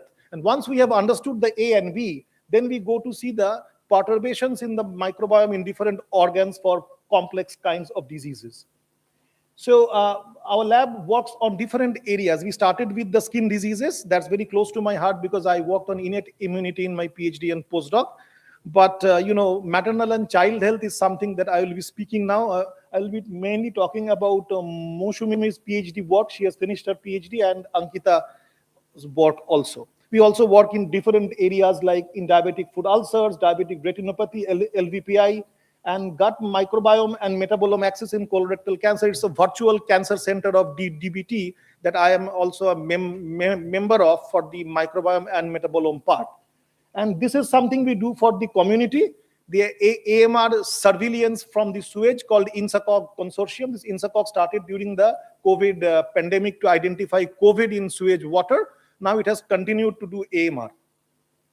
And so the role of vaginal microbiome in preterm birth. Then the next few slides, I'll just take you through this study. The objective was to identify the altered vaginal microbiome profiles between the term and the preterm pregnant mothers. Here we have worked with a cohort, the Garbhini cohort. Garbhini cohort is a multi-institute cohort stationed in Faridabad in Gurugram Civil Hospital, where they have 8,000 pregnant women and they have collected various samples from them. And in retrospect, when they see which is giving birth to term or preterm, then they, in retrospect, do this study. So what we have done, there were studies that have shown that there is ratio-ethnic diversity in dynamics of the vaginal microbiome during pregnancy. So there is a importance of doing this study in India also. So what we have done a discovery cohort of a handful of samples, 20 term and 20 preterm, and we have taken longitudinal samples to give you a sense of the fact that whenever we do association, cause effect is the problem, but when we do longitudinal studies, we can actually attribute causality to it. So this 20 term and 20 preterm, we have taken 60, 120 microbiomes, vaginal DNA samples, and from there we have done 16S gene sequencing to find out who are there. And then we obtained some of the bacteria high and low in both the groups. Then we validated the result in a bigger validation cohort, an independent cohort from the same samples, the one in 140 in term and 60 in preterm. Why 60? That's because 13% is the prevalence of preterm. If you follow 100 pregnant mothers for a year, you get 13 individuals who are born preterm. So to get 60 preterm, you need to have so many pregnant mothers followed up. So this 600 samples, we did the 16S sequencing, and we found the same results. When the things are validated, then we asked the following thing, that why they are there. Then we took a subset of samples and we did the shotgun microbiome sequencing to find out the gene family and the pathways. This is the thing that I told, that Californian PTB woman, Caucasian woman, African American woman, although they're all preterm birth, but their vaginal microbiome, their dysbiosis is not same. And in India also, there were culture-based studies previously. There were no NGS study at that time. These culture-based studies also showed prevalence of the different lactobacillus species in different parts of India. So what we found, when we did a discovery cohort, we did find the beneficial lactobacillus, L. crispatus and L. gasseri. I'll come to it why it is beneficial. These are very high in term birth. But in the preterm birth, you find Gardnerella vaginalis, Nithia sanguinigens, lactobacillus iners. And we did a publication in Frontiers. Then we went and we did this validation cohort. The validation cohort had a larger sample size, 140 term and 60 preterm. Here we validated the same bacteria. However, since the sample size is much bigger, we got some other bacteria also. We got Atopopium vaginae, Prevotella, we got Lactobacillus johnsoni. So johnsoni is also a very beneficial bacteria in the vagina. We also obtained that along with L. crispatus and L. gasseri. And Atopopium vaginae, Gardnerella vaginalis, these are all Kharab bacteria. In bacterial vaginosis also, these are attributed. The most interesting thing you see, the Shannon and Chow diversity indices, they are fluctuating. So these are the results from the first trimester. So first trimester onwards, you can identify there is a dysbiosis in the vaginal microbiome of those pregnant women who will, in due course of time, give birth to preterm. And the fluctuations in the microbial diversity is very prominent, whereas in term birth, you see the fluctuation is not there. Then we try to do a MWAS, metagenome-wide association study, to find out why it is happening. So there, as you know, vaginal DNA is very scarce, and to do a shotgun microbiome sequencing, you need an initial concentration of DNA samples. So we could not do for a large number of samples. So we did only with that set of samples where we could do it for all the 3 trimesters. So we ended up into doing 20 term and 20 preterm. Now these 20 samples, we took like those 20 full term, and the other 20 are very to moderate preterm, so that the two groups are extremes, so that we can compare them. So total 120 samples we did shotgun microbiome sequencing. And when we do shotgun microbiome sequencing, as some of you may know, the analysis is more complex, because here you have deconvoluted, you have to deconvolute all the genomes sequence together. So here what happens is, first you have to remove the human reads. And while you remove the human reads, in case of skin or vaginal samples, more than 50% reads are removed. So it's very hard to keep those reads. And if you go and search for shotgun microbiome sequencing of vaginal microbiome globally, there are only a handful of studies, primarily because of this problem. So you find that only 50% reads can be taken forward for the MWAS study. Then you actually align with these clade-specific marker database in Metaflan, and you can identify up to the species levels. Then you go to human 3, and then by chocoflan and other kinds of alignment, you can attribute gene family and pathway abundance to it. What we did find, in short, this is the first trimester results. What we did find is that in the first trimester, there are several pathways that are enriched in the preterm and term. I'll not go into the gory details of each of these pathways. I'll just focus on one or two primary pathways. So the L-lysine biosynthesis pathway, this pathway could be attributed to L. crispatus. Now, L-lysine is actually produced by L. crispatus. As you can see, the total number of genes in that particular pathway are present in L. crispatus, but not in L. iners. So although statistically L. iners may show that we have this particular pathway, but they will not be able to produce the substrate at the end.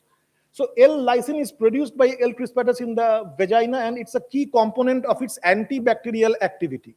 Now, the normal vaginal microbiome do not have many bacteria.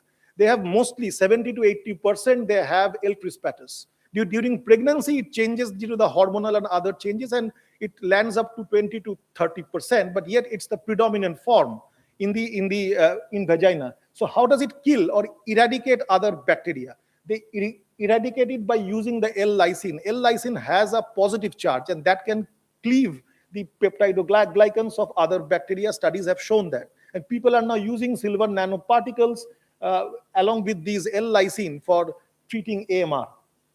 We got some other pathways at the community level. Now, pathways attributed to community level could not be attributed to a particular species. That's because when the consortium of the microbiome is present, only then that pathway thrives. When you make the bacterial pure culture, you don't see those pathways because those gene families may be given by several different microbes together. So this type of pathway is number one, heterolactic fermentation pathway. This produces lactic acid. The lactobacillus, they produce lactic acid. The D-lactic acid is getting produced. It's a natural form of lactic acid that reduces the pH of the vagina, and all the other pathogenic bacteria are getting eradicated. Biotin biosynthesis. Biotin is actually a water-soluble vitamin, and as you know, for maternal child health, it's very important. Now, when we go to preterm, very interesting, we find a particular pathway, lactose and galactose degradation pathway. It is attributed to L. iners, the non-commensal vaginal microbe. This particular pathway produces L-lactic acid, the unnatural form of the lactic acid.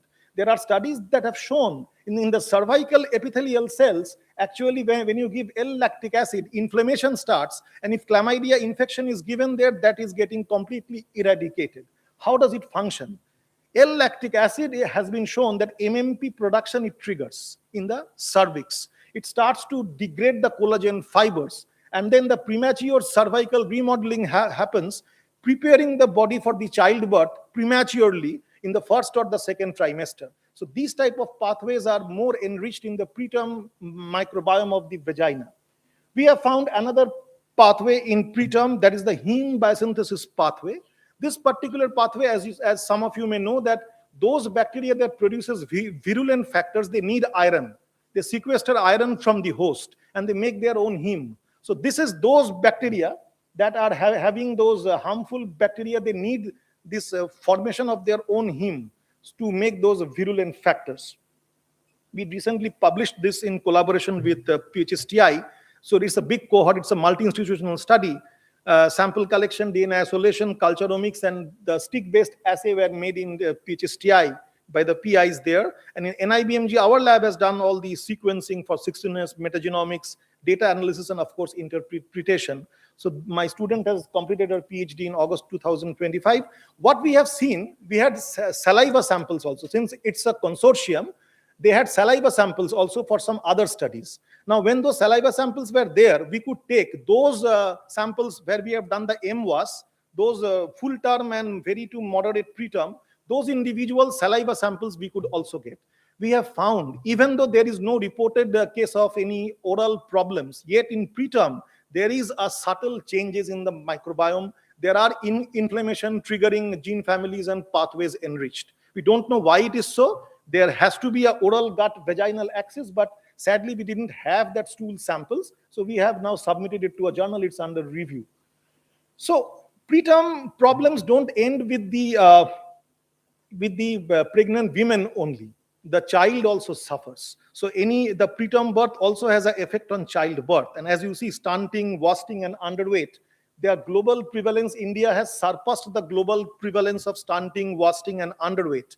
And what we mean by stunting is short for age, and wasting is low weight for height, thin, short, and it's the underweight. So this is the only case which is keeping our India very low in the global hunger index. Child problems are keeping India in a very serious condition in the global hunger index. And the first 1000 days are considered to be very crucial. There, if you can intervene, you can actually reverse things. So ideally, we should have continued with that same cohort.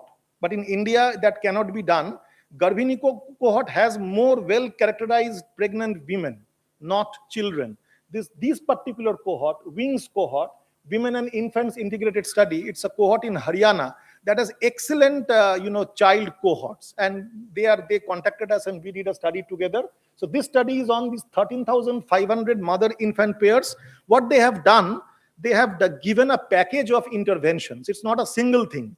See, they have started with preconception. They have enrolled that particular female when they say that we are now thinking of family planning. So from preconception onwards, they are managing their reproductive tract infections, they're managing thyroid, tuberculosis, giving them anemia, tablets, iron, folic acid, egg and milk, and they're continuing to do the same during pregnancy. They're not stopping. Even after the childbirth, 6 months into the childbirth, they are doing postnatal checkup, providing all the calcium and other things, and they are also sending counselors to their homes to say that you should feed your baby continuously. The breastfeeding things are also initiated. This particular package is given to 13,500 women, and they have published in BMJ that this has reduced significantly compared to the routine care, the prevalence of the stunting, wasting, and underweight. But they don't know why. It's empirical. So what we did, we hypothesized that actually we would evaluate the effect of this intervention package. Does it change the gut microbiome?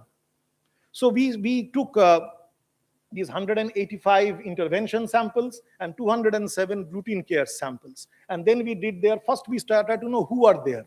So we did the 16S. When we did 16S, what did we find? We find that Klebsiella, Escherichia shigella, these are the bacteria more prevalent in the routine care child gut. And when we go to the intervention child gut, Bifidobacterium, Megasphaera, those are the bacteria present. Now, as you know, Bifidobacterium is a classic keystone bacteria, which actually utilizes the milk oligosaccharides. But these Escherichia shigella and Enterococcus are very bad news for the child. Now, we published this in Journal of Nutrition. That is the first of a study to say that this particular package is actually modulating the child gut microbiome. That is in itself, reducing the child birth failure. But again, we wanted to know why it is happening. So we wrote another project. This project was funded by ANRF, and this project, we hypothesized that the gut microbiome of preterm born children, actually we have hypothesized that the gut microbiome dysbiosis, they will produce some small molecules. Those small molecules will be absorbed by the general circulation. That will change the epigenome in the host, because we know pyruvate, butyrate, short chain fatty acids, they change epigenomes. They are known epigenomic changers. And we will try to look into host epigenome from the blood and also the microbiome from the gut. And we will try to associate them. Once they are associated, we will try to see the mechanistic angle in the cell line, HepG2 and CACO2 cell line, by doing co-culture studies. Now we have started the work. This is for the case that, these are the demographic parameters. We went to that routine care group, not the intervention thing. We went to the routine care group. We found among those 185 stool samples, 136 were having normal growth and 50 of them were having child birth failure. Now, if you can keep your eyes here, 3 months, the feeding habits were mostly same in both the groups. 78% to 82% were having feeding irrespective of being normal or CGF.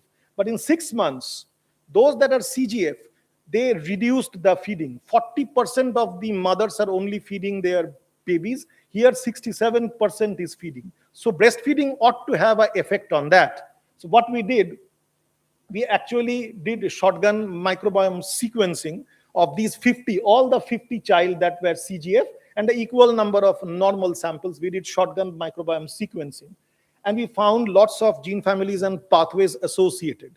When we attributed those pathways to bacteria, we actually found that they are also mapping to the beneficial pathways are mapping to Bifidobacterium longum, and the kharab pathways are mapping to Escherichia shigella coli. So, so one of the particular pathway that we are seeing in the Escherichia shigella coli is a peptidoglycan component. It's called MDAP. This MDAP is a particular amino acid, an unnatural amino acid that is the cross-linking the peptidoglycan wall in the gram-negative cell, gram-negative bacteria. And this is known that MDAP actually activates NOD, cell surface receptors in the IBD and other kinds of diseases. So it's an inflammatory one. But when you go to Bifidobacterium, what do you find? You find L-lysine, of course. You find amino acid synthesizing pathways. You find coenzyme pathways. All these particular pathways are enriched. Those are beneficial, housekeeping ones. We also find another particular pathway, Bifidobacterium shunt and sucrose degradation pathway. So this comes from the mother's milk. So the Bifidobacterium present in the infant microbiome, they actually has a particular role in digesting the sucrose to acetate and lactate that gives energy to the child. But if Escherichia shigella coli is going to do the same thing, it will not be beneficial for the child. It will be only beneficial for the proliferation of the bacteria. Well, we also did, to identify causation and other kinds of things, we also did the CRP and AGP, the markers of inflammation in the child serum. This has been done in collaboration with St. John's, Dr. Anura's lab, and IGF-1 and IGF-BP3 as markers of the growth. Excellently, we have found Bifidobacterium increase is excellently correlating with IGF and IGF-BP3, and Escherichia shigella coli is correlating with AGP and CRP. So everything is coming to the same place, although there are different types of correlations, but everything is coming to the same place. So we have submitted this to a journal. For the adult gut, we are also doing a diabetic retinopathy microbiome study, DRMS, with all the LVPIs, the 17 eye hospitals from different parts of India are sending a sample. We want to make a clinic-friendly index for the Indians as a biomarker of diabetes mellitus and diabetic retinopathy in more than 500 samples. And as Professor Shouche has shown, we are also getting in the healthy. Prevotella is more. Bifidobacterium is very less, 9%, 4%. So these are not the Bifidobacterium lactobacillus are not our kind of probiotic bacteria. We are getting xenobiotic degradation pathways also very high in the healthy Indians. But what are these particular pathways, we are yet to discover. These are some of the papers from our lab that we have done over the years, and we collaborate with several places. We get funding from private, LVPI, Unilever for the skin, and we also get funding from other kinds of BIRAC, the Grand Challenges Program, ANRF. These are some of the co-authorship papers. Now, up to this, I have shown what I have done for my lab. Our director keeps on saying, what are you doing for the community, for the country? So this is something we do for the country. INSACOG is the Indian SARS-CoV-2 Consortium, which we did the sewage surveillance during the COVID time. And during the COVID time, NIBMG submitted the maximum number of COVID sequences in India to GSIID. We are now, continuing this particular collaboration, and we are doing AMR and emerging pathogens. Also, as you know, wastewater is a cornerstone of human pathogens and AMR. We have done a spatio-temporal enrichment of clinically relevant AMR genes. While you do all these things, you need a lot of bacteria you are culturing. And to culture all those bacteria, you need to analyze them also using several softwares. So we have now integrated them into one website called Bharat. Bharat stands for Bacterial Hybrid Genome Assembly. Hybrid means long read, short read, both can be done. Bacterial Hybrid Genome Assembly and Rapid Annotation Tool Set. So we have made a website where you have to just go and click and give r1.fastq and r2.fastq and click on it. And within half an hour time, what you will get the genome. All these things are integrated there. You will get what bacteria is there. You get the Sankey plot and Sarkos plot. You get the plasmid. You get the AMR genes. You get HGT. You get MGE. You get the secondary small molecules and the secretomes also. So this has been curtain raised by our secretary DBT on 200 days of this program, one day, one genome, where we are the nodal center. And we got, from different parts of India, people have now started using, including Andaman. and they have submitted more than 170 genomes here and analyzed them. We don't keep them. Within 24 hours, it is out of our server. And we got an innovation award from the minister also in Brick Foundation Day. And so this is how it works. We have checked with the NCBI also that some PIs had these things that, is it doing the same result? Yes, with NCBI, we have checked many genomes. The results are similar. So people are now using it. We are going to different places to conduct workshops on the shotgun and the Bharat analysis pipeline. We have gone to Geetam. We have gone to IGIB. Recently, I visited GBRC. We conducted a joint workshop in Gujarat. And we also have done India EMBO Symposium. We got a funding from India EMBO Symposium in 2019, where we brought European people to India, and we did a consortium based on that. We have done a Karyashala, a 7 days workshop of hands-on analysis to 25 participants. We keep on doing that. These are all our facilities in NIBMG. Everything is available to everybody under the DBT Sahaj scheme. And we have to just email to these mail IDs, and they will take your sample with a very nominal charge, and they will do all these things. These are my collaborators. I thank all of them. I am working with human samples, so I need lots of cohorts. So I have these TRMS India, Garbhini, Wings, ODOG, and this BRIC CRC program. Also, there are a lot of interest within the institute also to now start, collaborating on their kind of diseases with host and microbiome. These are some of my, so not only the students doing PhD, but those who are working in the project as project staff, they are also very important. And these are all of them in my lab who are doing this work. And I am, on behalf of them, I am coming to this workshop, to this seminar, and presenting the work. Thank you so much. I invite you all to come to NIBMG. It's a very, within a village, but the campus is very natural campus, as you can see. Thank you.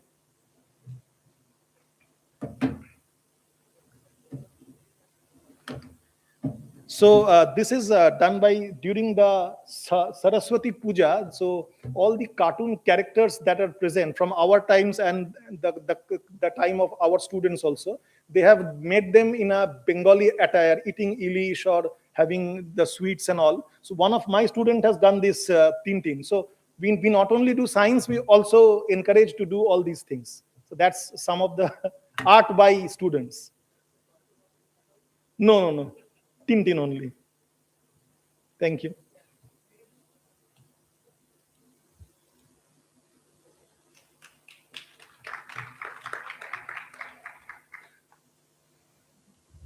So excellent talk. You published 266 bacterial genomes. So no. So it's the one day, one genome is actually, now that we are not different institutes, we both are in the same institute now, BRIC. We are only regional labs. You are in Delhi, I'm in Kalyani. That's the idea of our secretary. So what he told is that all the microbial genomes that have been already identified by different PIs of all the DBT institutes, they are already submitted to NCBI, but Indians don't know about it. So we have to again analyze them.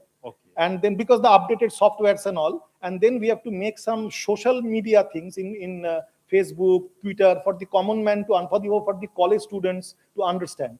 And then what we do in our NIBMG website, we have made a section called One Day, One Genome, where you have, if you need more scientific informations, these sequences and then. And all the sequences are given by different DBT institutes, among them 50 sequences given by us. But every DBT institute has contributed. Till date, it is also continuing. Okay. So your institute contributed 50 sequences. So those sequences are like first time they are novel bacteria? No. These are not novel.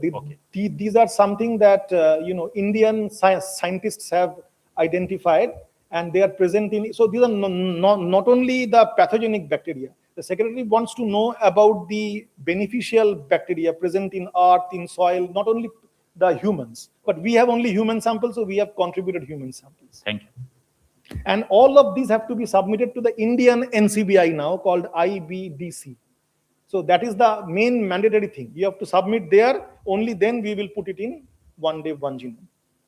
These are all whole genome shotgun or V3, V4 region? Which ones? Whatever Bharat pipeline you have. No, it is only culturable single bacterial whole genomes. Shotgun. A shotgun whole genome of one bacteria. Not the V3, V4. No. But in one place you have shown V3, V4 region. That is for identification. No, V3V4 region in Bharat. No, I think Bharat is not there. I hope. No, in the Bharat, we are doing single bacterial whole genome, but V3V4 we have done in some other. So in every study we do, we first take a huge number of sample and then we do 16s. Then if we find something meaningful, then we take a subset of sample and we go deeper and we do shotgun. I think that way I showed all our studies. But Bharat is for the single bacterial culture, because after doing genomics, you have to go to culture them and then co-culture them and analyze them. Shobik, I have a question. You showed that L-iners produces L-lactic acid. And, if you look at studies, there are cohorts, not in India, but outside, where L-iners is the most prevalent in the vaginal microbiome. Does it indicate that they are already predisposed to preterm birth? That's a very excellent thing. So, this is something that when we submitted to the reviewers in iScience, the reviewers came back with it. So what we think is that L-iners, in India and L-iners in Europe or other, if you know the whole genome, so that is where we come to whole genome. Previously, we were only doing microbiome. Now, slowly we are coming to know the essence of you have to culture those bacteria also, because the L-iners that you are obtaining and the L-iners that a European person has obtained from a vaginal microbiome of a European pregnant mother, they may have some genes which are not same. So all the genomes of L-iners are not same. Strain level information is also important. I don't have an answer to it, but as I have shown, ongoing work is number one, oral gut vaginal axis, and number two is culturomic study. Bhubaneswar has those cultures, so we are collaborating. He has those cultures. So taking vaginal cell lines and culturing those, co-culturing them together may give answer of the mechanistic value and the functional relevance. And one more question is that Bharat pipeline, are those strains available for public to get it? Yes, they are. Everything that are being uploaded in One Day One Genome are free to access by anybody. No, I'm saying the culture. Can I get that culture?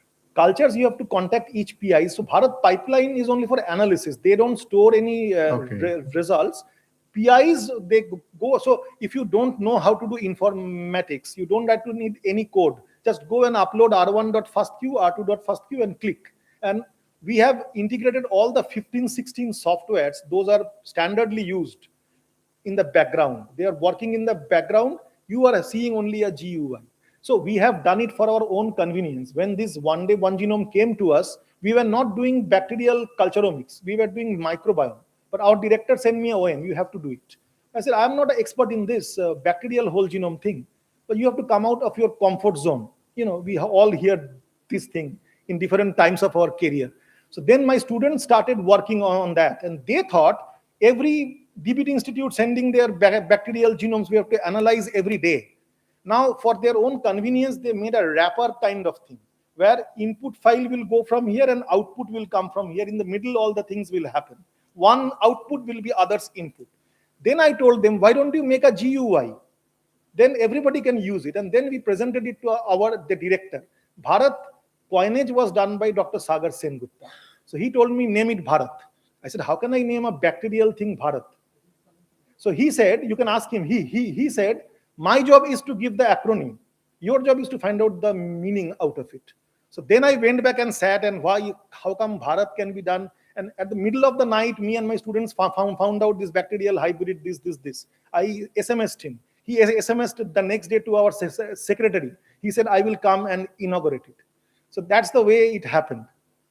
But I think, because it's sequencing and it's end-to-end, it would be, and because you are one of the founder, it would be very good if it acts as a repository like the ATCC, where you can go and request and get them genome, so not for, the genome, the for that, organism. we need to have some space in the server. We have wrote a project to ICMR. ICMR had a call for proposal of AI-based development of a software for identification of novel species of emerging pathogens. We have wrote a project there, and there we have given a requisition for a cloud computing kind of thing.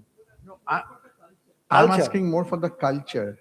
See, sequence you will culture get. For our NIBMG is 100 bacteria. I have all the cultures, but for One Day One Genome, Cultures are there with all the brick institutes. Yeah, so and if it can be bought under one umbrella. NCCS has that. I think Professor Shoche is not here. NIMR is there, where I think they submit all these bacteria.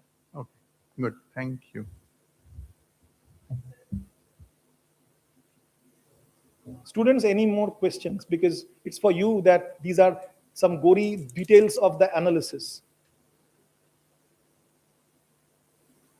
Ask anything you like. Nothing is a stupid question. Yeah, Not day asking one is stupid. only. Yeah. So basically, in the morning, we just heard from the panelist that I guess from the cesarean, it may be possible that the microbiome can Yes. increase, right? So in the recent work which you showed, the preterm, so that could be directly related. No, so I forgot to tell. These are spontaneous preterm birth pupil. Okay. These are not planned preterm births. These are spontaneous preterm birth. All are vaginally born. So that's the reason why it's an excellent thing to work with cohorts, because cohorts, they follow them up, they keep their samples, and in retrospect, you go and collect those samples and do this work. For a student to go to the hospital, collect sample, OPD-driven research, you cannot have done of this caliber of sample size. Thank you.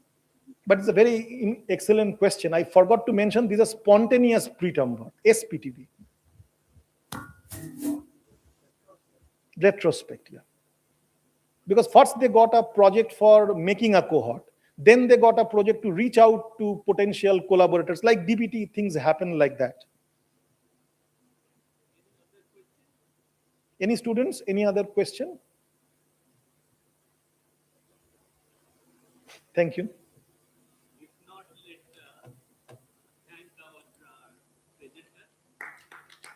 Sorry. I don't know, some sentence is wrong. Identify pregnancy, skin microbiome, infant gut. I mean, it has jumbled up. So we have identified skin microbiome also in some other study and pregnancy also in other study, but it has come up together. Anyways, it's done. Thank you.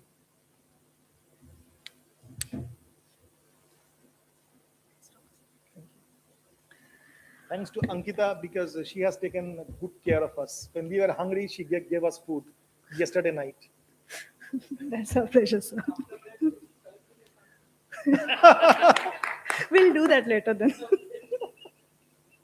And thanks to you also for inviting me. Because I never knew about this, what's in your institute about microbiome. So after I came here, I came to know about it. So it's good opportunity for connecting dots.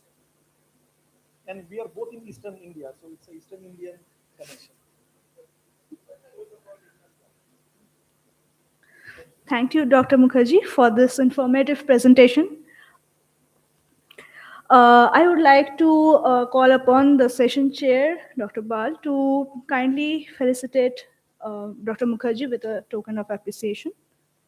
So please.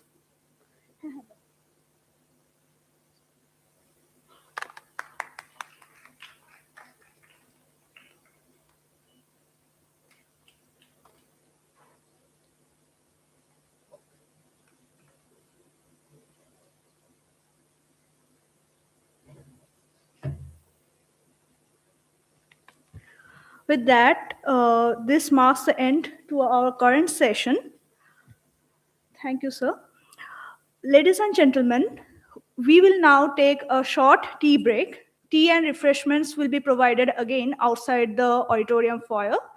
And we request you to kindly get back into the auditorium for the next session by 4:05 p.m. So, hope to see you shortly. 4:05 p.m.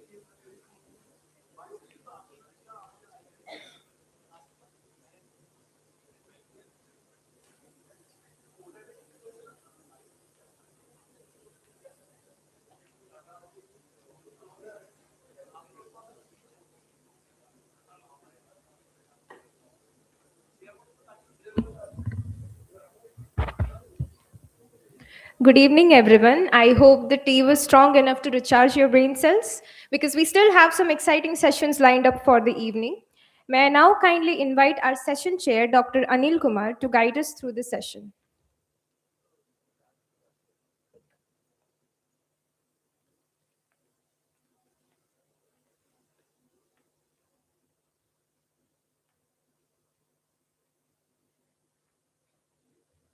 Good afternoon, everyone.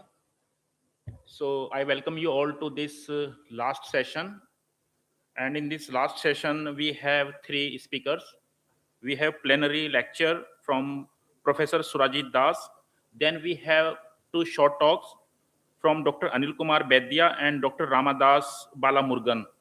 But before talks, we have panel discussion. And this panel discussion will be related to closing the loop, integrating circulating metabolites, microbiome editing, and targeted therapeutics in clinical practice. So first we will have panel discussion, and I will invite panel members for this discussion.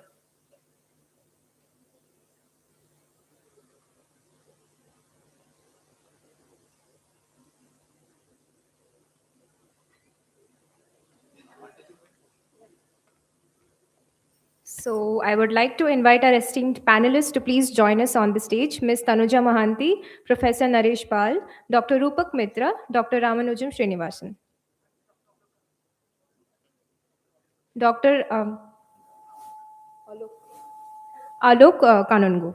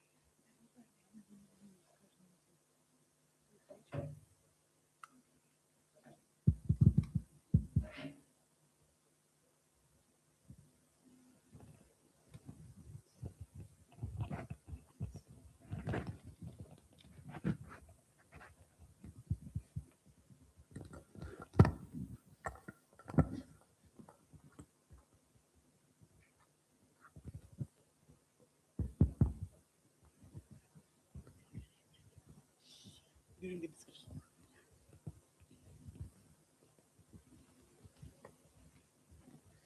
So good evening, everybody. I hope you can hear me. Yes, thank you very much. It's good to have the topic of the panel discussion because, yeah, thank you very much once again. So let's do our first round of introduction. And I'll start with myself. I'm Rupak. I come from Unilever, okay? The company which makes products which you use from 5 o'clock in the morning till 10 p.m. at night, okay?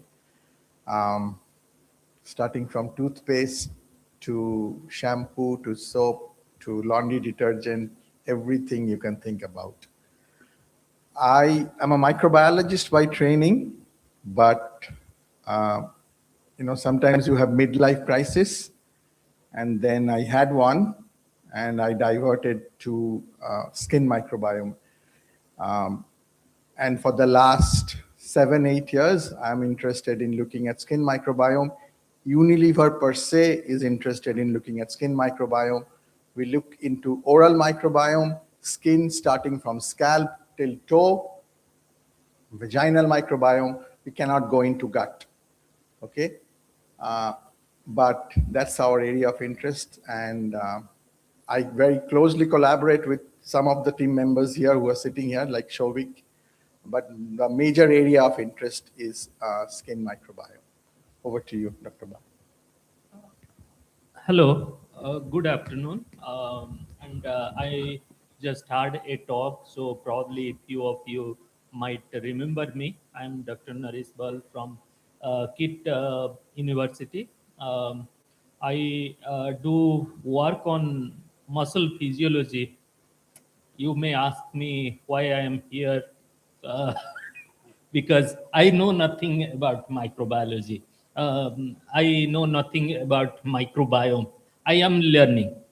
So, because I work on metabolism of skeletal muscle, I was put here probably by Professor Palok, and I'll try to give you a different perspective, which probably microbiologists wouldn't think about. So, I'll try my best. So I am Srinivasan. Again, I am from NISER, and my training as well as is, I think 20 years back, I would have called myself microbiologist, but I don't know now what I should call myself, and same reason, like I don't know why we are sitting here, but probably again I assume that maybe because of studying bacteria for a long time and doing bacterial cell biology and molecular biology, how we could probably edit and engineer microbes to alter microbiomes, and this one is probably the idea of the discussion of this panel as well. So with that interest, I think we'll see how we go through this. I am Dr. Alok Kanongo. I'm a clinical diabetologist, but during my PhD work at Karolinska Institute, Stockholm, I was working on the immunogenetics of type 2 diabetics primarily, and MRDM, FCPD, type 1 diabetes secondarily. So we discovered a new type of diabetes called LADA, latent autoimmune diabetes in the adult. I'm the first person from India to discuss on that. Subsequently, other things came up. So being a clinician also, I have special interest on immunogenetics and other aspects, or newer aspects. And I'm thankful to Professor Palak for inducing me to metabolite and metabolomic research, which we are just starting to go through. But now genomics is entering into clinical diabetology. Instead, metabolomics should enter into clinical diabetology, which is kinetic, gives a real-time picture, and has many aspects from starting from prevention, prediction to management. So we'll discuss that. Thank you. Thank you, sir. So good evening, everyone. I'm Tanuja, PhD candidate from Professor Paulo Kai's lab. So my research is around non-alcoholic steatohepatitis, which is the advanced form of non-alcoholic fatty liver disease. And since this is only 10% of people from entire population of those who are suffering from fatty liver, they only develop this disease of NASH. So therefore, we are trying to understand its progression or trajectory, we can say, by understanding the circulatory metametabolites, like which we have been listening since morning, right? Circulatory metametabolites or metametabolites, which are microbial derived metabolites, which we find in host. So that we call as circulatory metametabolites. And even some of our research from our lab and from other labs as well, it has shown that the circulatory metametabolites or microbial derived metabolites have really playing a crucial role in host physiology. So even if I understand we are from different backgrounds sitting together, so it will be really interesting to know the perspective, like how we can integrate and how we can really diverse it further and extend it further so that we can really translate into a clinical aspect also we can develop. Yeah. Okay, in this context, let me start with myself because I am sitting from an angle of, fast-moving consumer goods company who mostly look into the skin aspect, okay, and look into the skin biology and obviously now skin microbiome. And what do we know about metametabolites and what do we detect on skin, if at all, and how does it benefit our skin, okay? So let me give you a small example. When we have a very dry skin, if you sit back and think about it, there is a tingling feeling on you, okay? You start itching and scratching, okay? There is something happening on your skin which relates to the innervation in your skin, which leads to some stimulus in your brain. Then via some pathways, you start the itch feeling. There are microbial metabolites which leads to that, okay? Skin metabolites. The microbiome on the skin does secrete small molecules, make short chain fatty acids, which gets modified. They affect the skin barrier, they affect the skin's lipid composition, which gives you a feeling of dry skin, which gives you a feeling of moisturized skin. They are there sitting on your skin from the top scalp till the toe, maintaining and managing your barrier, which is absolutely important, because without that, and without maintaining all the other host proteins and host markers, you will dehydrate to death. Your skin barrier has to be extremely tightly packed with cholesterol, free fatty acids, and ceramides. We were talking about ceramides in the previous sessions, okay? Now, we are not very sure as to whether there are tools to identify this kind of characteristics. And I'm telling you because I'm coming from a very personal care industry point of view. That's why I could say about fatty acids and ceramides and cholesterol. But I'll open up for the panel to say that what are the other microbial metametabolites which are normally detected from a systemic point of view, because I have to honestly acknowledge that at Unilever, we don't do anything invasive, okay? So I always look at the very top level from the skin aspect.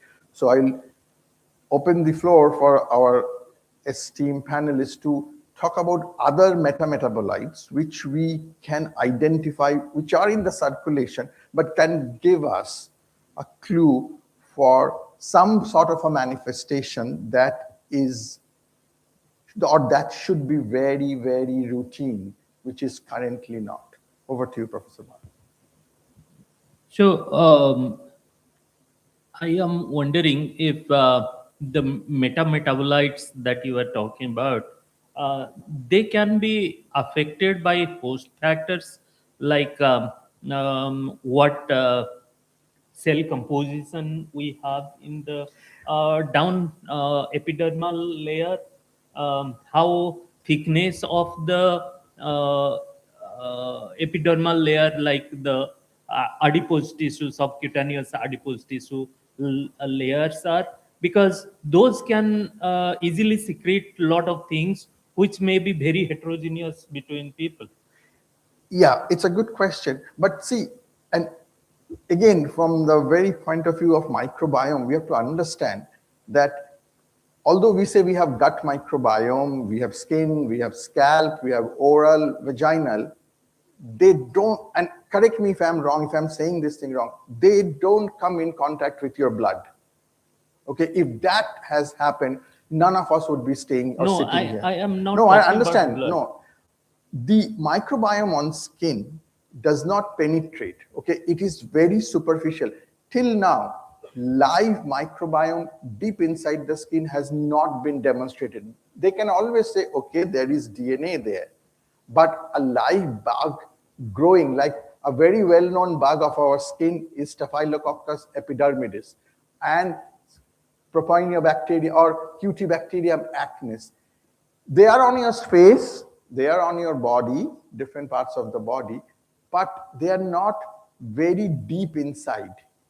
What us, like at Unilever and other people, they have seen that these bacteria, like the C. acnes or the S. epidermidis, they do secrete molecules which affect the host.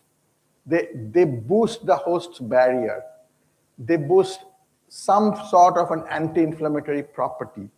But again, I don't know that whether they go systemically into the blood, which can be detected, saying that, well, there is a lack of this, so that we can predict a person will develop some sort of dry skin phenomena like atopic dermatitis. Okay? Because atopic dermatitis, Shobhik will know, is a manifestation where a person have a very, very dry skin, and he or she is colonized by a bacteria called Staphylococcus aureus, which is a pathogen. Okay? And upon colonization of that, your skin barrier becomes very compromised, very dry, you have a lot of water loss, a lot of itching, at the same time, a lot of inflammation. But whether that goes systemic, I don't think so. The moment it goes systemic, there is something big, big problem. Now, please. Yeah, tell him something. Yeah. If you want to add anything. Yes, Adam. No, I have no experience on this. I don't want to add anything to something unknown to me.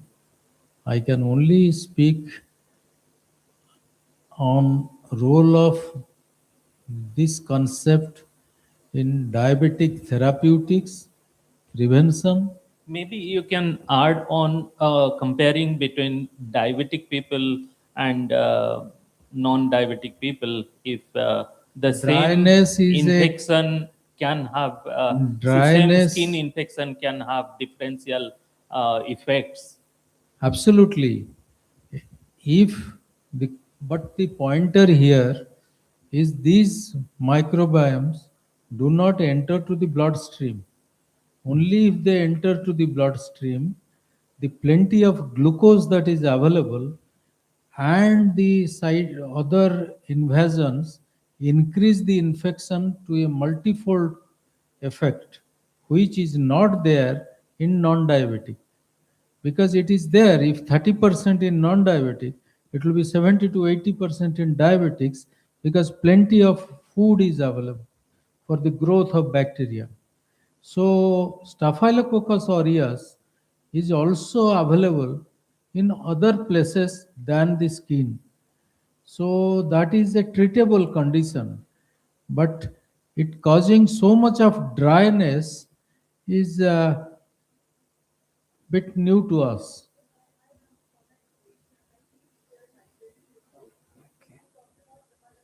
Epididymis or something. So which is so there's a difference. One is the pathogenic bacteria and other is the symbiotic bacteria, the commensals, which normally stay on our skin. So I guess you were talking about the commensals which are staying on the skin. You are also talking about the metabolites being, whether it is a part of the systemic circulation or not. My comment is there is probably a domino effect. So if these are small molecules, most likely they can percolate, and therefore they will have some kind of a messenger effect on the cells as such. And the cells themselves are talking to each other. So I guess there is a little bit of a disconnect. So I don't think he was talking about the pathogenic bacteria as such. No, what I'm... However, we have often found that if a host is under stress, so these bacteria are basically eating the sebum or the secretions of the body and parts of the cell debris. So if there was a change in the body of the host, the colony also subtly changes, and sometimes the commensals become pathogenic. They start behaving erratically. So there's a difference. You know, I understand that from that point, but let me be honest here once again. Is that a commensal bacteria on your skin or any part of your body, vagina, intestine, skin, scalp, anywhere, does not convert itself into a pathogenic mode. They don't do that because they will lose their advantage. Lactobacillus crispatis is always a good bacteria in the vagina. It will remain as a good bacteria. There are variants of bacteria which can become bad. And I'll give an example of that. Cutibacterium acnes, which everybody of us has survived, or not survived, I would say survived and suffered of acne, which is one of the causative agent of acne. Now, all of us, if I sample all of you, and Shovik does the sequencing, which he is famous for, and storing the sample, he will report Cutibacterium acne in all of us. But some of you who have actively growing acne will have some different isoforms of C. acnes. That is the difference. In some bug, that is a difference. S. epidermidis, which is a good bug on your skin, will never transform into a bad bug until and unless it becomes invasive. When does it become invasive? When you have catheter infection, or they put in tubes through your mouth. That kind of infection, nosocomial infection, also S. epidermidis becomes. But on your skin, S. epidermidis is fantastic. It's probably one of the most beneficial bacteria on your skin. S. aureus. Again, S. aureus, there are some S. aureus which are present on your skin in the number which is very controlled. They're bad guys, but they are kept under control. The leadership is very good.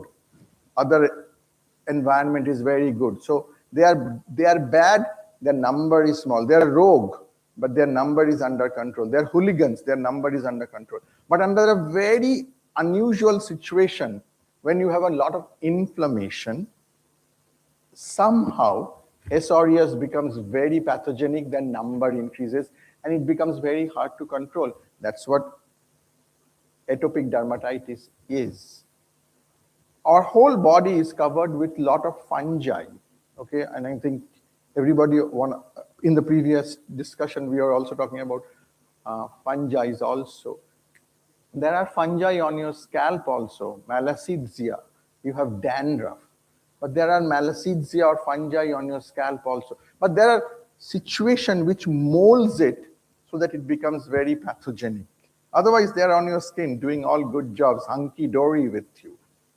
Okay.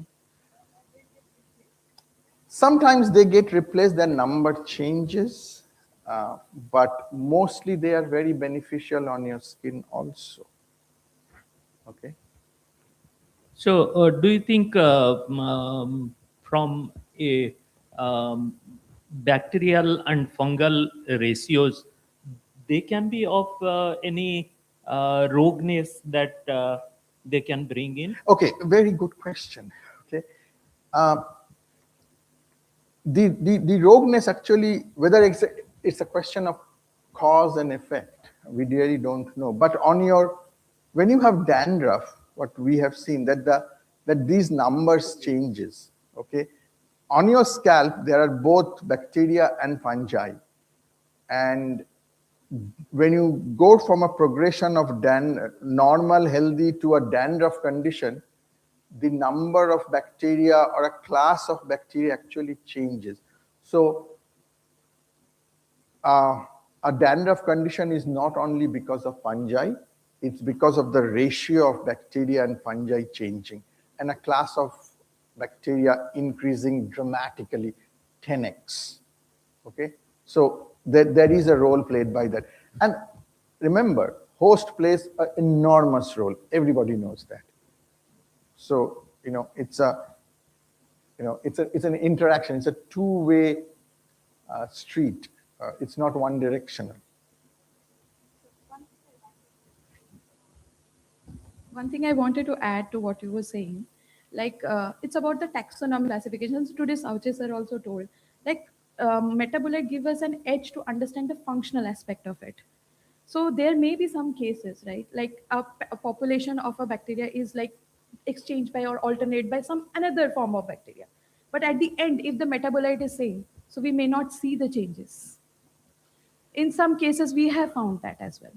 So I feel, of course, like we have to consider the strains, otherwise there is no importance of probiotic and all this. But then looking at the metabolite perspective is also important. Like metabolite is changing, or like what is the abundance, like how they are what pathway are getting changed, which are derived from the microbe. So at a metabolic level, we really need to understand, I feel so, because there are studies on that even if there are taxonomic differences, but still we don't see any changes. I think that's where we started with, like, his generic question was whether whatever he gave an example of condition of the skin, but I think whatever disease we see, what is it that at research, yes, we have these differences in metabolites or the taxonomic changes that we have seen, and I think even the meta or microbiome field itself has moved from the initial phase of finding differences in the taxonomic phases to finding what their functional aspects are and what metabolites they secrete, and is there a correlation or a causal relationship between the disease condition and the metabolites that these microbes are sending out. And at this point of time, we have a research field, like we have this control samples and everything. We know, okay, this disease condition has these metabolites. I think where he was coming up again with what are the methods that we can really identify in a scenario that, okay, this is the metabolic change this patient with this syndrome or symptom has come up to me. And then you could go and have an informed decision on what kind of therapy the clinician must go and give. Is this the metabolic change? Given this symptoms and this metabolic change, can I now prescribe some kind of a regime for as a therapeutic or to cure the disease or something? I think that's where we started off some initial discussion with to get back. So what are the differences in metabolites in any disease condition, maybe diabetes, maybe skin? What do we know about them? What are the differences in metabolites? And then, as you said, yes, taxonomy is one level, but these metabolic differences, the drugs are not going to act directly on the metabolites, but they are going to act on the taxonomic levels of the bacteria. How do you go from here to tell how do I alter the microbiome? How am I going to alter that microbiome? Even if I know this metabolites, I need to alter this metabolites to restore the condition. How am I going to alter the microbiome to restore the condition? Yeah. Before we go further, can I add something to it? So we should look at our microbiome staying in two different places. One area is dry, the skin.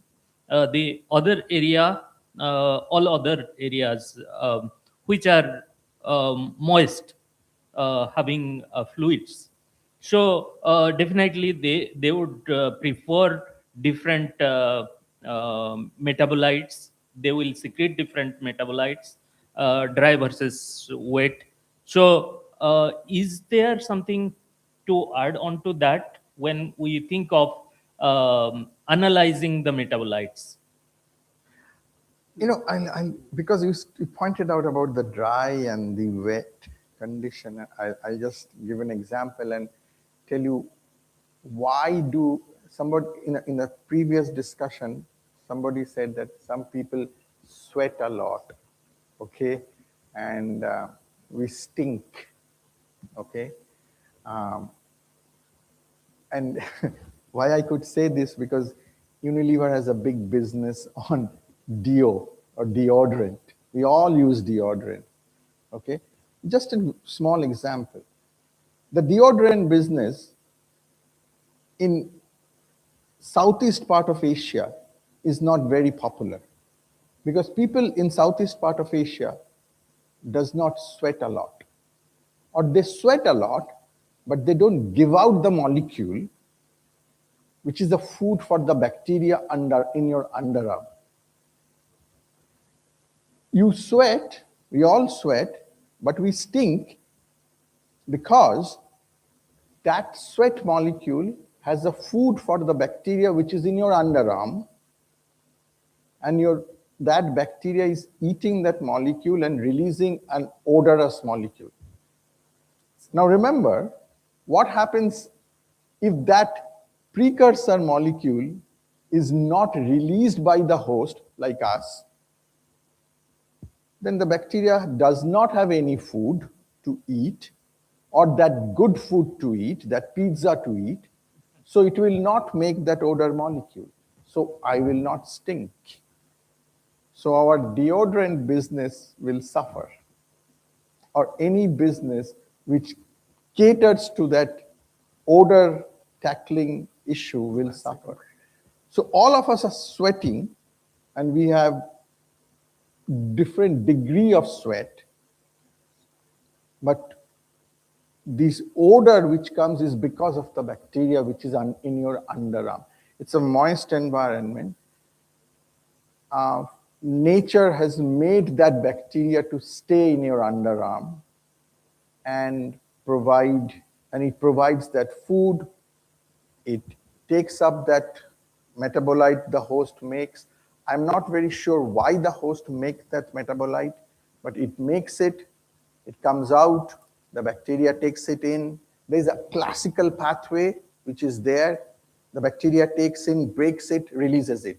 Fantastic. It's just like a well-oiled machine. The host makes it, bacteria takes it inside the cell, breaks it out, releases it, and we are odorous. I think here I would add, because the next part is integrating and these metabolites, and I think this is a very good point to have here in microbiome editing. So I think this, in fact, stems from one of the undergraduate projects, which I think most of you know as IGEM and synthetic biology, and how you edit microbes to do this. I think this was one of the most famous examples when it came up in this project, that they took up this odor making. Now, the bacteria is using that food, like I said, it's making a molecule that we smell bad. What if it doesn't convert that into that molecule that is bad, but it rather converts the same, it uses the food, it's serving as a food, but the final product is not what we perceive as a bad smell, but we could have an apple smell, strawberry smell, banana smell, and it could be still a odorant industry. But by altering or engineering the microbiome that is making the bad smell make it into a banana or strawberry. So that's kind of where the microbiome engineering comes in. And this was a classical IGEM project which could still drive an odor industry which is not based on canned and classical CFLs, which might also affect the climate change and everything, but a more sustainable microbial organic one. So this kind of microbial editing or microbiome editing is one such example which could be taken, but how far it goes, how far you can make it, how much you need to apply, how do you apply it, these are different things that you need to worry about. But as a proof of principle, yes, you can take the same bacteria that makes this bad odor, convert it, it uses the same food, but makes a product that is pleasant to you rather than bad to you. I'll take a few minutes to bring the bench into bedside, because my job is to bring all this research into the utility of human beings. And what are the probabilities and possibilities, and how does integrating circulating metabolites, microbiome editing, and targeted therapeutics in clinical practice help clinicians? There are other branches, but let us focus on diabetes, which is the mother of all diseases. Integrating circulating metabolites, microbiome editing, and targeted therapeutics provides clinicians with a more precise and mechanism-based approach to diagnosing, monitoring, and treating metabolic diseases such as diabetes. There are a few points I would like to highlight here. First is improved early disease detection. As we all know, diabetes starts 10 years before the clinical onset diagnosis of diabetes. It starts 10 years before. Measurement of circulating microbial metabolites in blood can reveal metabolic disturbances before clinical symptoms appear. Metabolites such as short-chain fatty acids, bile acid derivatives, and trimethylamine N-oxide reflect the functional activity of the gut microbiota and may serve as early biomarkers of insulin resistance and metabolic dysfunction. We are in need of biomarkers, and that biomarkers will tell us where this person is going. Better risk stratification. Integrating microbe and metabolite profiles help clinicians identify high-risk patients who are more likely to develop diabetes or its complications. This enables earlier preventive interventions, especially in individuals with prediabetes or metabolic syndrome. We diagnose prediabetes 5 years before diabetes, and all prediabetics do not go to diabetes. 50% of them go, 50% do not go. And metabolic syndrome is a common thing that leads to prediabetes and subsequently to hypertension and diabetes. So that can be predicted much before. Personalized treatment strategies. Using metabolomic and microbiome data allows clinicians to design individualized treatment plans, including personalized dietary recommendations, targeted microbiome interventions, and optimized pharmacological therapy, which is the need of the day. And this is called precision medicine. A time is coming, everybody will require a precision medicine. One metformin for all is no more going to stay. Monitoring therapeutic response. I prescribe whatever my knowledge, experience says to a person who is coming to me on some molecules. And clinically, I find a better glucose control. But tracking circulating metabolites over time provides clinician with a dynamic indicator of treatment effectiveness. Changes in metabolite levels can reveal whether interventions such as dietary modification, probiotics, or medications are improving metabolic health or not. We just give and clinically assess, which is blind. We don't go for specific markers or biomarkers. That has not been integrated to medical uh, education till now. Targeting disease mechanisms. Tracking circulating metabolites over time provides clinicians with a dynamic indicator of treatment effectiveness. Changes in metabolite levels can reveal whether interventions such as dietary this will happen. One more point, targeting disease mechanism. Understanding microbial metabolic pathways enables the development of therapies that target underlying disease mechanism rather than only treating symptoms. For example, therapies may aim to increase beneficial microbial metabolites or reduce harmful metabolic products associated with inflammation and insulin resistance. Preventing diabetic complication, which is the biggest challenge now. Why everybody is not getting a gangrenous diabetic foot? Why 30% of people are only going for renal failure, now 40%? Why 60% are not affected? We only see how many people are affected by cardiac arrest or myocardial infarction. We don't look at those 60% who never get a heart attack. So this is the change, and this science is going to help that. Integration with digital health and continuous monitoring, real-time clinical decision making, and precision disease management is going to change the way we are treating people. Integrating circulate metabolites, microbiome editing, and targeted therapeutics helps clinicians move from a reactive model of care to a predictive, preventive, and personalized approach in managing diabetes and related metabolic disorders. I think we should bring, because I think we are running short of time.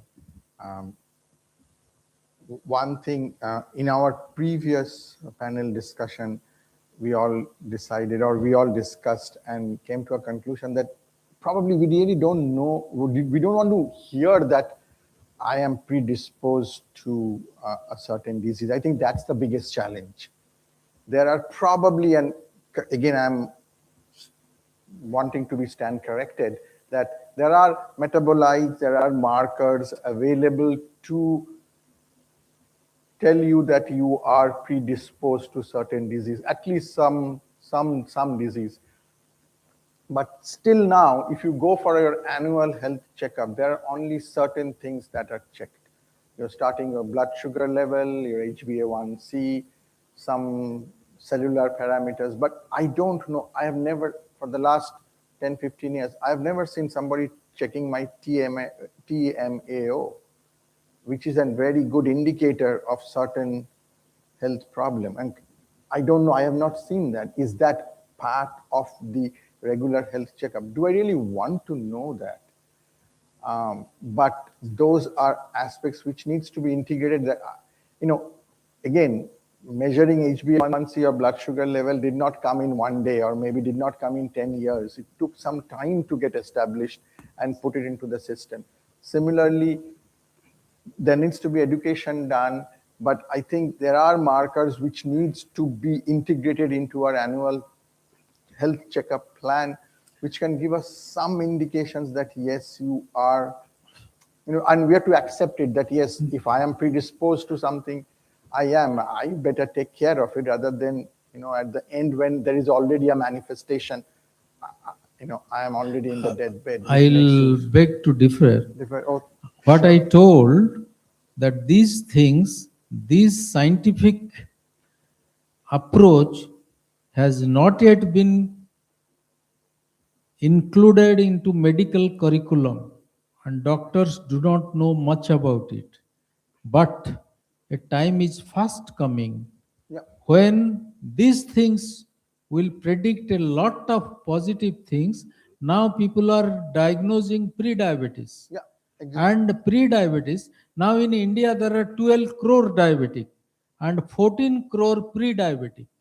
If we can know certain parameters, some biomarkers, which is definitely positive for pre-diabetic to go to diabetic, we can prevent, we can do lifestyle intervention. Absolutely. So this is of a very futuristic, probable and possible science that is coming into day-to-day practice.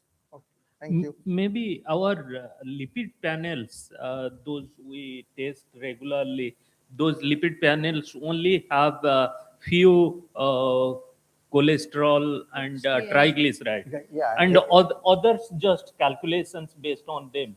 Right? If we could develop some touch like that, where we have 5 different things that are being calculated and put together, then probably our understanding can be better. Much better. I think if time is, I don't know how much time is left, but I'd just like to add to this, because as a clinician and science-based, that you need to know more of the lipid profiling, and this one I would just like to close the loop in the sense that I think all of you sitting here will know NISER, right? So we have been talking about, since often when I heard microbiome altering, it seems like it has been a 15-year-old field or 20-year-old field. But I'm sure all of you, or many of you, have heard about NISER here, and if anybody has not heard about it, or NISER strain of E. coli? NISER strain of E. coli. Yeah. Right. I think so most of us have heard that came from World War I. Yeah. A World War I, and a clinician who was working there from a dysentery outbreak. One soldier was not affected by the dysentery soldier, and he identified the Escherichia coli NISER strain 1917 in that year, and that became the therapeutic for many bowel diseases. And nobody knew how it worked, why it worked, what is it doing, what is this E. coli, nobody knew. And I think the field of microbiome and metabolites, everything starts from there rather than here. And I think we need to keep closing this loop again and again, and as frequently as possible, that clinicians do also research and they know where to take from, because without that, we don't have this intervention. Without the 1917 NISER strain, there is no scientific this one to look at what microbiome is changing, how the organism is changing, what is happening, and why this soldier was escaped the entire outbreak of dysentery in Germany at that point of time. So I think we need to keep closing this loop so that we can keep integrating things and we can move forward with whatever science and clinician and protect human lives, and also do some very useless science, because we never know when that useless knowledge is going to be useful. Or even if it is useless, it's good, just as useless as we are still humans. Thank you. Thank you. And I think in the interest of time, we should bring a closer to this panel discussion. Thank you all for joining. Thank you for patiently listening to us. Okay, and if you have any questions for us after listening for such a long time, Shovik. Yeah, I had a comment when you talked about the conversation that followed. So as you know, we have been studying for more than 11 years with Unilever this atopic dermatitis and dry skin. So then we had done the first documentation of the healthy skin microbiome in any Indian ethnicity. So there we have actually seen that sebum hydration, the values they have estimated with sebometer and corneometers of the face, sebum and the hydration values in your forehead and your cheek regions, they change the microbiome in those habitats. And you find sebum feeding bacteria like propionibacterium higher in your forehead rather than your cheek, where the cheek has got more hydration. There you have Staphylo and Streptococcus. Now, when you go to the dry skin, like the balance, S. hominis is one kind of bacteria which is more predominant in the healthy skin. And when S. hominis is there, it keeps S. aureus in control because S. hominis produces a protease. But whenever S. hominis is less, then Staphylococcus aureus becomes opportunistic and dry skin atopic dermatitis happens. So when we did a shotgun sequencing along with Unilever, we found that there is a skin barrier protein called filaggrin, FLG. The filaggrin is a histidine arginine rich protein that binds to collagen. Now, when the filaggrin has some stop codon polymorphisms in different parts of the world, Europe, there are few polymorphisms in Europe, few in Africa. What are the polymorphisms in India? No one knows. So we did the filaggrin sequencing. We found we didn't have those stop codon truncations. Yet, Staphylococcus aureus, some isolates are isolated from the patients, which has histidine and arginine degradation enzymes like histidase and urocanase.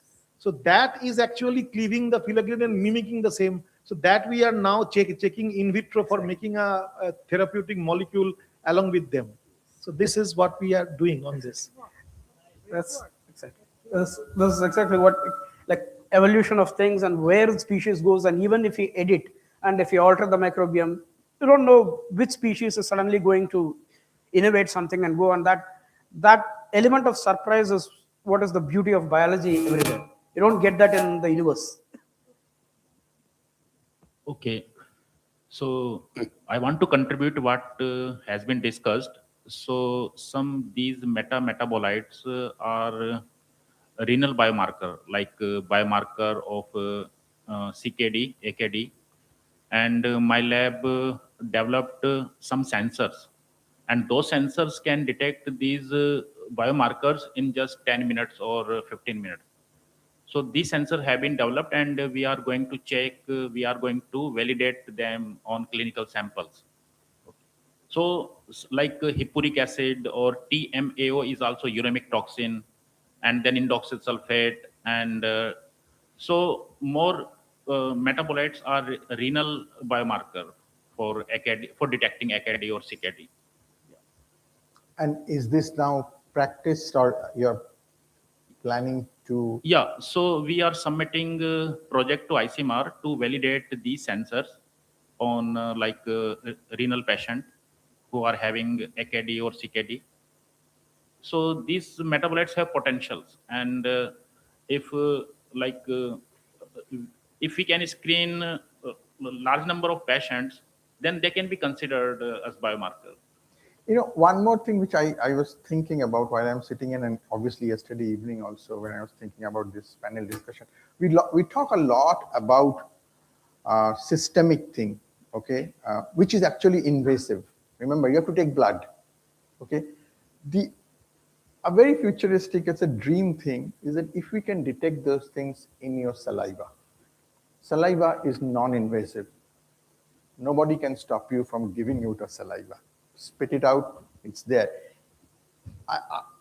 My personal view is, if those biomarkers, or if there are biomarkers which can be detected very early in saliva, probably yes, I don't know, but if those can be detected in saliva and as a very routine thing, that would make everybody's life much more comfortable. but detecting it in saliva is probably very easy.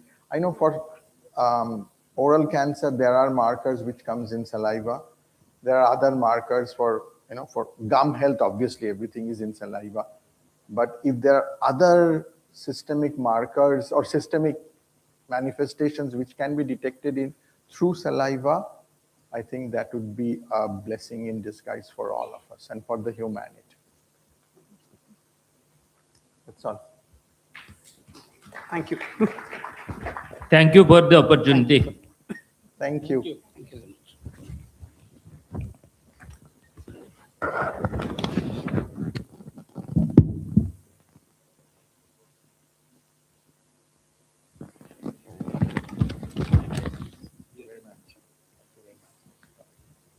Now I would like to call upon Dr. Anil Kumar for the felicitation.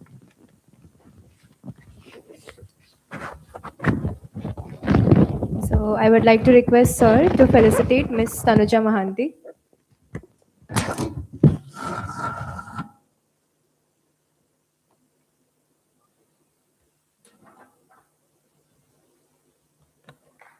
Dr. Alok Kanungu.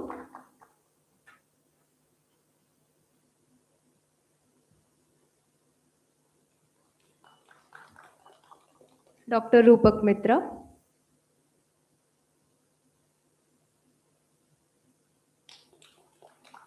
Dr. Ramanujam Srinivasan.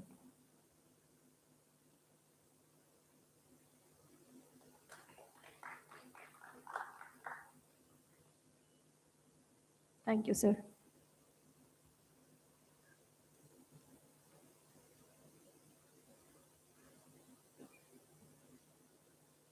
So I would like to thank all panelists. We just had exciting panel discussion on this topic of closing the loop, integrating circulating metabolites, microbiome editing, and targeted therapeutics in clinical practice. Now we have two speakers. So first speaker is Professor Surajit Das. He is going to deliver plenary talk. Professor Surajit Das is a professor in the Department of Life Science at the National Institute of Technology, Rourkela, Odisha. He holds PhD in marine biology from the Center of Advanced Study in Marine Biology, Annamalai University, Chennai. His research focuses on understanding the genetic regulations of microbial biofilms for environmental and biotechnological applications. He has received several awards, including Junior Scientist Award from the Association of Microbiologists of India, AMI, in 2009, and the Endeavour Research Fellowship from the Australian government. So it is my pleasure to invite Professor Surajit Das. Please come.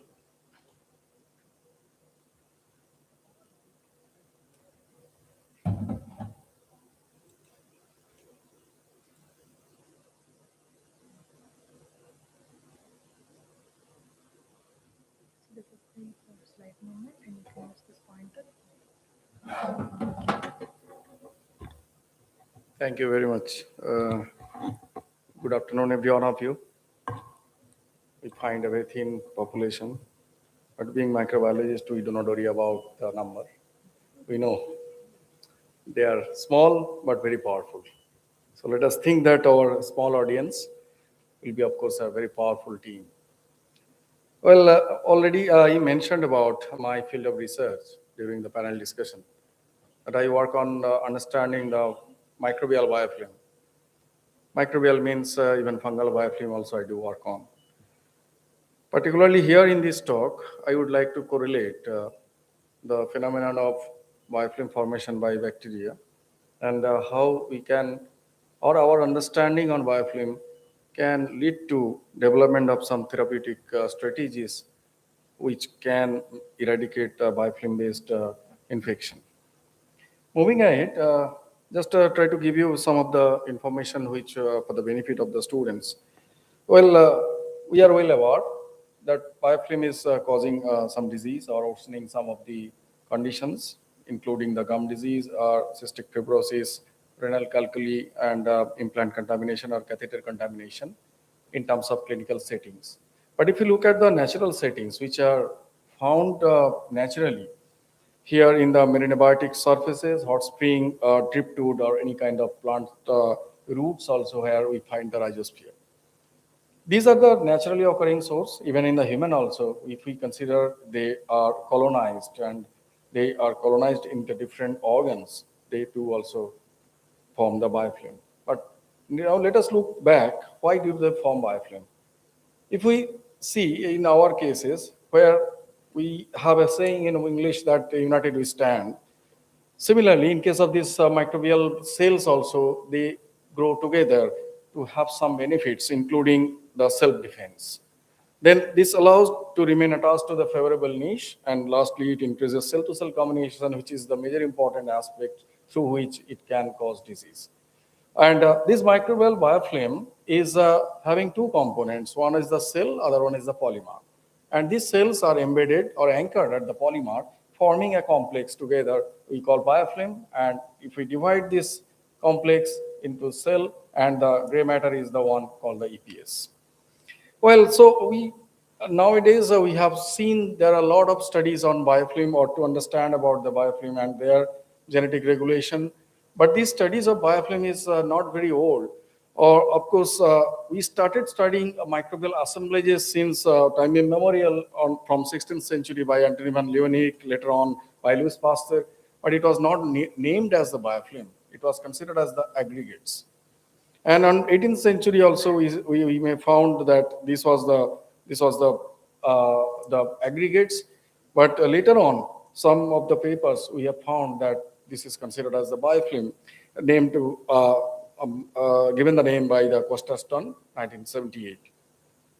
Well, so why it is called the biofilm? Because of the layer of a thin layer and forming a film-like structure.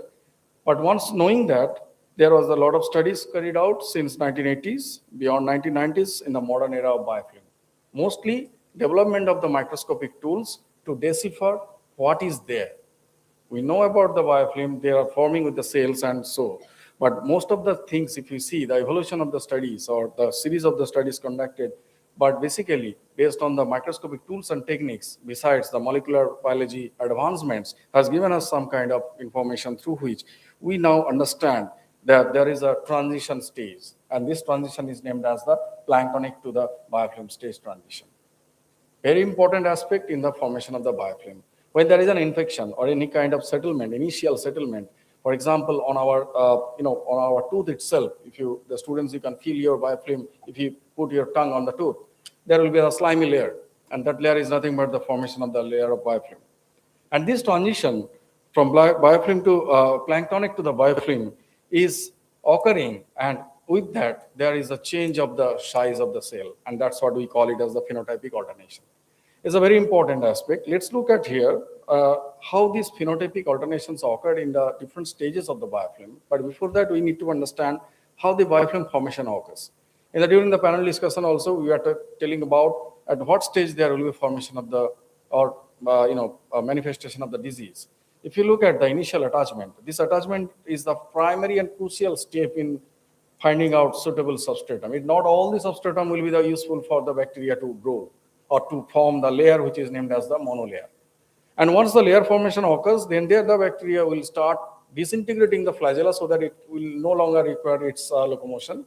And then it start forming or putting out the division of the cell and forming the matured biofilm, followed by the exhaustion or the total utilization of the resources, and then last stage is the dispersal. And the dispersal happens, this can be considered quite similar to the cancerous cells, where we have so many water channels. Here also in the biofilm mode, we have a lot of many water channels and different kind of things, and accumulation of the different toxins. So that leads to the depletion of the nutrient, and there is a scarcity of the space, so bacteria will try to disperse, find out new substratum, and go ahead with the cycle. So totally in this cycle, our main aspect is the matured biofilm stage. We may see that, and this is the matured biofilm stage where the cell-cell interaction is at its peak, and it is having a lot of matrix material which are helping this bacterial cell to make as a package, and this package makes the impermeability towards the drug. Drug may not enter there. And at this stage, if we now correlate the cell size in terms of the different stages, you may find that in our studies we have found the Cockey cell may get into the donut-shaped shell, and slowly it gets into the motile rod when it is at the dispersal phase. So here are the stages. It is similar to, I was talking with Rupak to say that how the smaller cell gets advantage. Definitely we have the smaller cell, more compact biofilm, and it will be having a lot of advantage and require for the cell-cell interaction and of course horizontal gene transfer. So here in this study, we find the biofilm heterogeneity or cell size heterogeneity. And so here, besides this, we may find that this biofilm formation is governed by various key determinants, including regulate the initiation, matrix production, maintenance of biofilm structure, and so on. Well, now here, these are the hallmark of biofilm we can consider it is. So if you look at there are 5 hallmarks we have just mentioned, we may add on, but these are the primary. First one is the surface adhesion. Cells which are on planktonic mode, moving or swimming, they need to be settled on fast. Next is the pleomorphism stage. At this pleomorphism, the cells will be more compact. The third is the cell-to-cell signaling, where it produces or brings more cell close to vicinity so that they can talk each other very closely. Those who are sitting here at the back, maybe those who are beside each other, they are talking with each other because they have the access. And the fourth one is called the EPS, which is the matrix on which these cells are embedded and joined together and anchored. Last is the cell surface hydrophobicity, which is another one feature normally added for better biofilm stability. Let us look one by one. I would just like to emphasize on each one of these hallmarks in detail so that you can really understand what way the biofilm formation occurs. First one is the surface adhesion. So there are various appendages on the bacterial cell, and there are different type of substrates. There will be positively charged or negatively charged or no charge at all. So based on these parameters, there will be interactions, and interactions are of primarily 3 types. One is called the physicochemical interactions, which may happen with these electrostatic or van der Waal or acid-base interaction. Second is the production of the adenosine, and this adenosine with the material surface, there will be ligand and protein interaction. And then there is bacterial surface appendages, for example, curly or flagella or the pili. With these, there will be an interaction with the substratum. So to understand these, we in our studies, we tried with the different 5 substrates to find out which substrate is providing more stability or more robust biofilm. So we tested on glass, polystyrene, steel, ceramic, and rubber, and tried to find out how. This is the AFM image. And on image with these, we have found that biofilm height distribution and found that the ceramic is providing a better biofilm compared to the other substrate. And this attachment is attributed to its rough and porous nature. So definitely, if it is having more rough surfaces, there will be a more surface area and it can form the biofilm. Well, second attribute is the pleomorphism, which is very important in terms of AMR generation, in terms of bacterial biofilm stability. So at what stage these different type of pleomorphism occurs that we will try to understand. Srini is sitting here, so he will be very happy to see these how FTSG and MREB gene playing role in these different stages of pleomorphism.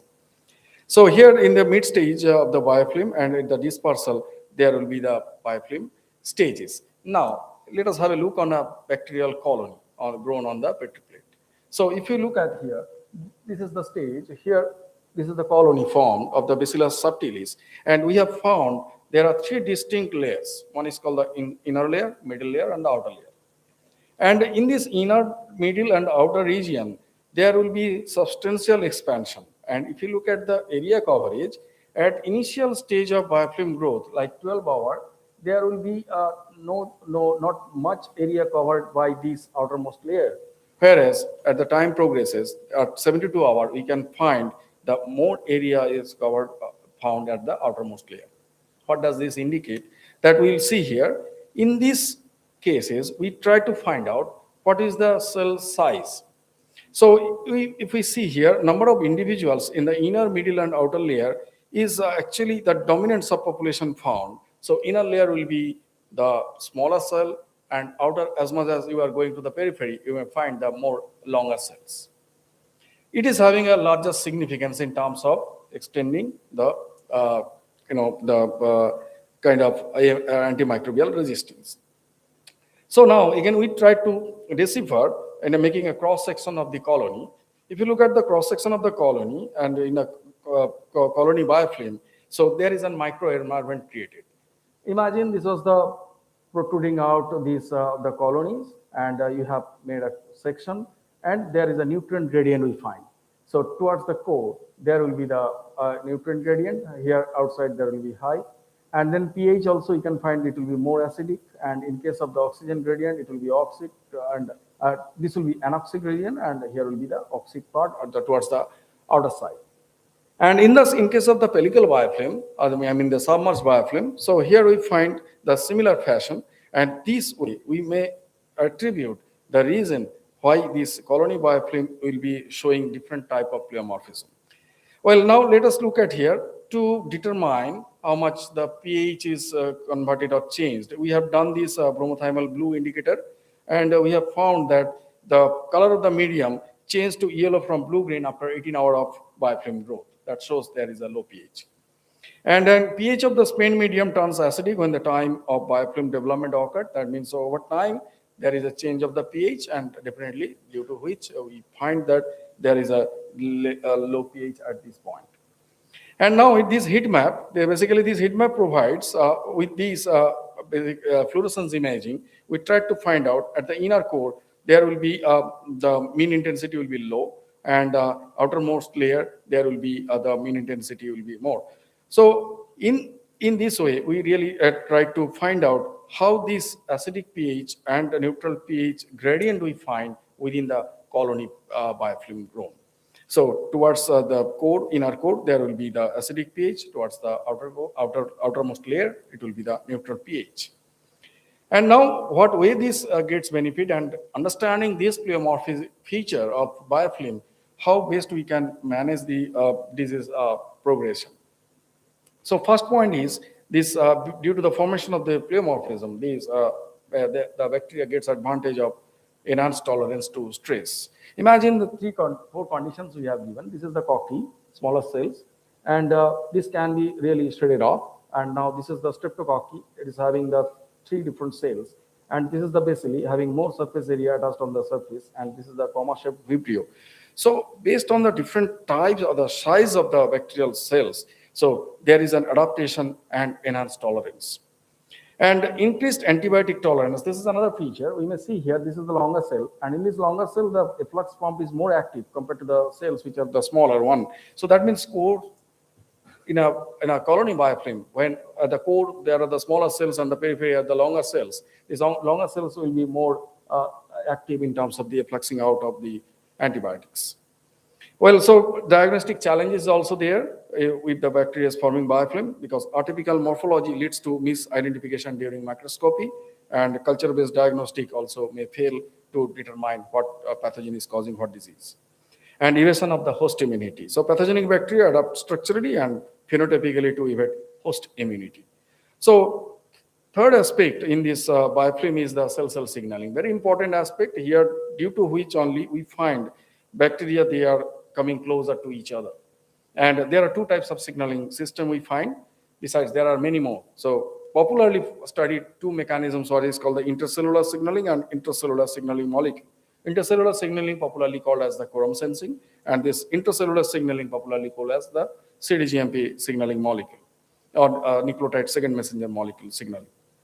Well, so at what stage it happens? Initial stage layer, when there is a very less number of bacterial cells not reached to the threshold level, so it will start secreting, but on getting the threshold concentration only, it can sense itself and can trigger up its own mechanism to produce much more molecules.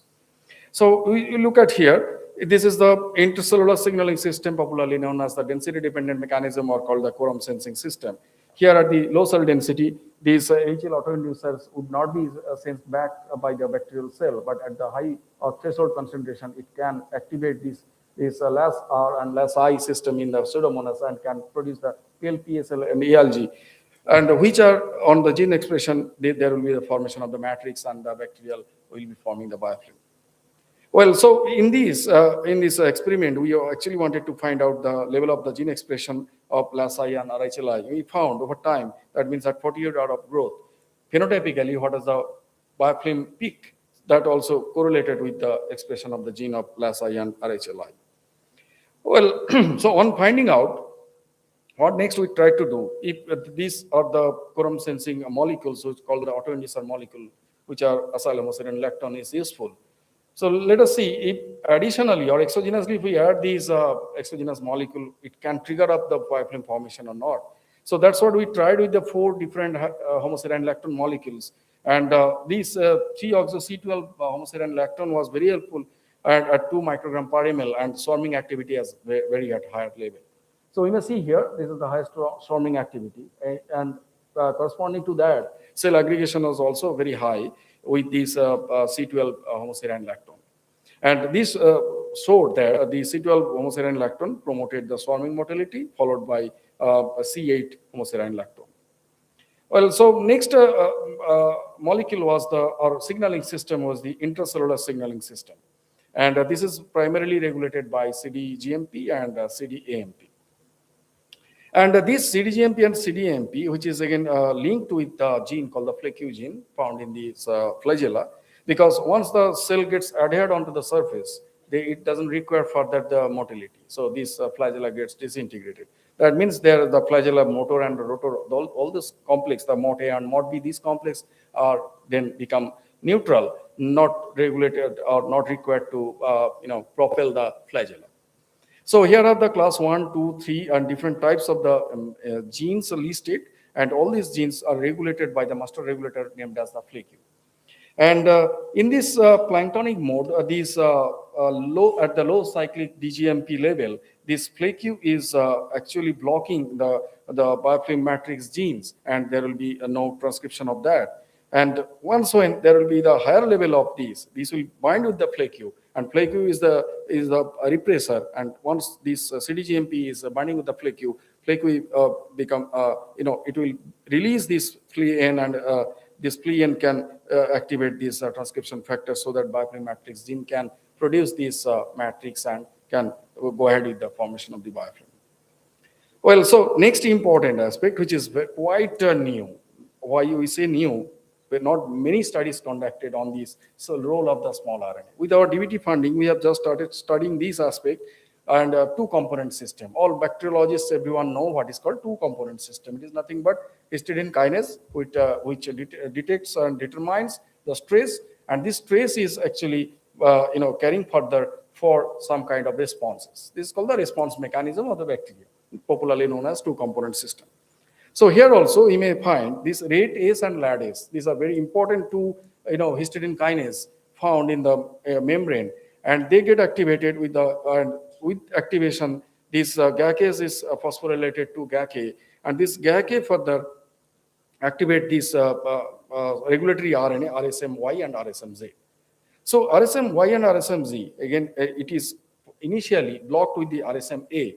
But this RSMA, once it is released, this RSMY and Z can activate this LPSL mechanism of the bacteria, which can lead to formation of the EPS.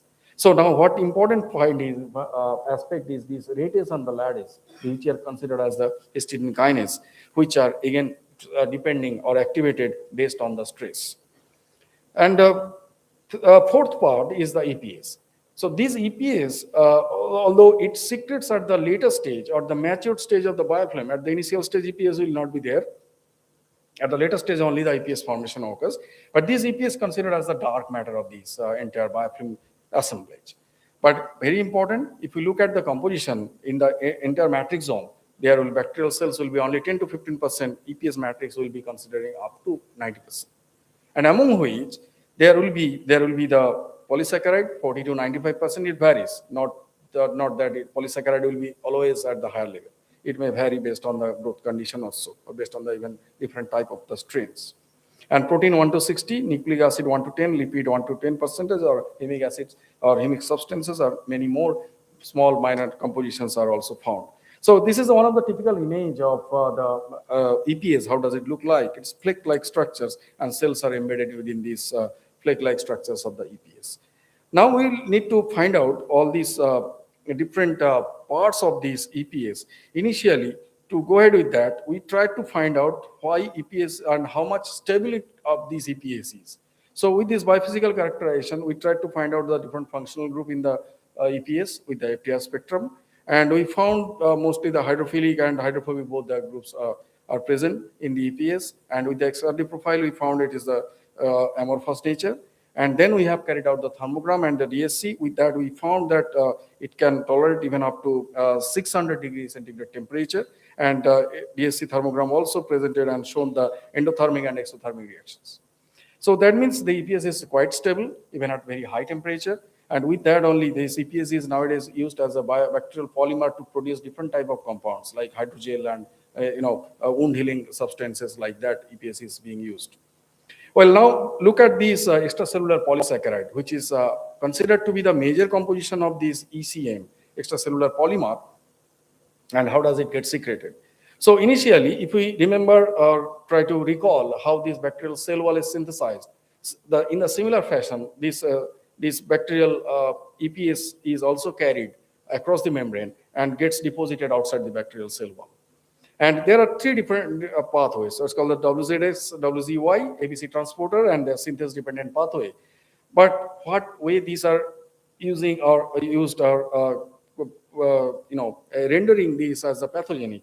We see this help in the adherence, forming the biofilm formation, antimicrobial peptide resistance, interference with the innate immune system, and scavenging the ROS. So this EPS, extracellular polysaccharide, is also another one attribute of the disease produced by the biofilm forming bacteria. Next part is the protein. There are several proteins we find in the extracellular polymeric substances, including the secreted protein, cell surface adenosine, pili protein, flagellar protein. Last is the amyloid protein. We know about amyloid in terms of the neurodegenerative disease in the human, but if you look at the studies of the amyloid, it is the beta-pleated structure. And since the 18th century, the studies of amyloid was on eukaryotes, but the trace of the amyloid in the bacterial model was just recently found in the year 2000 onwards. It was first reported in E. coli, and later on it was studied in the Pseudomonas, and it is considered and named as the functional amyloid of Pseudomonas called the FAP. So this FAP protein we are now studying now with this FAP, and we try to find out what is its role in stabilizing these EPS. Now, if we know the role, then definitely we can target this amyloid to disintegrate the biofilm for the greater management of the disease caused by this biofilm forming bacteria. Well, let's have a look on these. This is the typical characteristics of the functional amyloid of Pseudomonas. And here it is coded by FAB ABCDEF operon, or particularly FAB operon. There are ABCDEF genes. And this is a typical, in silico modeling of this FAB amyloid. There will be a core and unfolded region. In the core region, we can find the parallel beta sheets.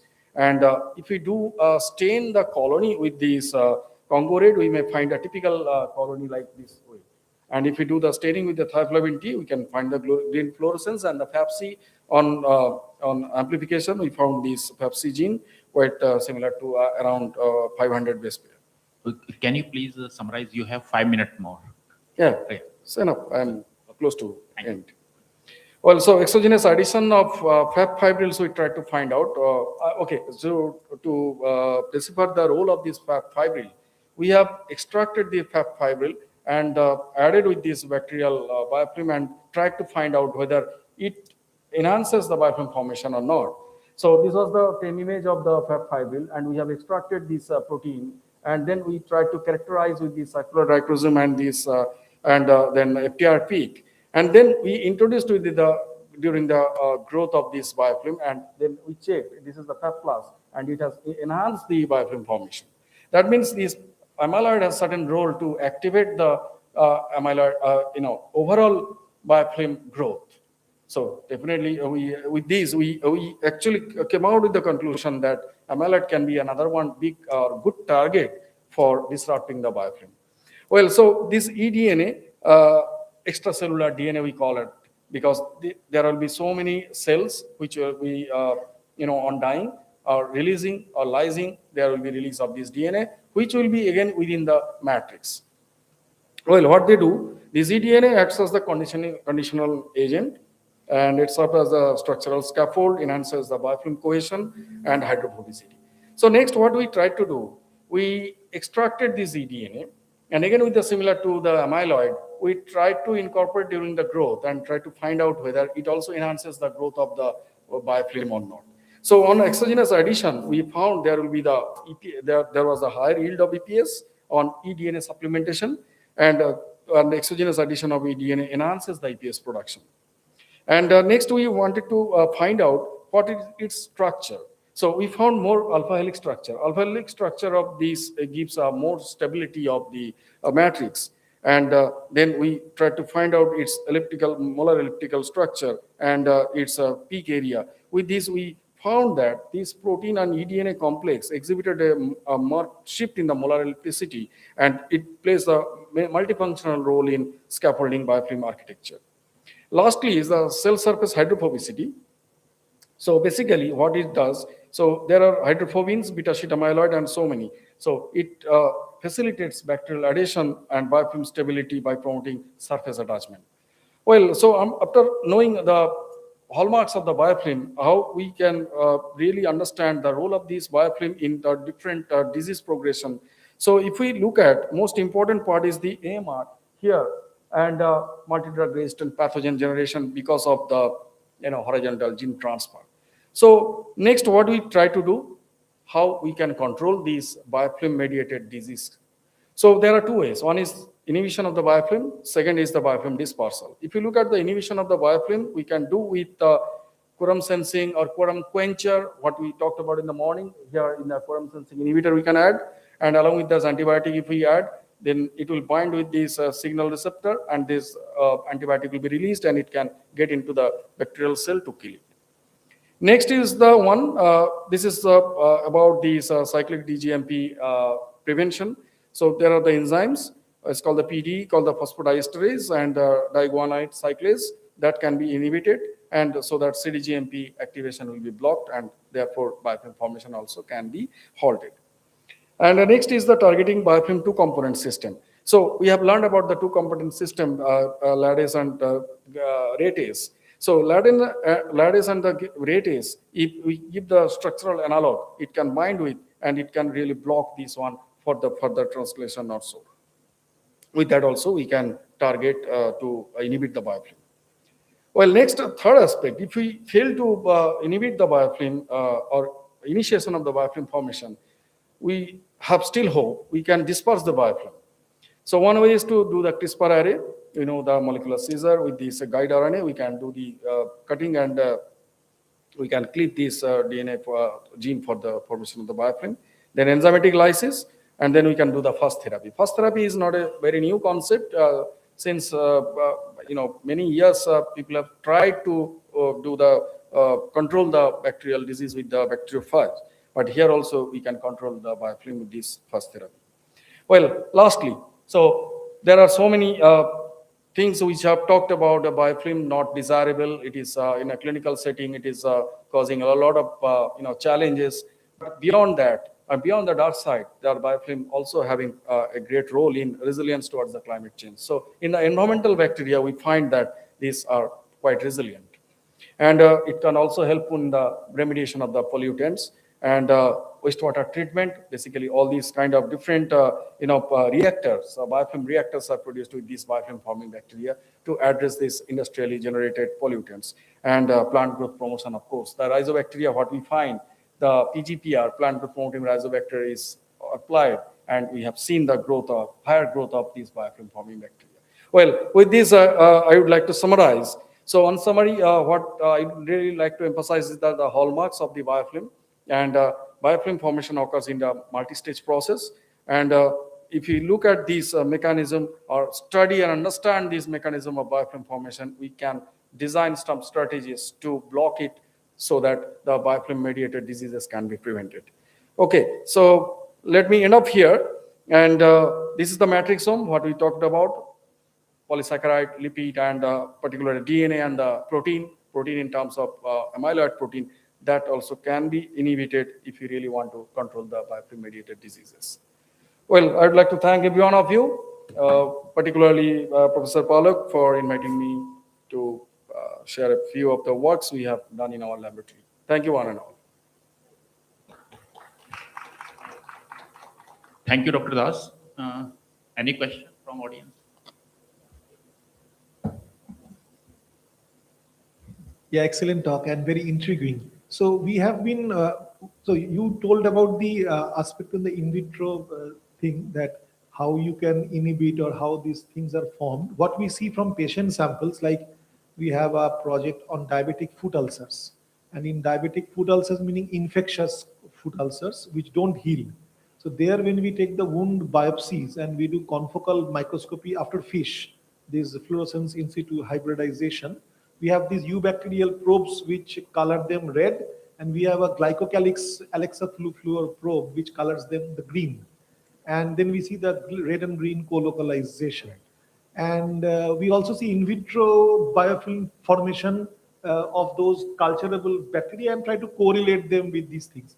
What we find that the polymicrobial, when we do the microbiome from those bacteria isolated from those wound biopsies, we find that we see that the horizontal gene transfer things are so rampant that you can't associate the one AMR gene with one particular bacteria.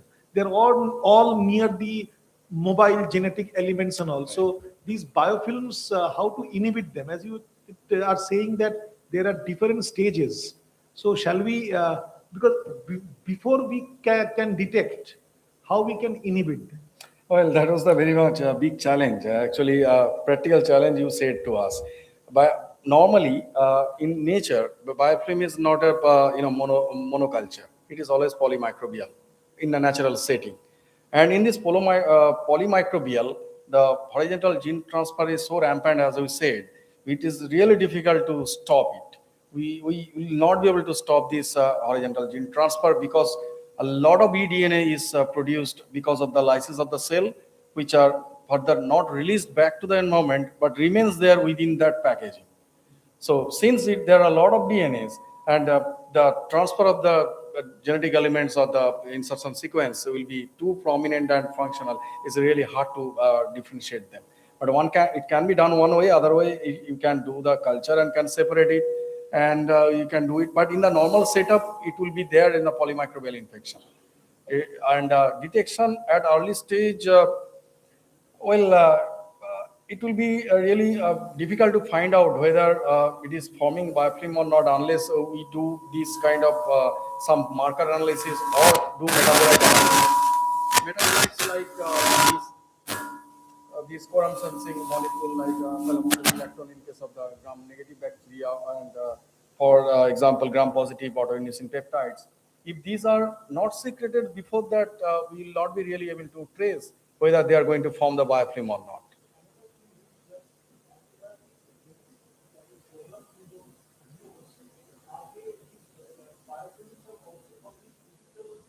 Yes.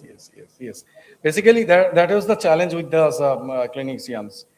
This biofilm, when it is forming, the drugs are not penetrated. Even the mycobacterial infection also it was very difficult. Why MDR or multi-drug therapy was proposed, because one drug was not able to penetrate because of the layer formation. In addition to the mycolic layer of the mycobacterium, there was a layer of these EPAs. So it was very difficult. So that's why there are different drugs given. Whichever other drugs they may be able to, one drug would be try to cleave this exopolysaccharide, and another drug will be try to cleave the mycolic layer and then get into the bacterial system to kill it. So once there is a formation of the biofilm, and if you allow to grow much bigger in size, there will be definitely a challenge to treat it with the conventional drugs. Shivajit, one question. When you say that mostly biofilms are polymicrobial, so is there an order in which they form? That means who is the first one to form the main layer and then somebody comes next? Is there an order? Well, as such, we have not found that kind of order. Basically, what we find is mostly the similar networking they detect. Basically, once there is a small layer, imagine you have a two number of cells. They are searching the suitable substrate to get adhere. Once they get settled, they will be started secreting some molecules. And these molecules will be sensed by the same group of organisms. Maybe the acyl homoserine lactone will be sensed by the gram-negative bacteria only, not the gram-positive one. So maybe within the same thing, maybe Pseudomonas E. coli may they formed as a polymicrobial, not the Pseudomonas and Bacillus. So this was a general understanding. But of course, the Bacillus also come independently and can settle on, but not influenced by the metabolites produced by these gram-negative bacteria. Okay, thank you. So we are. Now one question from ma'am. Yes.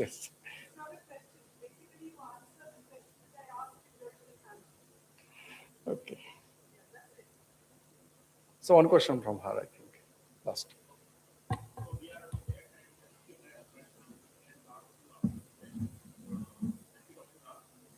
Okay. Thank you, everyone. Students, those who have questions, you can meet me later. I'm here even tomorrow. Thank you. Thank you, Professor Das, for that engaging and informative plenary lecture. I would like to call upon Dr. Anil Kumar to felicitate Surajit sir.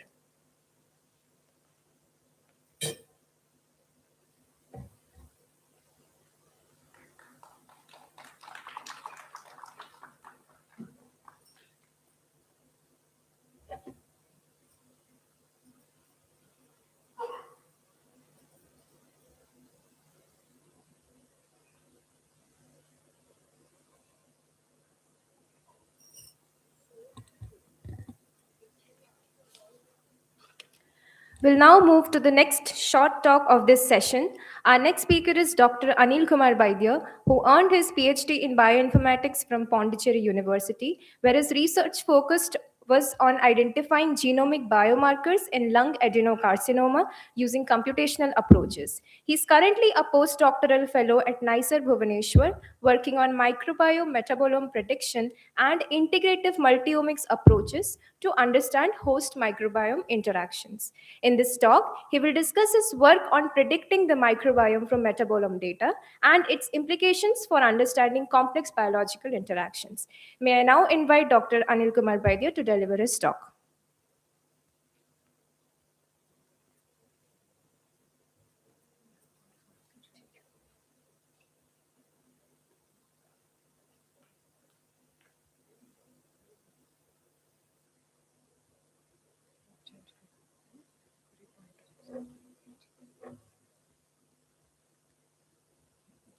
Good evening, everyone. Myself, Anil Kumar Bade, postdoctoral fellow from IH Lab. Today, I will present my topic, my work titled Predicting Microbiome from Metabolome. In this work, we explore whether metabolic profile can be used to predict microbiome composition and to understand my host microbe interaction. So as we know, microbes present almost every environment, including human body. So studying them is important because it plays a crucial role in maintaining health, and the species is associated with various diseases. And among different microbial community in the body, so gut microbiome is important. It's because it's playing a crucial role in digestion, immunity, and host physiology. So one of way that this microbe associated with host is by producing a small molecule called metabolites. And these metabolites enter into systemic circulation and act as a mediator between host and microbe. So since many metabolites are produced by microbe, metabolic profile can reflect the function, the activity of microbial community.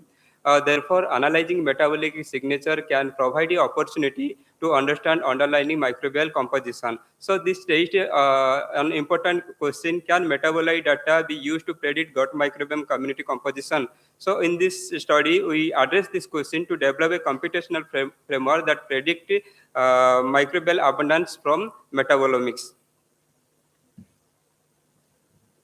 So in the study, we used 16S RNA sequence and metabolites from sickle serum of a mouse, and including 60 control sample and 50 NAFLD and Parkinson disease sample. So metagenomics data was analyzed using KIME2. So metabolomics data was analyzed using MS-DIAL, Both sickle metabolite and microbe were splitted into training and test, 80% training data and 20% for testing data. And a series of model using including SPLS, REACH, and Lasso and deep learning was used to developed that predict microbe from sickle metabolite and evaluated using mean squared error on independent test data. RCCA was used to employed to find the association between sickle metabolite and serum metabolite and to reconstruct serum sickle microbe interaction network. Pathway analysis was performed using PyCRUST2 and CAKE. So integrating sickle metabolite and serum metabolite association with sickle and microbe interaction, we reconstructed a serum sickle network. In this network, the red color represent sickle serum metabolite, and blue color represent sickle metabolite, and green color represent microbe. In which we have predicted 20% of microbe from control data and 60% of microbe including Clostridium from the disease data. So to find the functional role of both metabolite and microbe, the functional enrichment analysis showed that different key pathway including bile acid biosynthesis and fatty acid biosynthesis in both control and treatment data. And this figure we have shown like the key pathways that is associated with the serum, sickle, and microbe together in both control and treatment data, in which orange color represent pathway. Then further to evaluate how well that sickle metabolite can predict microbial community. So we tested several models using deep learning, elastic, lasso, and PLS regression, and including SPLS. So in this model, we found that SPLS SPLS yield a low predictive error compared to other regression model. So and it's showing like mean squared error low compared to other regressions model. So in summary, in contrast to traditional approach, we have that predict metabolite profile from microbe. We have the current approach predicted microbe from sickle metabolite. So we constructed, we developed several regression model and found that SPLS was performing better than other regression models. So on this, we constructed tripartite network, serum, sickle, and microbe interaction, and we identified key pathways that's associated with sickle, microbe, and systemic circulation. So thank you.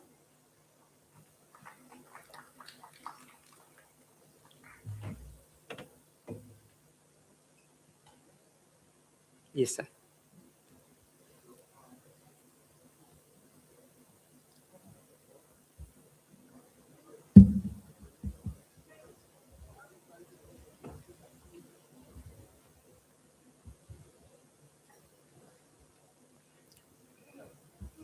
Yeah. So nice talk and very interesting observation. So tell me one thing: is this a pipeline now? This is just computational framework. Okay. So from where we predicted metabolome, like who is the source of metabolite, like where like metabolites is coming from. That we have tried to identify the source of metabolite. Okay. And is, with my very limited experience on metabolomics, is this a class of metabolomics that you are looking at, or is this the entire metabolome? No, we are looking at that microbe, like which microbe is coming from which metabolite. Sorry, which microbe like producing which metabolite. So using metabolite, we are predicting which microbe is from like producing. No, that I understand, but my question is, metabolomes are different kind of metabolites. Depending on the way you extract it. So is there a bias in that you ensure that there is only one way of extraction and you will get this metabolome, and that's how you can link it? That's my question, because it will not give you the entire gamut of metabolome. No, actually, in this computational framework, we didn't specifically identify different type of metabolites, but we include all the metabolites for our analysis. Okay. It's untargeted, that means. Okay. Okay, yeah, that's a good question. So, Anil, nice talk. Most of these metabolites, gut microbiota derived metabolites, are actually formed at liver, like indoxyl sulfate or EPS, okay, trimethyl amine oxide, okay. So, when they are formed at liver, so how will you connect them with bacteria? Okay. In this study, we have used serum metabolite and cecal metabolite. And we know gut produce different type of metabolites and that enter into systemic circulation.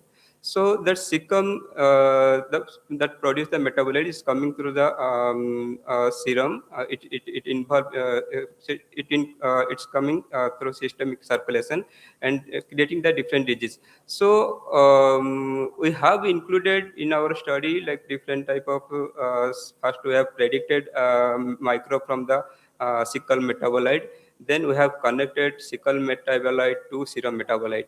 So through a reverse mapping we have used. So from that only we have been. Okay. Any question? Okay. If no other question, thank you. Thank you, sir.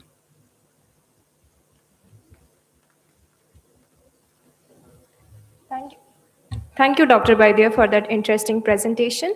Now, I would like to request Dr. Anil Kumar to felicitate Dr. Anil Kumar Baidia.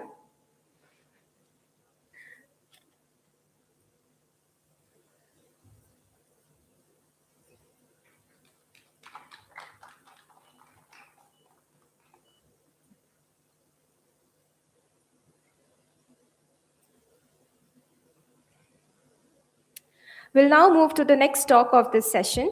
Our next speaker is Dr. Ramadas Balamurugan.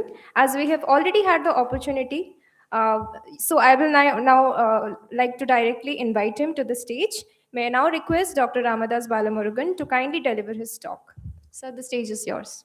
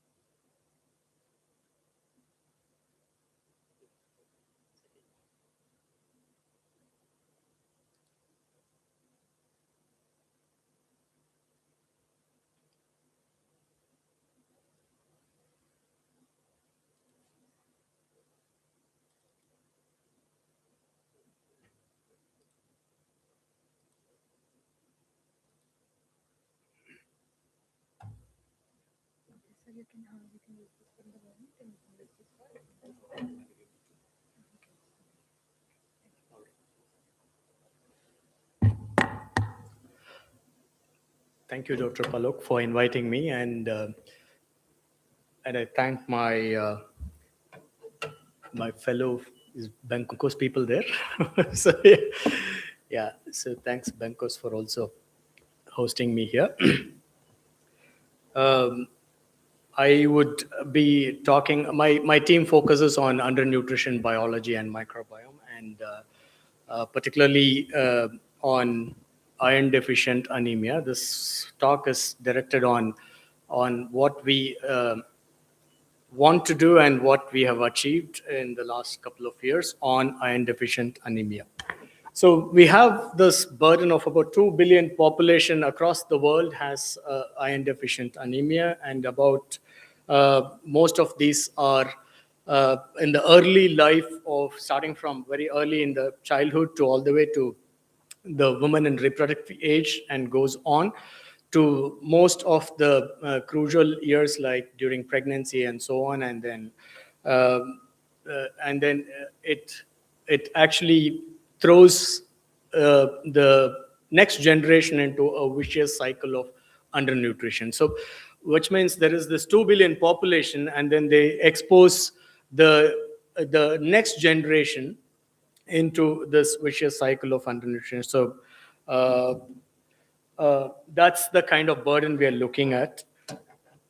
And what do we do for iron deficient anemia? What we do is just pump in more iron for this patient. So that's the only strategy we have to treat this iron deficient people. I'm sure most of us, the senior people, would have had black color tablet in schools those days, versus I don't know the younger generation what they get in schools for medical. There'll be medical screening and then they give this black color tablets, and these are iron tablets. So, and for the last 30 decades, that's all we have been doing for treating anemia, where we just give more iron as supplement for iron deficient anemia. So if that were to work, our burden of anemia, they've given me, two things to juggle with, so I'm little, not getting used to this. So if you see this, there is about 67% of our population in our country are still anemic, despite iron supplementation for 3 decades. So which means if that were to be the treatment, we should be having anemia or the anemia mukt Bharat by now, right? We don't have an anemia mukt Bharat yet, mostly because just supplementing empirically iron doesn't help iron deficient anemia. Okay, so what is that we are missing? That's the starting point 10 years ago, and then we're still working on it. What we found is that I particularly work on the microbiota gut nutrient axis, where we try and understand what kind of microbes have changed due to this iron deficient anemia, and how we're going to treat this effectively iron deficient anemia. So some ideas that we considered before we started. One is from the soil biologist that we took. If you see, there is this 2 abiotic factors which we generally don't consider, doctors don't consider.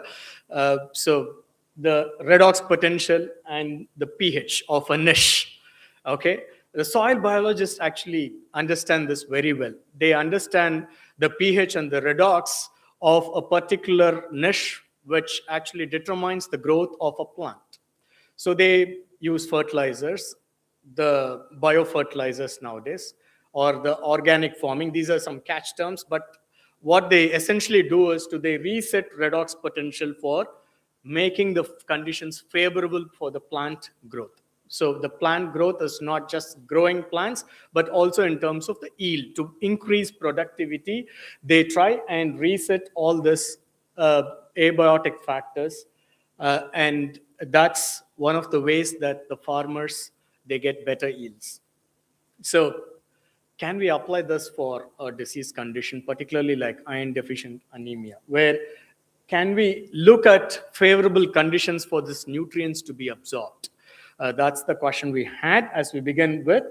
And then we know that there are multiple factors that could actually enhance iron absorption.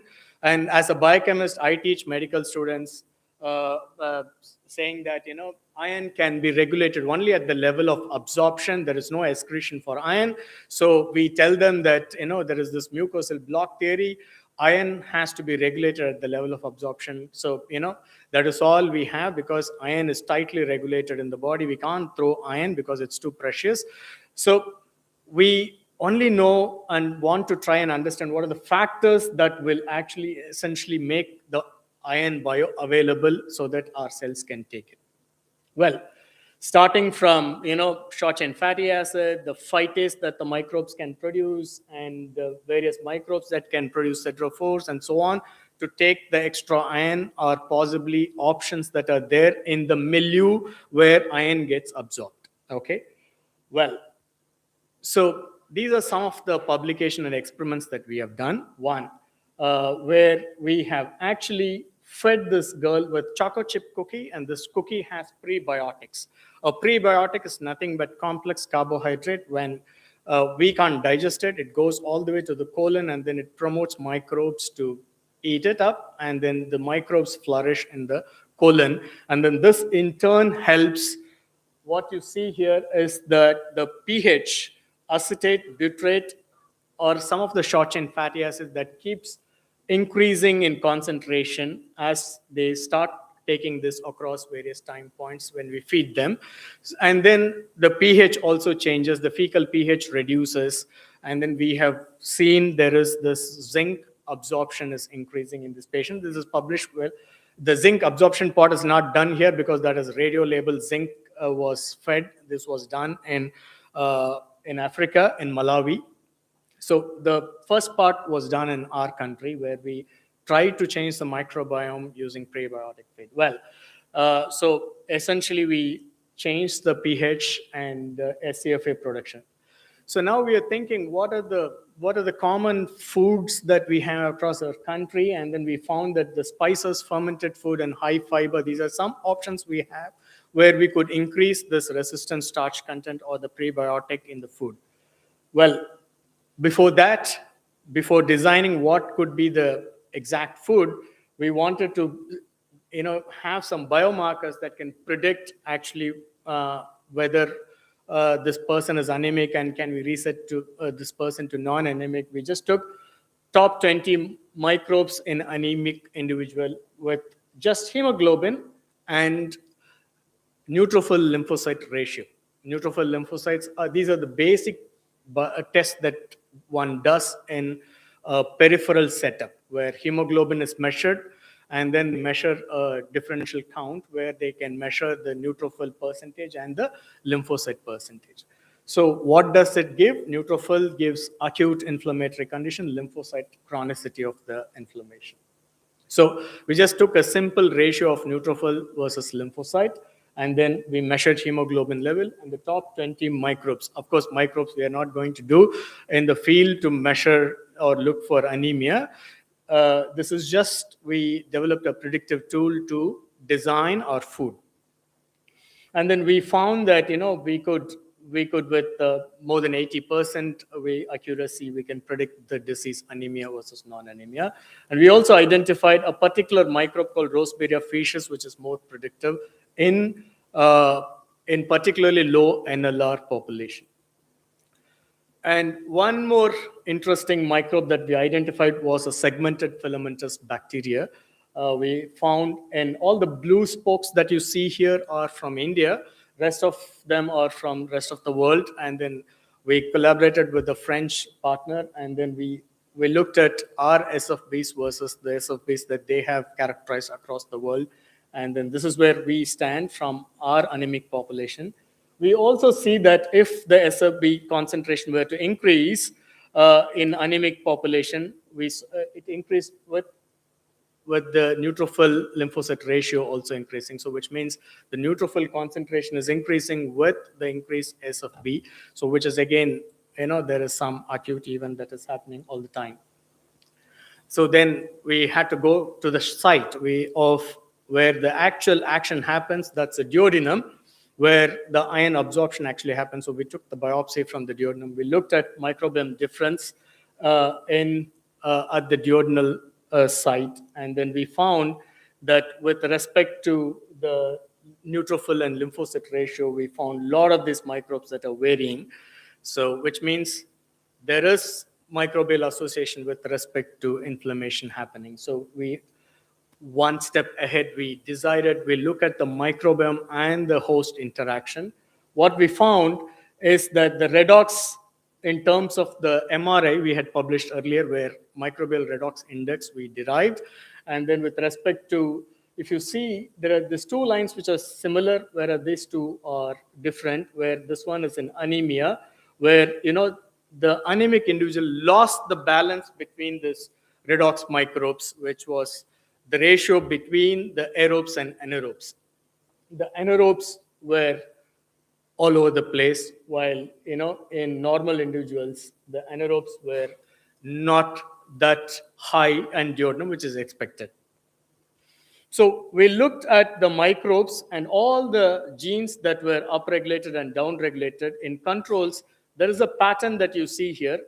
If you see, there is left-right interaction that is happening between the redox group of microbes, while in anemic, there is an up and down shift, which means the response to the host microbe interaction is totally different in anemic versus non-anemic. So then we got a little more curious, looked at what exactly is happening, because this could now be more of a mucosal disorder that we are dealing with rather than anything else.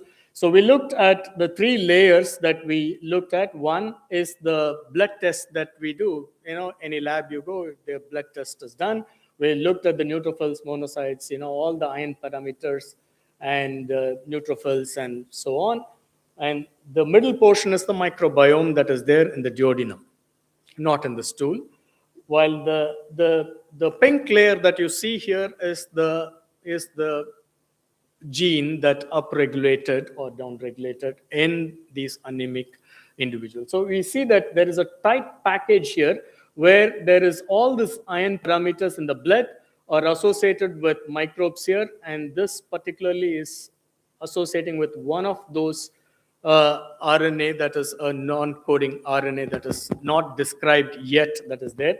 So there is a lot of work now for us where we want to understand what is this RNA doing, and then we have to explore this further. Meanwhile, what we have is that we know now we have to modify a lot of the niche, particularly at the duodenal level.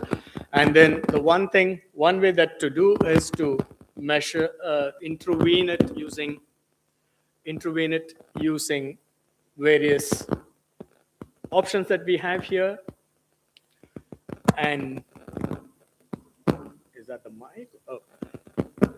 So, okay. I thought I was running out of time, so I'll take just 5 more minutes. So one example I have where we used food, basically, of the options that I showed, we just chose the dietary intervention, particularly with prebiotic and symbiotic, where one of the population that we thought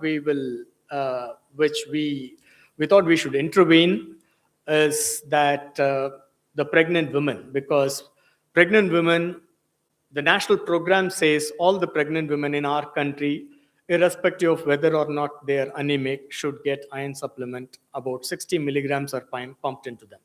So this is a cohort where they are given as a national program. Iron has to be supplemented, no matter whether they are anemic or non-anemic.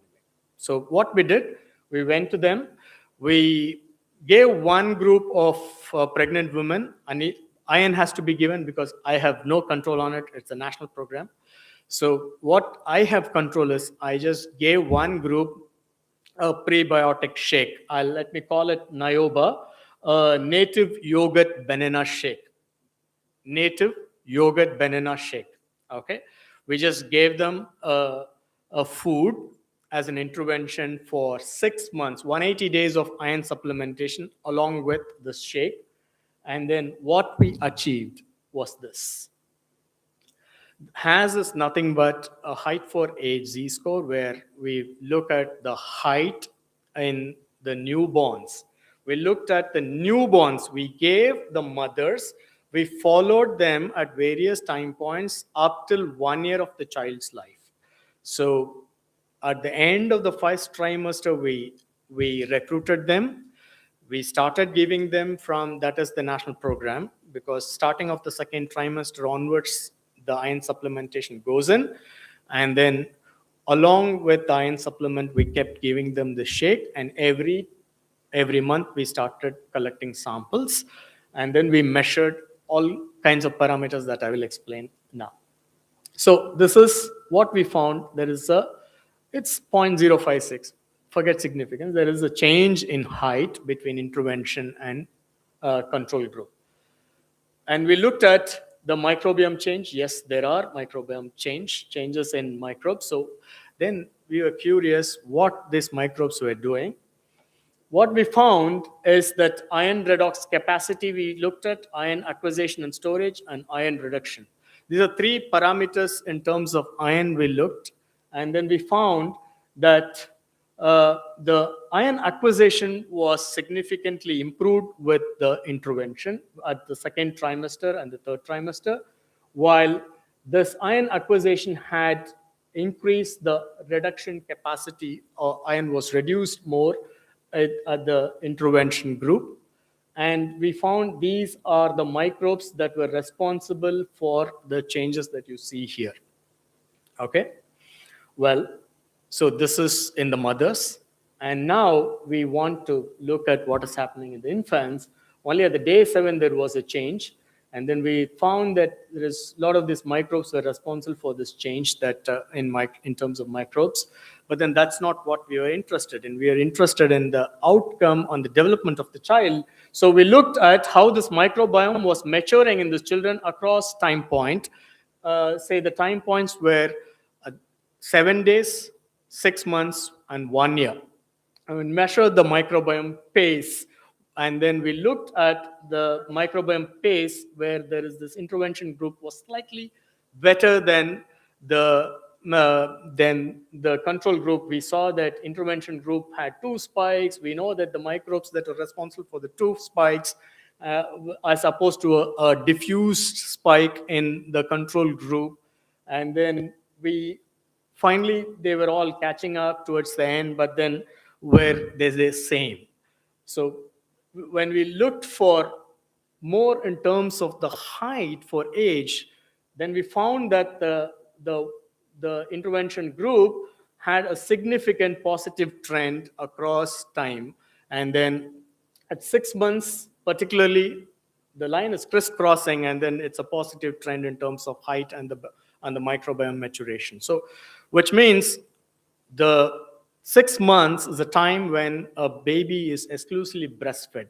The mother's breast milk is the only food that the baby gets for 6 months. So we were now curious, is the breast milk has something to do with the maturation? Because after this, till this 1 year point is the food that we feed from outside. That's the next part of the story, which we got a grant explaining that, we have to do a complementary feeding, and we are now developing what is called a take-home ration, a microbiota-directed complementary feeding, where we are developing a take-home rations, and that's a project, that's an ongoing project, which to take care of the difference between 6 months to 1 year. While now we have something happening between 7th day and 6 months, and then we looked at the breast milk microbiome and how it interacts with the fecal microbiome in the child at 6 months. And then you see here, this one is the intervention child, where you see there's a lot of crisscross happening between the breast milk microbiome and the fecal microbiome of the child, while here, this is the control, where there are these 3 big spots standing separately. Okay, they are not crisscrossing. What does this crisscrossing mean? I mean, my earlier speaker, he was talking about how there is bacterial biofilm, multiple organisms together, and how they interact, how they promote each other, and so on. And that's possibly happening here, where there is this more the networking, the better the niche in the intestine, and then better health of the baby. So this is an ongoing study, and that's all I have for now. I'll be happy to take more questions. And so form the gut, or we feed the microbes with various options that we have. We are even starting fecal transplant in our institute on autistic children. So these are some things that is happening and I thank my team and my mentor for all the work that is happening in our team. Thank you so much. Thank you, Dr. Palok, for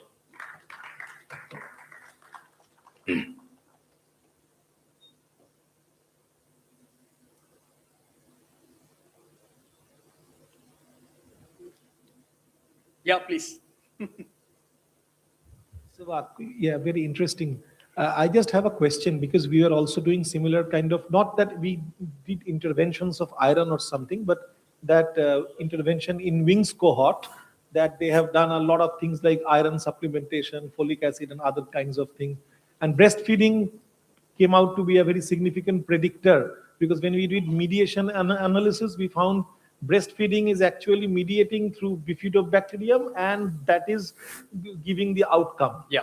But when we found that in the microbiome of the child, Escherichia, Shigella, or Klebsiella is there, then even if you are breastfeeding, that is not impacting any mediation of these harmful bacteria. Now, with your intervention, what is the state of, have you tried this cause-effect relationship by mediation or other kinds of analysis that this shake that you are giving? Yeah. Is it causing this, if E. coli is there in the gut of the children? Because stunting you have seen, so does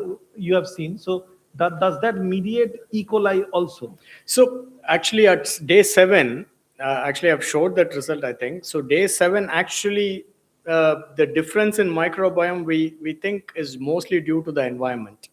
It has all kinds of microbes. We did the mediation analysis with the NIOBA, with age, we have considered multiple factors for all the analysis further than that. So at day 7, if you looked at just the microbiome, it is all kinds of, not just E. coli, you have salmonella also. Yes. Because we attribute all that to especially all this are rural population around this place, and we don't have hospitals. They all go to, so we get all kind of aggressive microbes. So I think when we include all the factors, including breast milk, to age, to various factors, then I think the mediation analysis that we know that only after that we can overcome the effects of those microbes. But at 6 months, as you told, 6 months, have you seen this effect of your shake? Yes. That it is mediating even if the harmful bacteria is present, yes, it can combat it and it can enrich the beneficial bacteria there. Yes. So that comes to the microbiome derived that you are saying, the food. That is very interesting. Yeah. Thank you.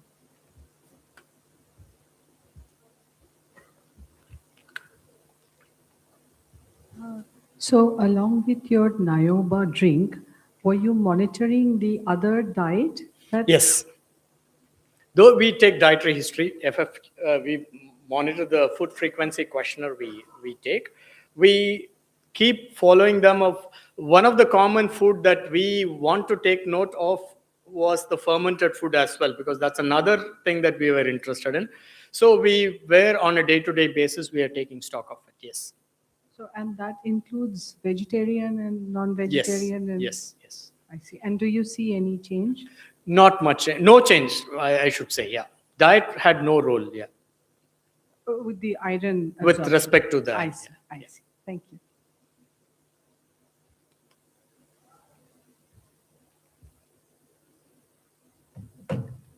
Thank you, Dr. Balamurugan.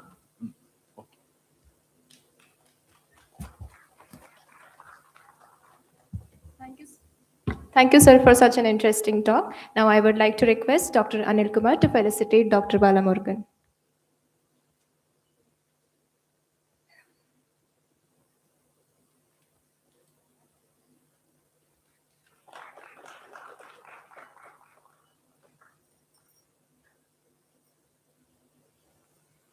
So with this, we come to the end of day 1 of the conference. It has truly been a delight, and it was filled with insightful discussions and stimulating scientific exchanges. And I would also like to make a request. All the poster presenters kindly ensure that their posters are fixed on the display boards tomorrow in the morning before the sessions begin for the day, so that participants can view them during the designated poster session. So next, we'll be heading towards our cultural evening, which will be hosted by Jerusha ma'am, and will take half an hour for setting of the instruments. Thank you for your patience in advance. Thank you.